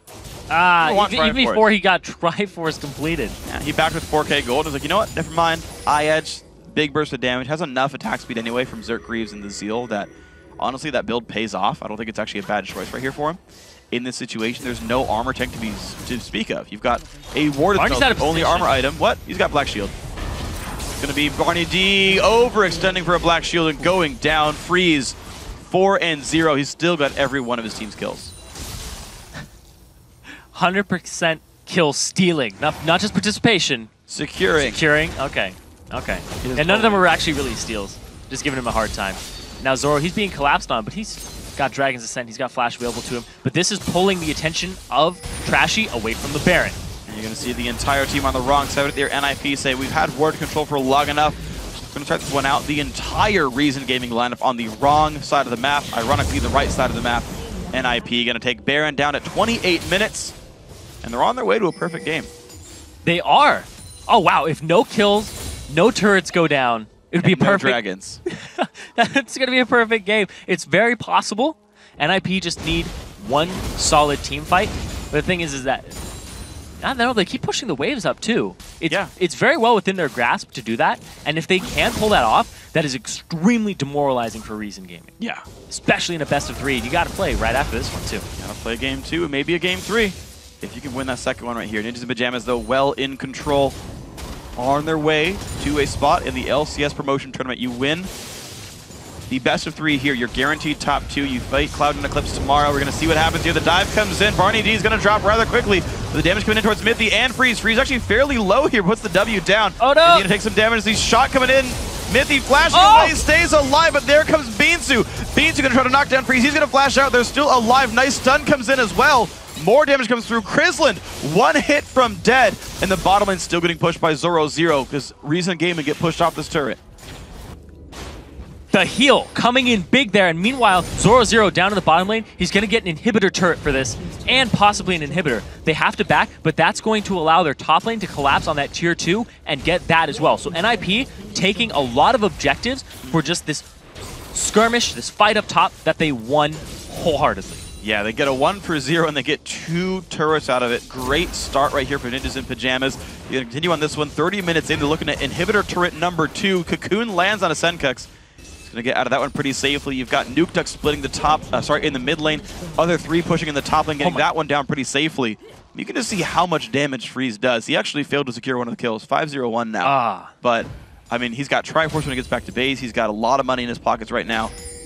NIP are going to keep scaling up. He can actually get Triforce plus last one for now. 3,600, 3,700. Sit on Beansu. He's got a Zoro 0 on him. Flash is available. Dragon's Descent as well.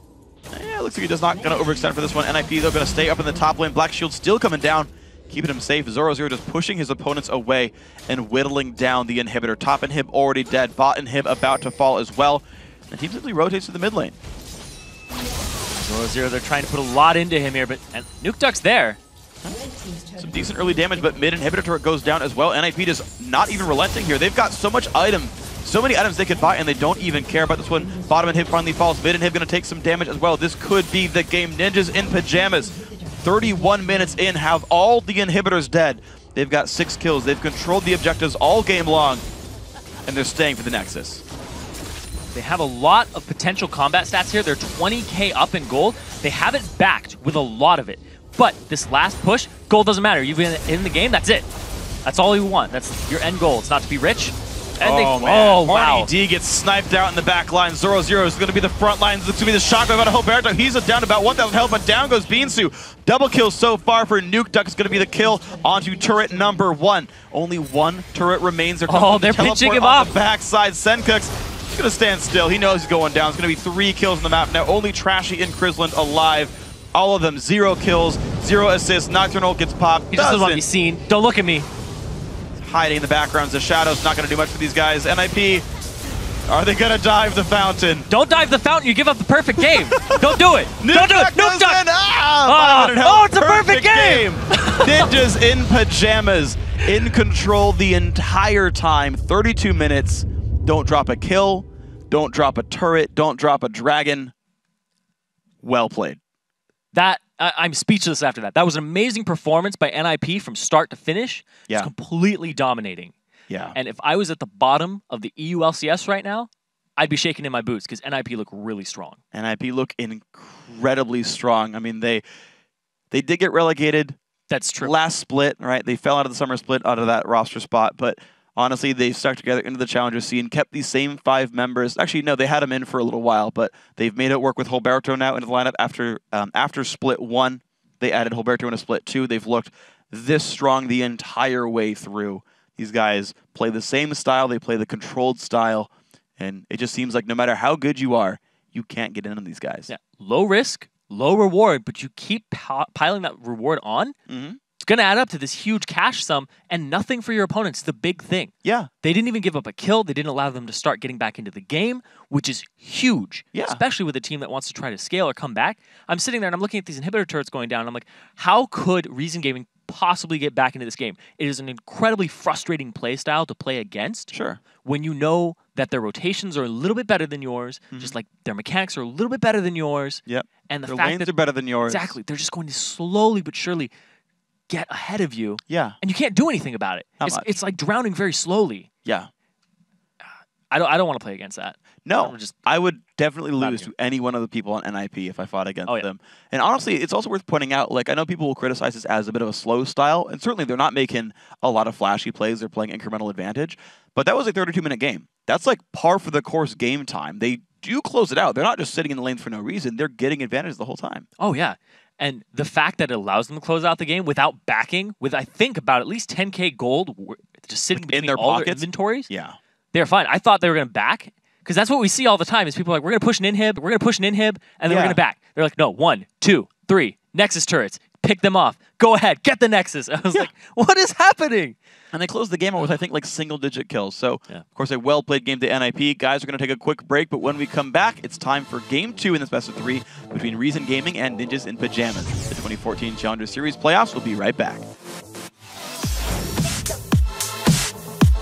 one full jungle spear away from Barrel Yeah. Flare. Barney in a fight. Nice block by can go on to Mithy, but he's Mithy. low on health. Forces the flash away. Black Shield onto Freeze. There it is. And there's the jump in. A lot of damage coming in from Nocturne, but gets exhausted. Has to jump back. Chrislin with the Q doesn't hit it. Oh, the Starts binding. He's got no health. First blood goes to Freeze.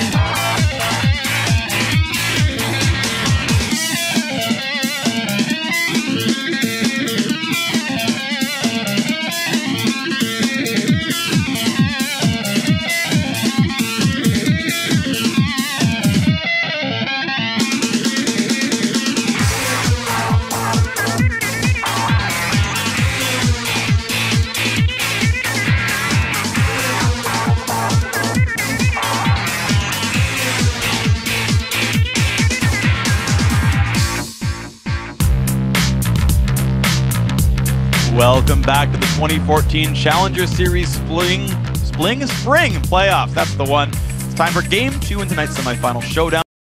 Gaming and the Ninjas in Pajamas.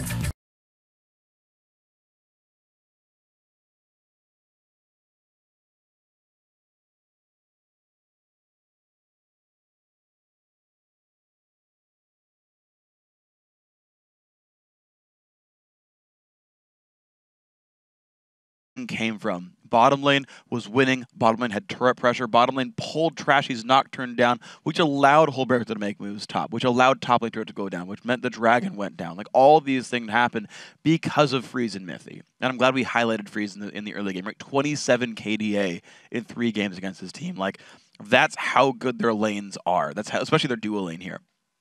Because then you look at it and you're like, okay, so they're doing really well. They're snowballing the game off that one.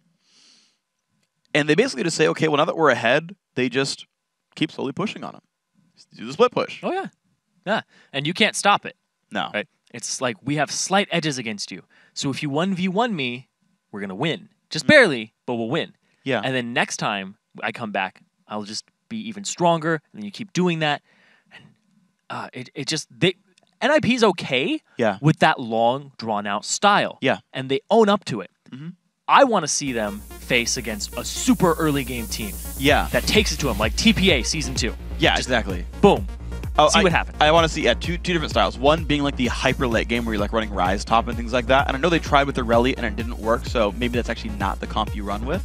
The other one, and of course they tried with Jungle Nocturne as well, right? So maybe late game actually doesn't work because you get strangled too quickly. Yeah. The other one is, again, as you mentioned, super early game. See Renekton, see an Elise jungle. I know Lee Sin got banned. I think that was smart by NIP. They removed a Playmaker. They grabbed Elise once Nocturne was picked up. No big deal. Yeah, I want to see what happens with a super early game with a lot of dives with things like this. So, picks and bans coming through. LeBlanc removed away from Ninjas in Pajamas. Not a surprise, NukeTech not getting that one. Of course, keep in mind, Lulu was first picked by NIP last game. We'll see if that's even allowed onto the lineup this time, or if Reason wants it. Of course, Kha'Zix removed away from Trashy. Again, a Playmaker that's a pretty scary champion. And the fact that they still prioritize a Lulu, even after the nerfs, is big. It means that people thought you didn't have to ban that champion anymore or spend a ban on it. Yeah. NIP saying, yeah, you do. Yeah. Because we're just going to help the team out with wild growth. We're going to speed them up. That didn't get any hits at all on the Whimsy. Yeah. So we saw, like, Nick as well from Denial was running it as well. Actually, got to pick it twice here, and it was, I mean, worked fairly well overall. Of course, they did lose the series, but clearly Lulu's still in the running. Yeah, and Denial taking it to 3 games is still a big accomplishment against Cloud9 Eclipse. So we're going to have to see how this shapes up, and if Reason Gaming can take it to game 3. See if they can bring it up right here. I don't want to say that was a convincing victory for sir. NIP. It was ridiculous. That was as victory as you can get.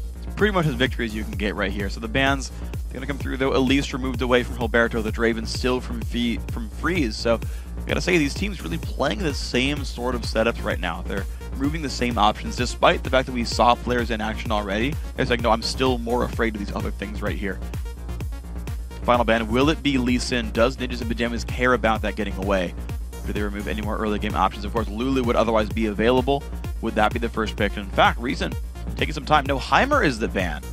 So Heimer was nerfed some in 4.5. We'd already seen him played in Europe in 4.4. Still very strong. Yeah, still incredibly strong. Yeah, Zhonya's on him. Even some people build Rylai's. I can see that. It just slows you down. And the fact that if he dies, his turrets still do damage, so frustrating. You got a few seconds where they're going to fight back and avenge you before they eventually power down. We're going to see Reason Gaming. They are looking at Lee Sin here. I like this choice by NIP. I think they're bargaining Lee Sin for Lulu. I want to see if Trashy can push them in with this. I also want to see if it's Feral Flare Lee Sin or Lizard Elder Lee Sin, because I know Ko went for Lizard Elder Lee Sin. Yeah, that's true. And because Lizard Elder, you only get half effectiveness out of the Butcher passive. Not the Butcher passive, but it's the Butcher passive. Where you get the... I guess, you're not getting energy back. You're getting mana back on a Lee Sin. He's always out of mana, so he doesn't need it. True. There you go. All of them enemy gen. Exactly. And actually, this does have a nerf to Lizard Elder, actually. 20% damage amp instead of 30% damage amp. So there is a small incremental nerf to that item as well. Of course, Ninjas in Pajamas picking the same stuff. And actually, they don't care about the Lulu here. It's going to be Lucian here for AD carry. Elise still there for the jungle. Hilberto still happy to play the same things. Yeah. And he had great success on it last game, so why not do it again? And he doesn't buy into the whole Feral Flare thing. He's like, that's fine. We're going to go ahead and go with, once again, Ancient Golem, start to finish. Yeah.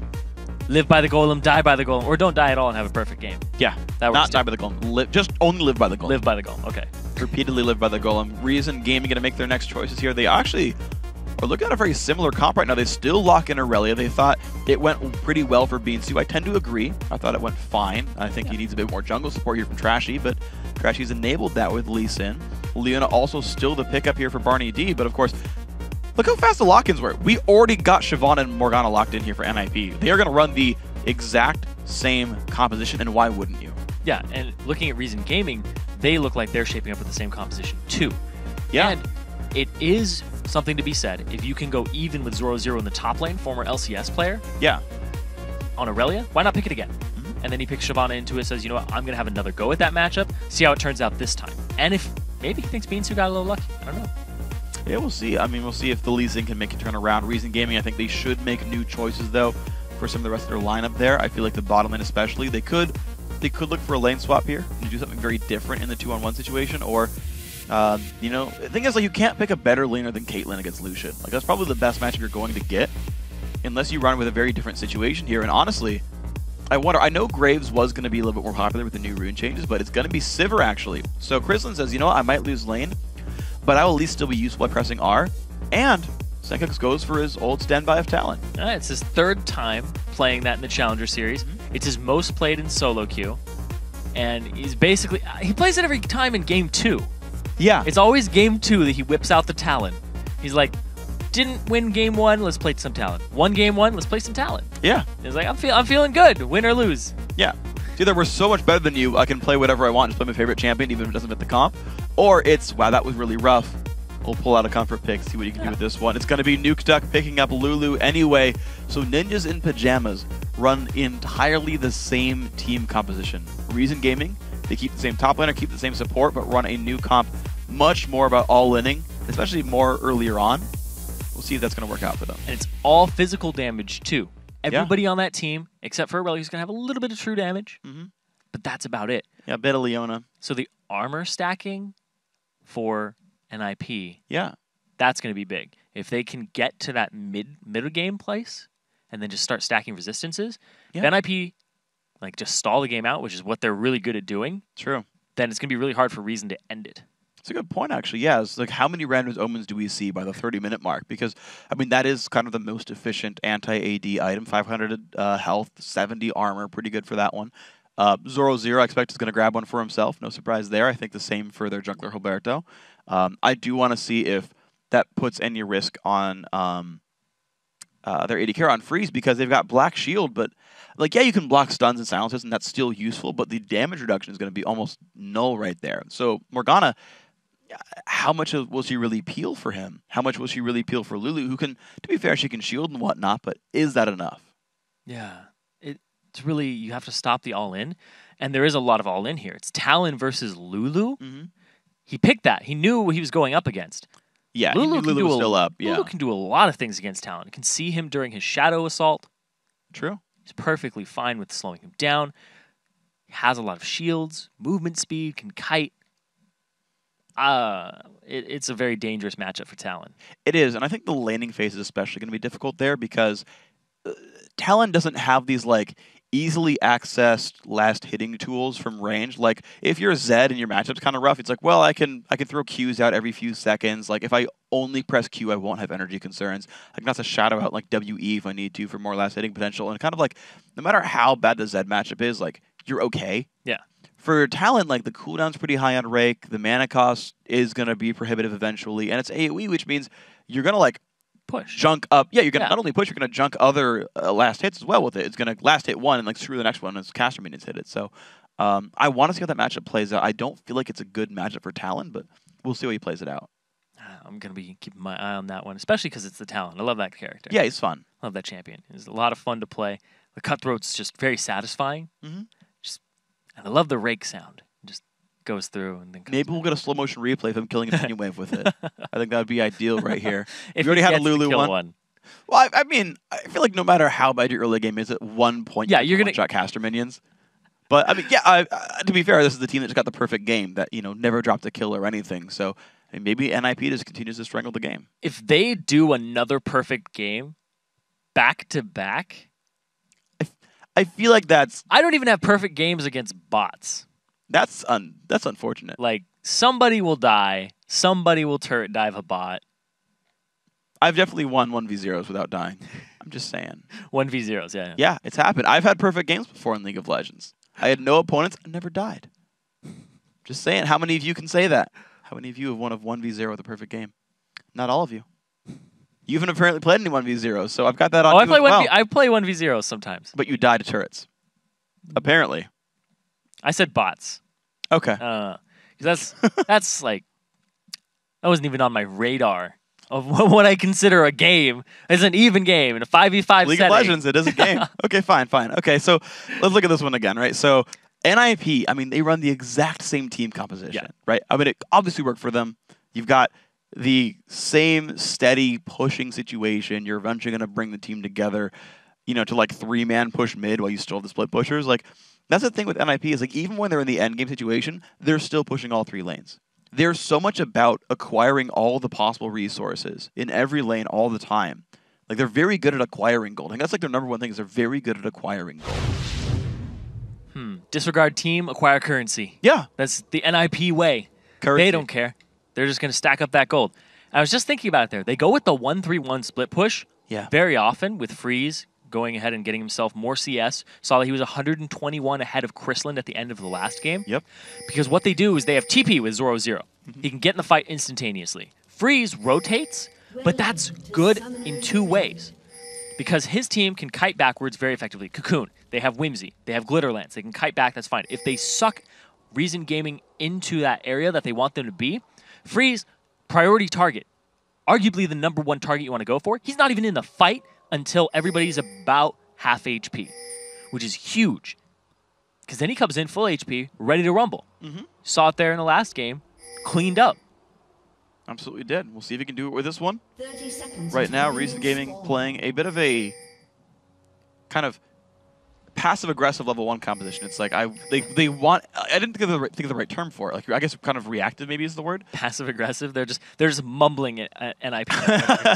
Give us a perfect game. It's exactly what's happening here. But yeah, they're like, if you dive us, we're there, and we can counterattack with guys over the wall. They did actually see Freeze. I believe they saw the Lucian walking back and forth. Yeah, they know he's around. They know he's defending. Of course, they can't reach him with anything. So Minions have Well, spawned. funny thing is Holberto's not even on that side of the map. yeah, He's starting at his red. He has that ward over the wall, too, to protect him that was placed by Mithy. thing is, if this actually could be a very good opportunity for Reason Gaming. If they play it perfectly, they can actually secure 3 buffs. Yeah, they warded their own blue, so they Yeah. will know if Holberto goes straight there after this invasion. And there they go. Mithy does spot the invade right there, freezing the other side of this one as well. Reason Gaming will get this buff. And of course, Ninjas in Pajamas will know to send Holberto to the enemy blue buff afterwards, but we'll see if a push lead can make that actually succeed or fail. Oh, TP to the top, but at the same time, Mithy goes and wards the red. Wow, okay, so this is going to be... Oh, All right, Chris is going to spot that. Mithy's going to be there and actually he's going to walk around. Take the long way. see what he wants to actually stop. Yeah, I mean, Trashy will take some amount of damage if Mithy goes for really crazy things. Mithy spots him. Trashy's going to let him go by. Actually, he doesn't see him. Nope. Wow, just misses the Q. Mithy going to take a slow, but just puts the binding in his face. Trashy going to have to go back into his jungle. And actually, I guess he slowed him down enough that Hilberto's going to be able to get this blue buff potentially. It was inadvertent, too. I don't think he meant to do that. I think you know you're going to rotate through a Lee Sin at some point. Yeah, but Lee Sin decides to use his time on it, too. True. And there's a level 1 versus level 2. I'm pretty sure Morgana, Mithy was walking around going, just don't let there be a Lee Sin right here. And he played it very well. Played it very calmly. And Got himself out. when everything's all said and done, it's 2 buffs for 2 buffs. Yep. Hilberto level 3 first, though, takes the enemy white camp. He's not going to stay to counter jungle the Wolves anymore, but worth keeping in mind, Trashy did neglect to full clear the enemy blue buff, the NIP blue buff. So it's going to be a very late blue buff respawn. We'll see if that actually becomes a point of conflict, because when that eventually does get cleared, NIP will probably know the timer and Reason won't. And now the lane's just pushed up on either side. You see Reason Gaming getting pushed in the top lane, Beansu. Aurelia's wave clear, not as great as Siobhan at the early, so Zoro's putting that to use, trying to get him underneath the turret so he'll miss some last hits. And also apply pressure here so it's not in the bottom lane, but here comes Trashy from the back. Gonna jump in, there's a safeguard used onto a minion's gonna jump in some damage and slow onto Zoro Zero. Nice flash, gonna dodge the Q. No chase left over. 0 for 2 on the Qs for Trashy. He does burn a lot of health and a flash. That's actually a pretty big deal. Oh, yeah, The problem it's worth being, Zoro Zero did not teleport to his lane. So he's going to miss almost nothing on the recall here. Yeah, Beansu did at the start of the game. Yeah. Of course, it's on that 200-second cooldown, so it's not as bad. He'll probably have it the first time he wants to back. Yeah. Here comes Trashy in. Nice Nuke duck. balance. Slow on a nuke duck. Q's going to get flashed away from. 0 for 3. To be fair, it's burning 2 flashes. I don't want to say 0 for 3 when he's actually burning flashes with it. I mean, you're not wrong, but I feel like it's not the full story. These actually minions aren't going to be picked up right there by Reason Gaming. So 22 to 23 with the absence of Mithy early game. Ooh, and a steal by Hilberto as well. Ooh. With the absence of Mithy, I got to say, this is a much closer lane now to start. And Mithy lost some of the experience, and I want to jump back to the first game. What made that lane tilt was that level 1. Yeah. Where Caitlyn had to blow, flash, and heal. And this time, Crystallin's off to a much better start. So he's not going to be losing the lane. Gonna see it's gonna be a cannon minion picked up pretty soon, I'm guessing. Yeah, gonna get it low enough. He's got the relic shield though. I feel like it should be a pretty quick pickup. He'll take some harass most likely for it, but there you go. 1 bullet, not a big problem. And just heal that back up. And once again, you see the back coming out here for Trashy. Looks like he may be going for the Lizard Elder. Yeah, adding a longsword, that does build into Madras to be fair, but That's true. We'll see. Yeah, I think you're right though about this one. I think it is a Lizard Elder build, but we'll see. The option is open regardless. Actually, no, it builds into Wriggles, not Madras. It's only attack speed. Yeah, So he just wants the early damage so that he can go ahead and convert things, kills in lane. Yeah. Have the combat stats, because exactly. Spirit Stone's not going to sustain. Yeah, Spirit Stone's not going to give you any. Yeah. If you like fight Hilberto right now. Yeah, wouldn't help too much. It's going to be the teleport for Bean Sushima back up to the top lane. He actually got lots of Dorans. Yeah, 3 Dorans versus 2 Dorans. It's going to be actually another recall for Zoro Zero though. So Zoro wants to match his lane opponent in items. Another engage here to Nuke Duck. There comes the counter kick. Nice dodge there in the cocoon. Hilberto though still forces them back. Nuke Duck without flash gets the bailout.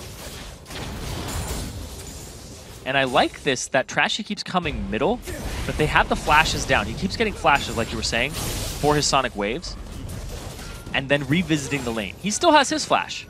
There's still a flash available for Senkux. Senkux now has his ultimate, and if they can get a gank middle, which is where he's putting his attention, they can transition it into other lanes, pick up a Dragon. Yeah. 4-man bottom, 4-2.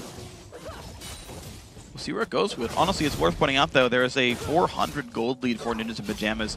Very similar to the previous game, actually, that they're just getting their gold ever so slowly from their laning phase overall, but I want to see if these guys can pick it up from somewhere else. Reason, honestly, showing a bit better than last time. There's no obvious lane deficits. The AD carries keeping equal, which was the very big story from the last one. I think Reason show a lot more promise here. Yeah, and we saw first turret go down before first blood in the last game. And it wasn't a lane swap game either, which is big.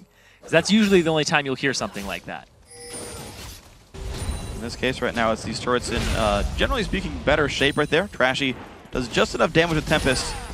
Take all these down really quickly for himself. 7:15 into the game. These guys are trading back and forth for the most part. Both top laners have an assortment of blades in their inventory, but they're pretty much holding equal in minion kills, but very offensive champions up there. It's going to be an attempt here by Trashy. Does get spotted by a ward, though. Hilberto doesn't want to lose his Lizard buff. We get aggroed back. We're going to see if any of the mid laners are going to come help with this one. Yep. That is going to be Envision, but he doesn't smites even pretty early, too, because he's fine. He knows that he was out of there. Yeah, he saw Trashy leave, so he's going to get that one safely. Exhaust used onto Freeze. So that's not going to be available for Barney D, whereas Mithy still has his. Yeah, Barney D burned double summoners in that one. Did require a summoner heal from Freeze to keep himself alive, and the Black Shield from Mithy, but let's see if Reason can do much without their summoners back up. Mithy's still not level 6. Freeze is already halfway from Mithy. He's actually pretty far away from Soul Shackles. If Reason can hit the double level 6 right there, Black Shield. Oh, he saves the Q! He's going to look for Freeze here. The flash is available. Uses it right there. The escape now from Barney D, but now that's an exhaust used as well by Mithy. Summon a spell lead for Reason. That's the bait and switch right there. That was the Zenith Blade into swapping targets and using the Q. Shield of Daybreak onto the Lucian. Almost picks him up there. Yeah. An exhaust. Stop a little bit of the damage in the auto attack. Sunlight and the build here for Nuke Duck. You typically don't see a Seeker's Arm Guard out of Lulu because you don't see her against AD mids. Yeah, you don't. Almost nobody picks an AD mid against a Lulu. They're like, we're going to go Nidalee, we're going to go Ziggs, we're going to go with something that has range and doesn't get poked as much. But Senkux, he's being a huge man right now, and he's only down 20 CS. Yeah, not the ideal situation. He did force the flash earlier, but that is back up already for Nuke Duck. So these ganks, unfortunately for Reason Gaming, they got the Lee Sin. It was banned in Game 1. They first picked it here in Game 2. He's forced summoner spells, but these summoners have come back up from cooldown. So unfortunately for Reason, this hasn't paid off yet for these guys. Senkux going to grab his blue buff. He'll be happy with that one. Trashy definitely going for the Lizard Elder hero in this build. So that is going to be the same build that we saw from Ko earlier from Cloud9 Eclipse. We're going to see Reason, unfortunately, not finding that early game advantage that we might have hoped to see. And Senkux used this Shadow Assault there to try and do some damage to Nuke Duck. Nuke Duck still has Wild Growth available. That ultimate, very low cooldown on the Shadow Assault, especially with the blue buff. Yeah, blue buff and Brutalizer, 20 CDR plus whatever he's got from Runes and Masteries. See if that pays off anytime soon. Trashy is lurking around for a lane gank here with Beansu. Trying to make something happen. Yeah, well, I mean, Zoro-Zero's Dragon Form is down right there. Hilberto on the other side of the map grabbing a blue buff. And in fact, Senkooks knows that Elise is down by the blue buff. So they're going to jump in for the fight on a Zoro-Zero. He does have flash. The slow's going to land. The Q as well. The flash across the turret. Still damage coming through. Still there. Beansu holds on a turret aggro. One hit for the kill. Grabs it with red buff. First blood, Reason Gaming. And that evens up the gold. But that's going to prompt NIP to go straight for the dragon. They aren't even going to trade a top turret for it. But then actually Trashy is pinging it out. He's saying, I should, because I'm going to give up dragon for this. Yeah, it's going to be some damage to the top turret. Dragon will definitely be dying. Ninjas in Pajamas going to give you back into the gold lead. 143 per player, making that a 715 gold Dragon. And no possibility at a perfect game for either of them. Nope, that is going to be fine, though. It's going to be a fun game here. Yeah. As awesome as perfect games are, I like the close matches in the series, so we're going to see Reason Gaming showing much greater signs of life in this one. The top laner already has a Sheen here for Beansu, so a bit more burst potential. We'll see if that pays off for him anytime soon. So he went for the Sheen this time instead of the Phage that he went for last time. I think he could afford it. Chrislin down bottom. There's actually Hilberto off on the side. Oh, Flash is late! Flash comes out late. He will just survive, but had to flash regardless for sure on this one, but it's going to be the disengage. Pretty safe. There is Hilberto winning the wings. He's been spotted by a ward, and Reason Gaming have to disengage from this entirely. They can't get dived. They've got to back off. A lot of damage this turret's going to go through, though. And Senkooks is actually rotating down bottom. They ping it out, and that's why they're backing off and not being as aggressive. Because NIP plays so safe. Well, Barney D goes in. I don't know if he wanted to. Cocoon misses, but Barney D, way too aggressive, did not need to go in, and down he goes. And Senkooks is here, finally. Took him a good while. Yeah, that's one of those Zenith plays where you toss it out and you're like, oops. Yep. It's like bandage toss as well. Unlike Lee Syndrome, you just had to do it the first time around. Wow, Beansu with the turret dive. Sheen pays off, immediately kills Zoro-Zero as soon as he gets back in the lane. And now he's going to have to walk back. No TP available. We saw that the Sheen paid off. Yep. It was a great pickup there for the first item. Right here. Look at this. Just throwing his Transcendent Blades at him. Eventually flashes for it. Yeah. Picks it up underneath the turret. Gonna be another engage as well by Trash. He looks for Nuke. Lands the double Q. Flash and ulti are available for the Lulu. The Glitter Lance lands onto both. That's going to be enough to get him to disengage. Seeker's Arm Guard does help a bit. Cocoon not going to land. Glitter Lance either. Dodging away. You see Trashy's impact on this game. A little higher than it was last game. Yeah. Has one kill. In the top lane, though, Beansu going with the same matchup, but winning this time. Yeah. Both in CS and in kills and in pressure. It was a jungle gank, man. Oh. Made it happen. The Black Shield comes in time. Freeze, not going to get stunned. Puts the damage back down towards Barney D. Good Black Shields. Yeah. I've only seen him kind of flub one of them. That's it. Yeah, and he Black Shield slightly late. Yeah. So that you kind of He can expect the see leader it. to start queuing. Well, it's intentional. Yeah. Well, here's the thing, too, is that he, like you said, he starts it late. Yeah. I've seen Zenith Blades almost hit, and he doesn't do it. He doesn't get baited by, like, the Zenith Blades, like, a pixel off to the right. He's like, I want to wait for that to connect. Yeah. I want you to try to queue my 80 carry before I block the stun. Wants you to at least be up there. Ulti's gonna land. But now they know it's not up. Ulti pop, exhaust as well. The flash by Freeze is gonna keep him safe. Flash, exhaust used there. Also the ultimate from Barney D and Chrislin are now down. That means that NIP, they have a little bit of an advantage there. There's the Flash Soul Shackles available if they want to try and turn it around. And Hilberto in the top lane, waiting off on the wings. He needs to help Zoro-Zero now, because Zoro-Zero is just going to get bullied out again, and Beansu's so aggressive that he might go for it, not knowing that there's Elise there. Goes in for the fight. Good damage. Zoro-Zero at half. Oh! The reflexes by Beansu. That is so impressive. Didn't have Flash, but had a minion to Blade Surge to. I don't know. I want to give him credit. No, that was super intentional. That was reflexes right there. That had to be. Wow. What? What? I mean, that was a good player. That was fast. I'm gonna put that out fast. And now he's going back onto Zoro-Zero here. He has the Blade Surge. Oh, he actually burns it this time around just to put the damage through. He actually saw there was a ping on the Elise. They knew Elise was at the Wraith camp. He's like, great, burn my escape then. And Beansu, that top laner, is just a little bit ahead. Yep. Now he's just taking it to Zoro-Zero. We said Zoro-Zero doesn't lose lane. He's struggling. Yeah. The gank by Trashy paid off with Lee Sin. It got him ahead. Beansu picked up a second kill off this one.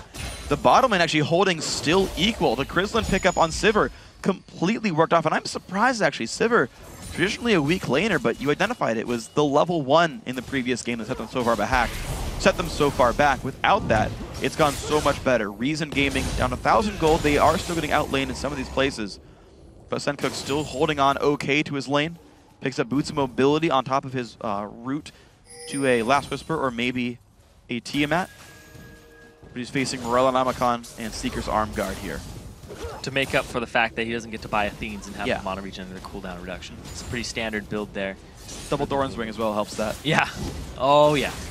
Now getting the blue buff for himself, but that means, once again, Trashy's up top. Got the timing on this. You can find a jump in onto Zoro who has Dragon Form and Flash. I feel like it's a low chance here for Beansu. Good damage with the hit style. Doesn't quite go in for it just yet. Q's still available. Here's the thing, too, is that when Aurelia is lower than you, you're at even higher risk. Good ward. Finds a slow, not the stun. Q's going to get dodged. Nice play, Zoro. Nothing found. That's one of the reasons that Beansu doesn't build any type of vamp, because he wants to be lower than you in a duel, just barely, so that he can get the equilibrium strike. There you go. You got it. Equilibrium strike off. I used to call it equalizer strike. Oh! Pick into damage. Nice play there. Reason get just enough damage down. A third death to Zoro, but Sencooks does have to forfeit his mid lane right there. Nuke Duck and Hilberto. Making mid lane go down, keeping the game 1,500 in the lead. So Zoro's lost lane. We've seen a lot of things today that we don't typically see. Perfect game. Zoro losing lane, his turret, 0-3. But, oh, Hilberto's off in the back here, and they are pushing up. Where's the Black Shield? He's got a turret, though. Looks like Reese's going to be pretty safe. More damage than Reese. Lulu's here, too. 100 health. Nuke Duck waiting in the wings. As soon as a wave gets here. Yeah. Prison's not going to let it. He's going to ward it. Oh, it doesn't hit. He missed, but he get Glitter Lance anyway, so they know. Galen waiting in the wings. Teleport coming in. This could be a very big fight for Reason. The escape going to come through. Nice slow. Going to land on a Beansu. Sencooks does have Boots of Moby. Will he get in range? Does not get stopped by the Spiderling. It's the soft disengage that NIP brings to the table here. Yep. That allows them to do that. We don't have teleport available for Zoro. Dragon is live right now. Trashy's taking some damage, and that's what they want to do. They want to get it so that he's not in a great position to pick it up. 5 versus 4. Reason Gaming going hard for the Dragon. They're going to be able to pick this one up. Most likely, it's going to go down. Now, will there be an engage in the backside? Sounds comes in. The slow going to land on a Nuke Duck. God, he opens himself and blocks a lot of move blocks in, actually. Lee Sin and Aurelia Q. And he's going to get out. The soft disengage again. Yeah. It's just, they kite backwards, and now this top turret, because of all that pressure in the Dragon Pit, evened up the gold for Reason Gaming and NIP. But now, some damage on it. Zoro, just a matter of time, once again, just like everything in the top lane. Just a matter of time. Yeah. And I've got to commend Nuke Duck's ulti right there because Beansu was low on health and level, 12, meaning like a 1.5 or almost 2 second stun from Equilibrium Strike. That would have guaranteed a kill on a Nuke Duck. But the knockup, his Wild Growth, stopped the Blade Surge mid-flight, wasn't in range to Equilibrium Strike, got away. It's just so close. And just these little things that add up, like you don't normally notice them. Yeah. And you're just like, wow, I don't know what happened there. It was amazing. And then it worked. Wow, knocked him up in transit. Yep. Or Beansu, blade surging to a minion, right as the second Elite shows it wasn't up. even the second. It's just not even showing himself, just cocoon out of nowhere. I saw something white, just. He's out, hiding away. Oh, hiding away. Down to half, jumps into the air, gets a nice shield though. Trashy has to kick Alberto over the wall. Good choice though on this one. Zero's on the other side though. This is going to be good for Shyvana. Ulti by, going to be actually guessed properly. Zero's still in the chase. It's not one of the ones you take. Yeah. No, he's going to be able to disengage with one. Did get the slow from the Cutlass, but it wasn't enough. Next to a pink ward. This is where Zero was backing. He wants to pick it up. But he's got to be a bit afraid of Beansu in this one. You can see, not able to stay. Trashy buying some time. It's a strong Aurelia right there. But off on the bottom side now, you see Nuke Duck and Hilberto. They're going for the red, going for the buffs, going for the gold. Could possibly rotate bottom afterwards. They find it. They did it before. 4 on 2. When they walk through some wards, though, NIP do get a good amount of defensive wards, though, to help this dive happen. It's going to be the control over the lane. Good rotation. It's going to be theirs. Pink ward goes down. Stun comes in for Barney D. Here comes the re-engage. Do they have enough? Stun onto Mithy as well. Here comes Nuke Duck. Here comes Trashy on the side. Reason Gaming do not find their way in, even with the Sivir ulti. It was a little too far away not much engage on their side aside from that. The stun duration was used just basically to sit there. The turret was already dead. So NIP walk away pretty easily. There's just a little bit of a scare with the Sivir ultimate and the solar flare. That's going to be, I mean, the soft and disengage, though. That's the NIP way.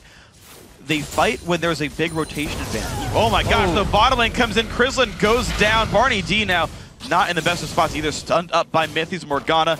He's trying to run, but he's got no summoner spells. Down he goes. Right in the gut. Just right there. Double kill, evening up the kills now.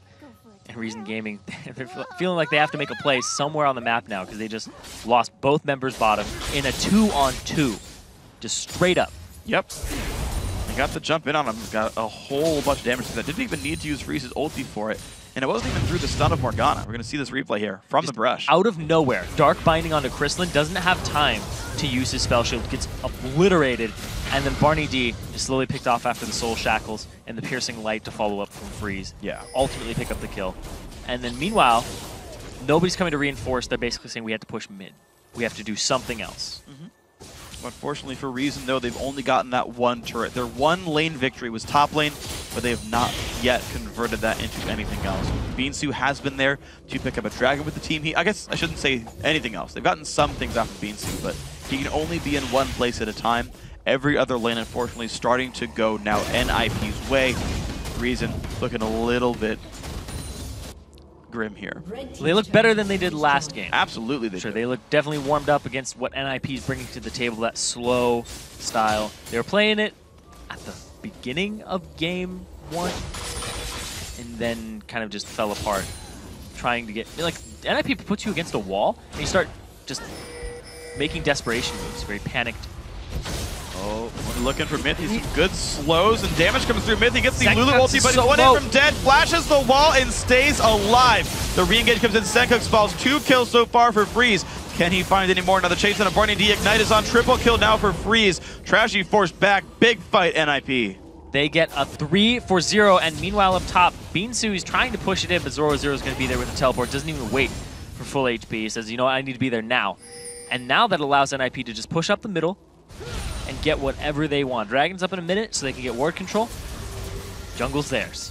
And it's going to be a couple of steals on the Wraith camp right for this one. Freeze is going to be happy to take that one away. Trashy goes to the other side of the jungle, trying to get himself in decent shape, but you can see it's just, unfortunately, Trashy's not dying.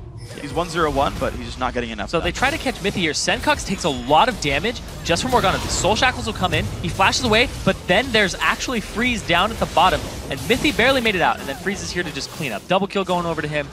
Gets Barney D, eventually with Piercing Light, and then Trashy gets a triple kill for him. Uh-oh. Trashy also in a bad spot here. Here's something else, too. He has 100% kill participation on Freeze. Oh, and a lot of damage his way. Ignites enough, though. Kill picked up by himself for Senkuk's. Nuke Duck takes the kill back, secures it for the team. Blue buff goes over. So still 100% kill participation on Freeze. Yep. Dragon is up in 2 seconds, clearing the area, getting that ward coverage that they need. So that NIP, once again, in the position to contest this. Beansu has teleport. Zoro does not, so Zoro says, I have to come down. See what they can find with this one. It's going to be maybe a bit of a surround towards Krislin. Nuke Duck, like very aggressive, is going to get stunned up. There comes the engage. Yes, Flash. Krislin and Trashy all going in. Black Shield already burned off. Nice knockup again. Stops the Lee Sin Q.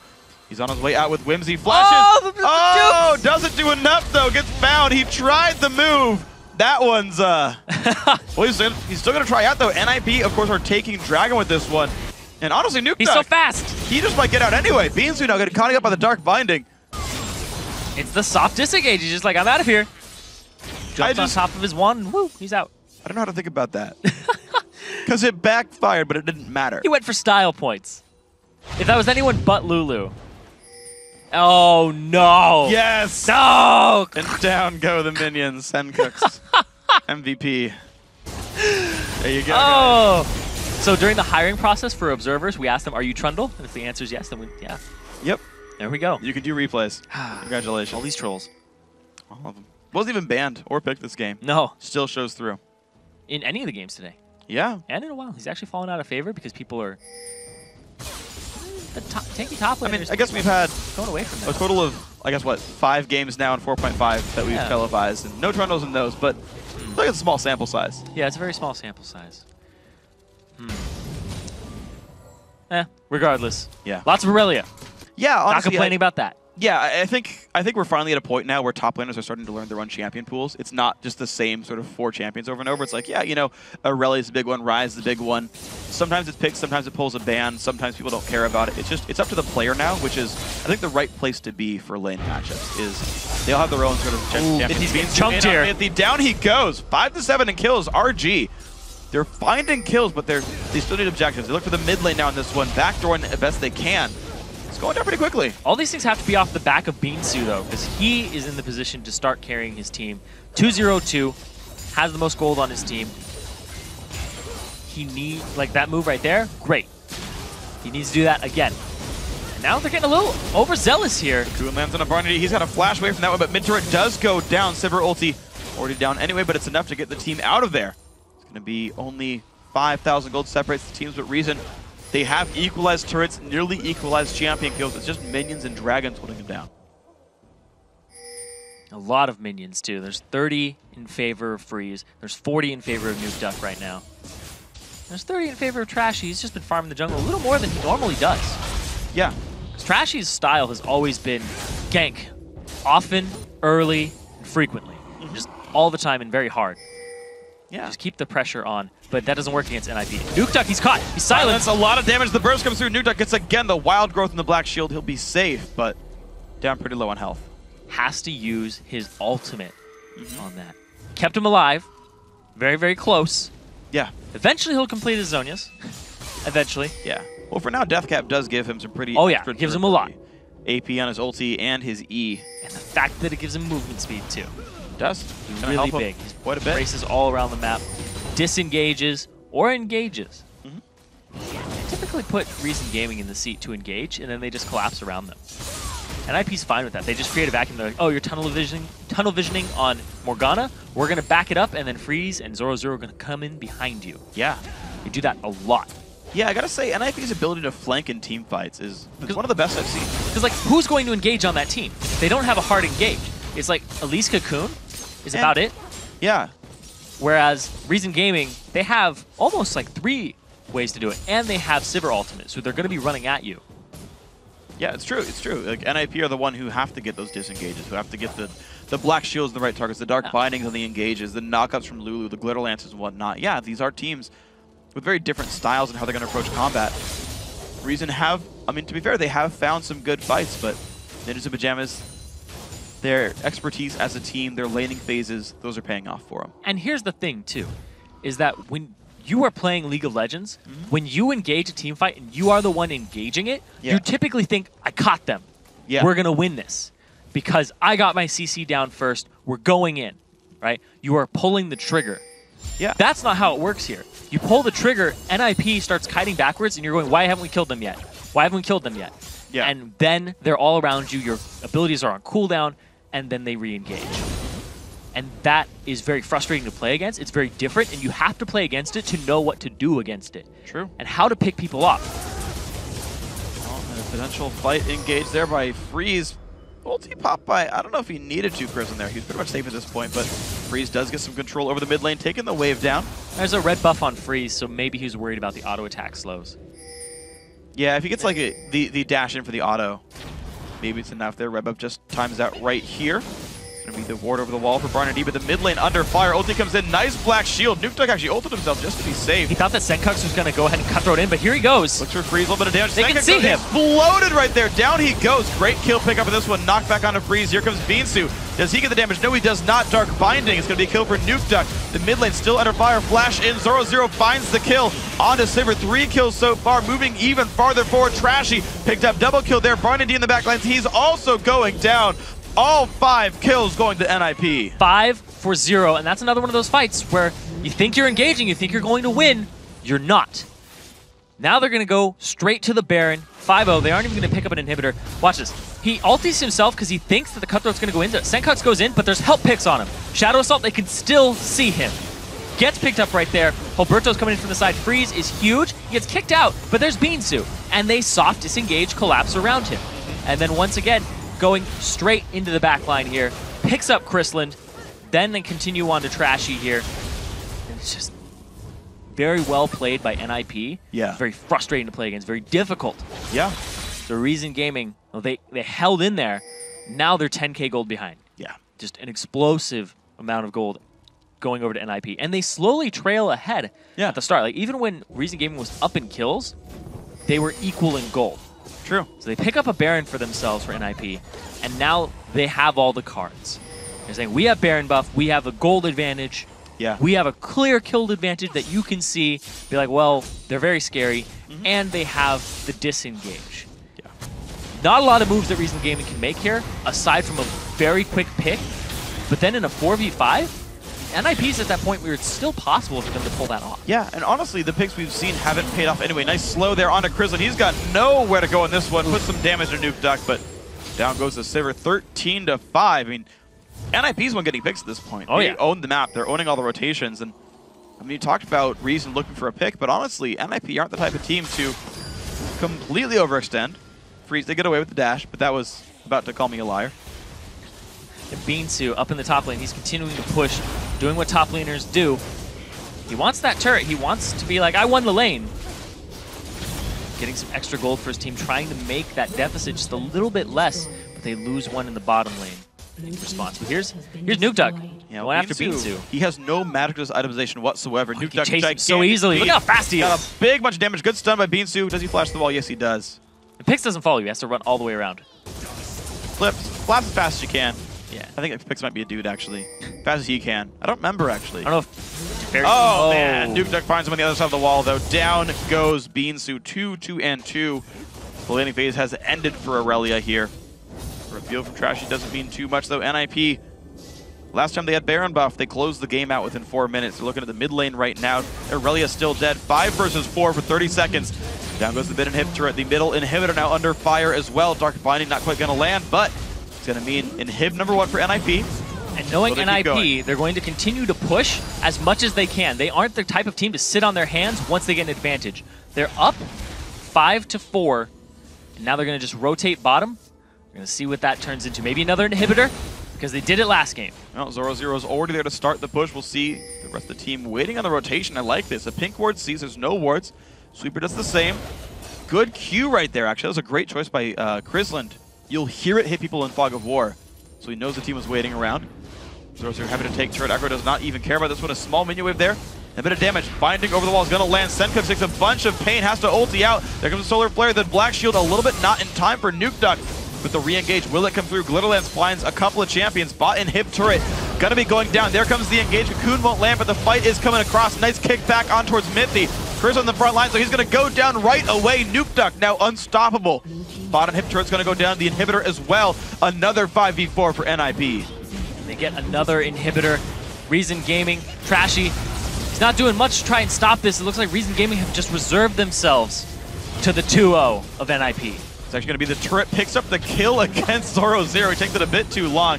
You can see Reason kind of waiting for respawns. There comes the Yomu. It's going to be the jump in. Can they get the damage? Mithy forced to actually pop Zonius in this one. Runner is there. Great Black Shield, but he's going to go down anyway. Trashy does find the kill. Going to be the team pushing for it. Can they find anything else? This one's going to find a Spiral to jump forward. The slow, the rake does land from Sencooks. Here comes the Culling, going to try to knock them back. Hilberto slowed down. Barney D jumps on in for the fight. Exhaust using the AD carry, but Barney D has nowhere to go with this one. 0-5-1. More kills NIP, and they're looking to re-engage. Actually, 3 members in. Sencook's ignited. He'll be going down. Double kill Nuke Duck. 3 versus 3. Here comes Aurelia back in the fight. Trashy's around as well. The minions are there, though. Nexus turret number 2 about to go down. They're trying the Reason, fighting tooth and claw to keep their base alive, but ninjas in pajamas, they're not going to be stopped. They're going to take the Nexus down 2-0 in the semifinal, and they've made it to the LCS promotion tournament.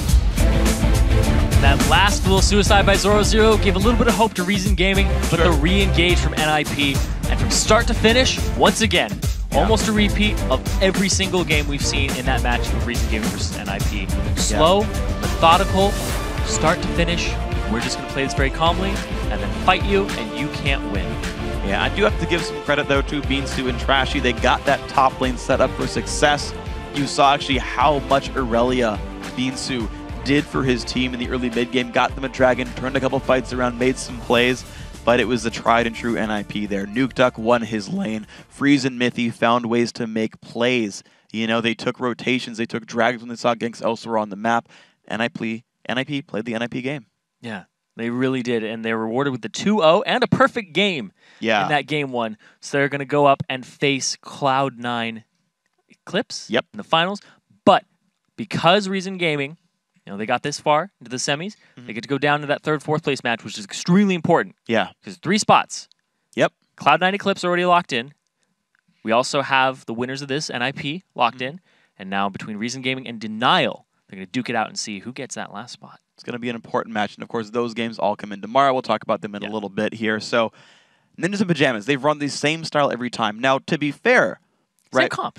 Yeah, same comp. But I want to talk about NIP. And, like, are there cracks in their armor? Are they undefeatable? What? Now, let's talk about NIP, okay?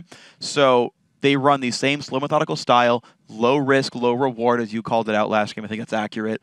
But you saw people that want to force ganks on you can make it work. 3 kills went on a 0-0 in the first 15 minutes of the game. That top lane that got no jungle help, that sat there in lane, which is like, I'm going to be a tanky dude and just play the laning phase, got picked on, got taken down, and a lane got snowballed. Imagine if there was like one other lane going well for Reason Gaming. That could have been a game win right there. So Ninjas in Pajamas, they've got to, you know, if you get people who are as good as you got to make some moves yourself maybe. Yeah, and here's the thing. I don't know if 0-0 is the key to victory on this team. Sure. I think Freeze and Mithy have so much sway over the game, Agree. mid-late game, and the fact that Nukeduck put himself on a support utility-type mid laner just amplifies that. Because the ganks kept happening near the bottom mid area, and then they'd be like, all right, we're going to transition that into a dragon. Whereas if you gank the top laner 3 times, you get 3 kills, 900 gold, but if you get like 1 dragon, you pretty much get that in one go for your team. Yeah, true. So the dragon is, I would assume, like it's worth more. You want to go to the bottom, get that map pressure. Yeah. Ganks there. So you'd have to probably target Freeze and Mithy and possibly Nukeduck. I don't think that 0-0 is the crack in the armor for me. Yeah, I don't necessarily think so either. I just mean like, but yeah, there are cracks in make the armor. moves. Yes. Yeah, I think that's when you make a move important. top like that though, you allow the other team to make a very safe move. Yeah. For a lot of gold. Yeah, so unless it's like super early where it's like a level 5 dragon, it's worth basically first blood and gold. That's like the only time you get to make that trade and go advantageous for it. Otherwise, yeah, we'll see what else they can do, what other teams can do, what C9E can do tomorrow. Now, guys, that's all of today's semifinal series. They're in our match history, but let's take a look now at the Challenger bracket. Tomorrow's finals will feature the Series 1 champs Cloud9 Eclipse versus the Series 2 champs Ninjas in Pajamas for the playoff championship. And while the third place match will be a fight for the third and final berth in the summer promotion tournament. And Friday, the first Challenger Series wraps up, starting with that third place match between Denial Esports and Reason Gaming. And immediately following, we'll crown the Challenger Series champs. And don't forget, these are all best of 5 matches. The race to the LCS Summer Promotion Tournament begins at 6 p.m. Central European Standard Time, 9 a.m. Pacific Daylight Time. Yeah, we're calling it a day here in California. But before we go, I want to say thanks again to our friends at Coca-Cola. And on behalf of myself, Zyrene, Joe, Quickshot, and the entire live broadcast crew, good night and GG. We'll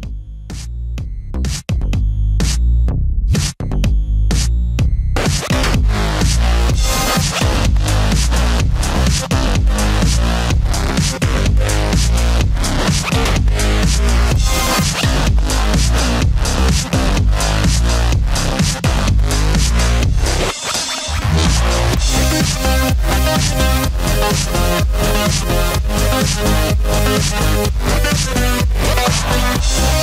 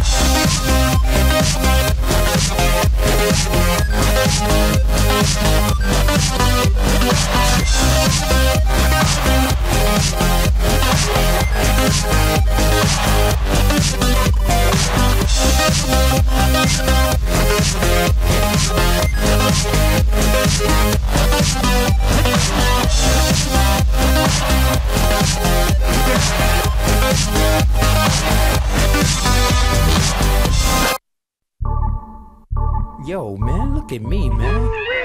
I got on the jewels. Look at my shoes, man. I'm sharp, man. I look good, I look good, I look exactly the way you wish you could. I look good, I look good, come on. I'm in love with a girl that I call old school. Sipping on my brandy, I'm feeling brand new. Got the feather in my hat because I'm just that cool. You peeping at my alligators bent kinda slew. They peeping at me pimping cause I got all the game. And even if the day changed, it's all the same. You rolling up the block, but you in the wrong lane. You hating on a brother, man, you must be insane. I look good, I look good, I look exactly the way you wish you could. I look good, I look good, come on. I look good, I look good, I look exactly the way you wish you could. I look good, I look good, come on. Joe said that I'm the best in the West. I got the girls singing, damn, look at how he dressed. No need to guess, just bless my finesse. I keep him in a mess, all up in this caress. Jeans, fitted, shirt, knitted. Man, she need to quit it, she already did it. She gotta be Latina cause she look mixed with it. She all up on me, so I guess she gonna get it. I look good, I look good, I look exactly the way you wish you could. I look good, I look good, come on. I look good, I look good, I look exactly the way you wish you could. I look good, I look good, come on. Right, come on. Right, come on.